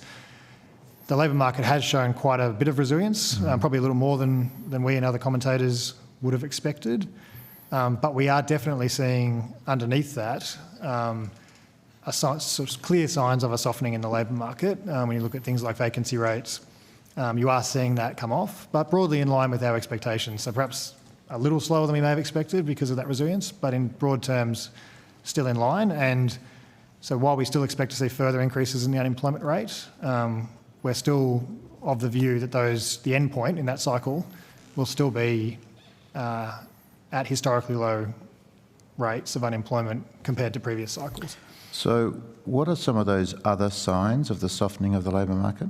So if you look at broad measures of capacity, so job vacancies, for example, were at very high levels. They've started to come off. They're still at high levels, but they have come off quite materially.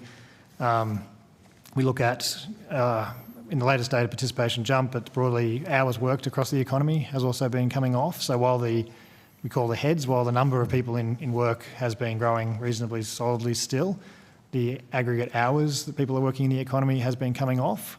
And we expect at some point that will become exhausted and you'll see a slightly larger increase in the heads increase in unemployment. My colleagues may be able to add, but they're the key ones that I'd stress. Yeah, so just to add just a bit of colour to that, we are seeing a softening in employment in some of those cyclically sensitive sectors, as was mentioned by the chair earlier around hospitality and retail. And that's largely to be expected given the weakness that we're seeing in consumer spending at the moment. So there are signs that some of those cyclical sensitive sectors of the economy are actually reducing their demand for labour. Are there other sectorial observations you'd like to make? You mentioned retail, hospitality. Yeah, so at the moment, I think predominantly those cyclically sensitive. You're seeing it a bit in some construction as well, as some of the easing conditions in the construction sector. So there are some of those sectors that are quite sensitive to interest rates. We are seeing that the level of interest rates start playing out in those sectors, and we're starting to see softening in labour demand in those areas. Has the mining sector come onto the Treasury's radar? We do monitor the mining sector. I'd have to take that on notice, but I'm not sure that's really come on our radar. It's not a sector that's come up in our analysis to sort of suggest that there's any particular issues as yet. Thank you. Ms O'Rourke, in response to one of the questions from Senator Hume, you talked about those factors that were identified as leading to insolvencies, and you identified them in 2024 as, well, you know what they were, the top three. What I'm interested to know is what were they for 2023? You can take this on notice. And what were they for 2018-19 and 2017-2018? And are they factors that are self-reported, or are they reported by the administrator? The latter. So I can certainly, as to the process question you've asked, these reports are filed not by the directors or the company itself. These reports are filed by the registered liquidator or other insolvency practitioner. Happy to get you those particular readout of the failure causes, failure reasons is what they're described as over those, I think you mentioned 5 years. That's and we can do so on notice. I've got some geographical information as well, but I might just put it all together for you. Yep. That would be great. And Mr Yeoman, you talked about sort of the frequency or the churn of business insolvencies in the economy. What is that as a proportion? So maybe our colleagues here are a better place to provide that information. I'm just aware at a high level. I'm trying to separate out and reconcile some of the feedback that was provided by other groups, and certainly it is the case that there will be at any given time a number of businesses that are struggling and likely to face challenges. My sense is that is an ongoing issue, but I don't have statistics in front of me to show whether that's gotten worse or better year by year, but probably our colleagues at the other agencies here would be better placed to provide a read on the trends in that space. That would help. If someone could take that on notice, that would be appreciated. Yeah, I've got the information for the last 6 years, external administrations as a percentage of companies. I'd be happy to either run through them now or provide them on notice. On notice would be great. Sure. Do you have information about the type of business that finds itself in insolvency in terms of the life of the business? Are we looking at businesses that have been in existence for greater than 10 years, just in a 0 to 5 year experience? Could you take that on notice as well? Thank you. I certainly know we have information that distinguishes between businesses who are entering administration for the first time versus those that have had prior appointments. So obviously some appointments lead in a permanent cessation of the business, whereas others there may be a renewal through the process of a voluntary administration or some other execution that allows the business to continue. As to the length of business, I will take that on notice, and then if we have it, share that data with you in an aggregate level for you. Thank you very much. Mr Yeoman, in the Governor's media statement following the most recent decision, she said that high unit labour costs and the persistence of inflation, particularly in the services sector, suggests there are upside risks to inflation. Wages growth appears to have peaked, but is still above the level that can be sustained given trend productivity growth. How did the Treasury interpret that statement? I think one of the issues that we've also been flagging for some time, and it goes to the issue of productivity I mentioned earlier. So when you think about unit labour costs, so we agree with the broad assessment the bank made, which is that wages have lifted materially in nominal terms. We think but she said wages appears to have peaked. Is that the Treasury's That was view? my next line. Okay. So wages have lifted substantially and now appear to have peaked, and from our read, look to be coming off, and that's consistent with our budget forecasts. Obviously, it's important to look at, in terms of the cost of business, it's important to look at both the wage increase and then the productivity that the workforce is generating. The big question that I think we as Treasury and the Reserve Bank and other economists are looking for is, we saw a lot of volatility in productivity through COVID. We saw a big spike, we saw a big decline in productivity, and then it's coming back towards trend levels. How quickly that comes back to trend levels, whether there's been any material change to that trend post-COVID. There's a lot of debate about what COVID did to productivity in the economy. There's pros, there's cons on either side, and I won't go into them all now, but and how quickly those adjustments post-COVID play out. That's very hard to get a read on. So if at a high level, if productivity doesn't come back as we currently expect, we expect productivity to return back to its long-term trend levels, broadly pre-COVID levels, or trend levels. If that occurs, that's consistent with our central forecasts. If it doesn't occur, if it stays lower for longer, then that means there's more pressure on businesses and costs, and that could flow through to inflation. But equally, if it comes back a bit quicker, then you'd see downward pressure on inflation. So what the Governor has said there, I think, is very consistent with a key risk that we are watching. At this stage, again, we think it's broadly consistent with our central forecast, but there is a lot of uncertainty in that space. My last question before I return to the Chair. Mr Dixon, you made the observation that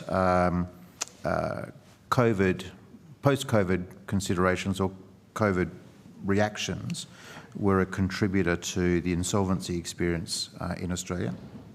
I think it was in your very early comments. Yep. What other factors exist?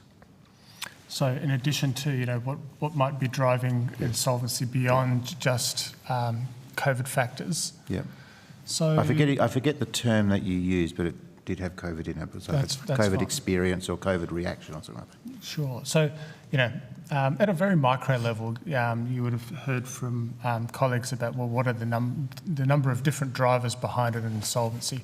And so at a micro level, in fact, really at its base root, you could say that a company has taken on debt that it is not able to service in a reasonable period of time, of which there are so many factors. I'm more interested in the macro factors that are sort of beyond the control of the business owner. So I was just going to get to that. So then, in addition to those things, there are many ways in which a business can find itself confronting an insolvency situation out of its control, and some of those things, as you allude to, are macro factors. So we.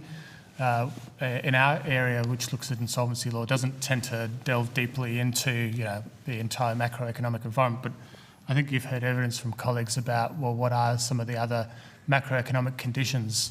So I'm happy for colleagues to talk about those, but I think you've already heard that there are various things that affect businesses.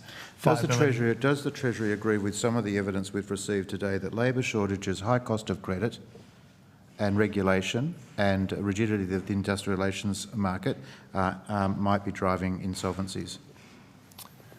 Well, actually, if you were to delve deeply into, say, the statistics that show which sectors are more prominent in this insolvency statistics relative to others, I think you heard evidence in relation to the construction sector, for example. So traditionally, the construction sector used to account for construction, hospitality. Yeah, there were many. That's right. Catering and retail. That's right. So I think what I'm trying to illustrate is that you would need to sort of look at each of the sectors to get a little bit more of an insight into what might the drivers be. So, for instance, just using construction as an example, if you looked at historically their proportion of total insolvencies, as a rule of thumb, you would say it's around 20%. If you round it up to the nearest 10. And I think at the moment it's around 27%. In 40% in Western Australia. Yeah, and that's right. There are differences across different states.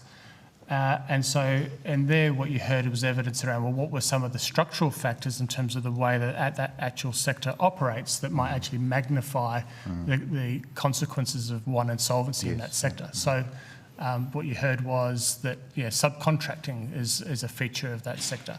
And so when you have an insolvency event, it actually can have ripple effects and affect other contractors that are in that environment. So it's difficult to be able to say, well, with absolute certainty that given the huge number of factors that it can affect. But the Treasury is not ruling out labour shortages. The Treasury is not ruling out high cost of credit. The Treasury is not ruling out rigidity in the industrial relations system. The Treasury is not ruling out regulation or regulatory burden, is it? So that wouldn't be my area of expertise. So I'd have to invite other colleagues who might be looking at those factors and their impact on solvency. Okay, thank you very much. Thank you, Chair. Thank you. We're just about to conclude. I just have one more question, which is in response to the Reserve Bank's statement of monetary policy last week. Does the Treasury update its own forecasts internally to reflect those newer forecasts, the length of time that inflation might come back to band, those sorts of things? Is there a response that Treasury does? No, we don't, Senator. We do. We're always in our sort of mental models. We're always taking account of the information, but we don't do a proper forecast update. Or even, sort of adjust our forecasts in a material way. Until MyEFO. Right. Do you do a public spending forecast as part of the assumptions that go into? So we take. So there's two elements to it. We take account of the Commonwealth fiscal position in the budget or MyEFO in the forecasts that we prepare. But we also have a look at state spending and we try to assess broadly where that's tracking, and we look at recent ABS data. So we certainly do forecast in our tables in the budget as a component of GDP public final demand. But it's not as precise as just translating one for one from the federal budget across into public final demand. We have to make judgments and assumptions about some of those components. Right. So how would that one piece of data, which nearly doubled the forecast of public spending in the RBA's statement of monetary policy, where will that be reflected in the Commonwealth budget or MyEFO more importantly? So when we come to MyEFO, there's a table in the budget when we break down GDP forecasts into its components of dwelling investment, consumption, etc. There'll be a public final demand line, and we will update our forecast then based on all the new information we have at that time. So whenever MyEFO is, we'll draw our line under the forecasts a few weeks before, and we'll take account of all the latest information we have, both from the ABS in terms of those demand-driven programs that I described, but also any new policy decisions that the federal or state governments have taken at that Did that doubling in the growth of public spending forecast come as a surprise to Treasury, or was that something that you have anticipated in the work that you've been doing? Look, I think the best way to describe it, Senator, is that there's a lot of volatility in those categories, particularly on the public side. You can see big infrastructure projects. You can see changes in spending that does fluctuate a lot. So, for example, a large defence exercise being conducted in the north of Australia with the US could see a big spike in public consumption in a particular quarter, and then it can come off again quite quickly the next quarter. So it is quite volatile. So we don't just jump at one number. What I would say is, as I said earlier, there's been some general pressure in those areas of disability, health and social security that has been coming through the ABS data, and so we'll look closely at that to see if that warrants a change in our view. But as I said, that's not reflecting active decisions, that's reflecting sort of demands within the economy for those programs. But look, in short, we don't jump at one quarter's data. We'll have to look at all the data when we get to MyEFO. Okay. I feel that we have so many questions that we didn't get a chance to ask you all, and we will put them on notice. Thank you all for appearing before the committee today. It concludes the committee's proceedings. Questions on notice are due back on return by the close of business on September the 6th, so thank you very much for that. And I also thank Broadcasting and also the Secretariat for their good work, and I declare the hearing adjourned.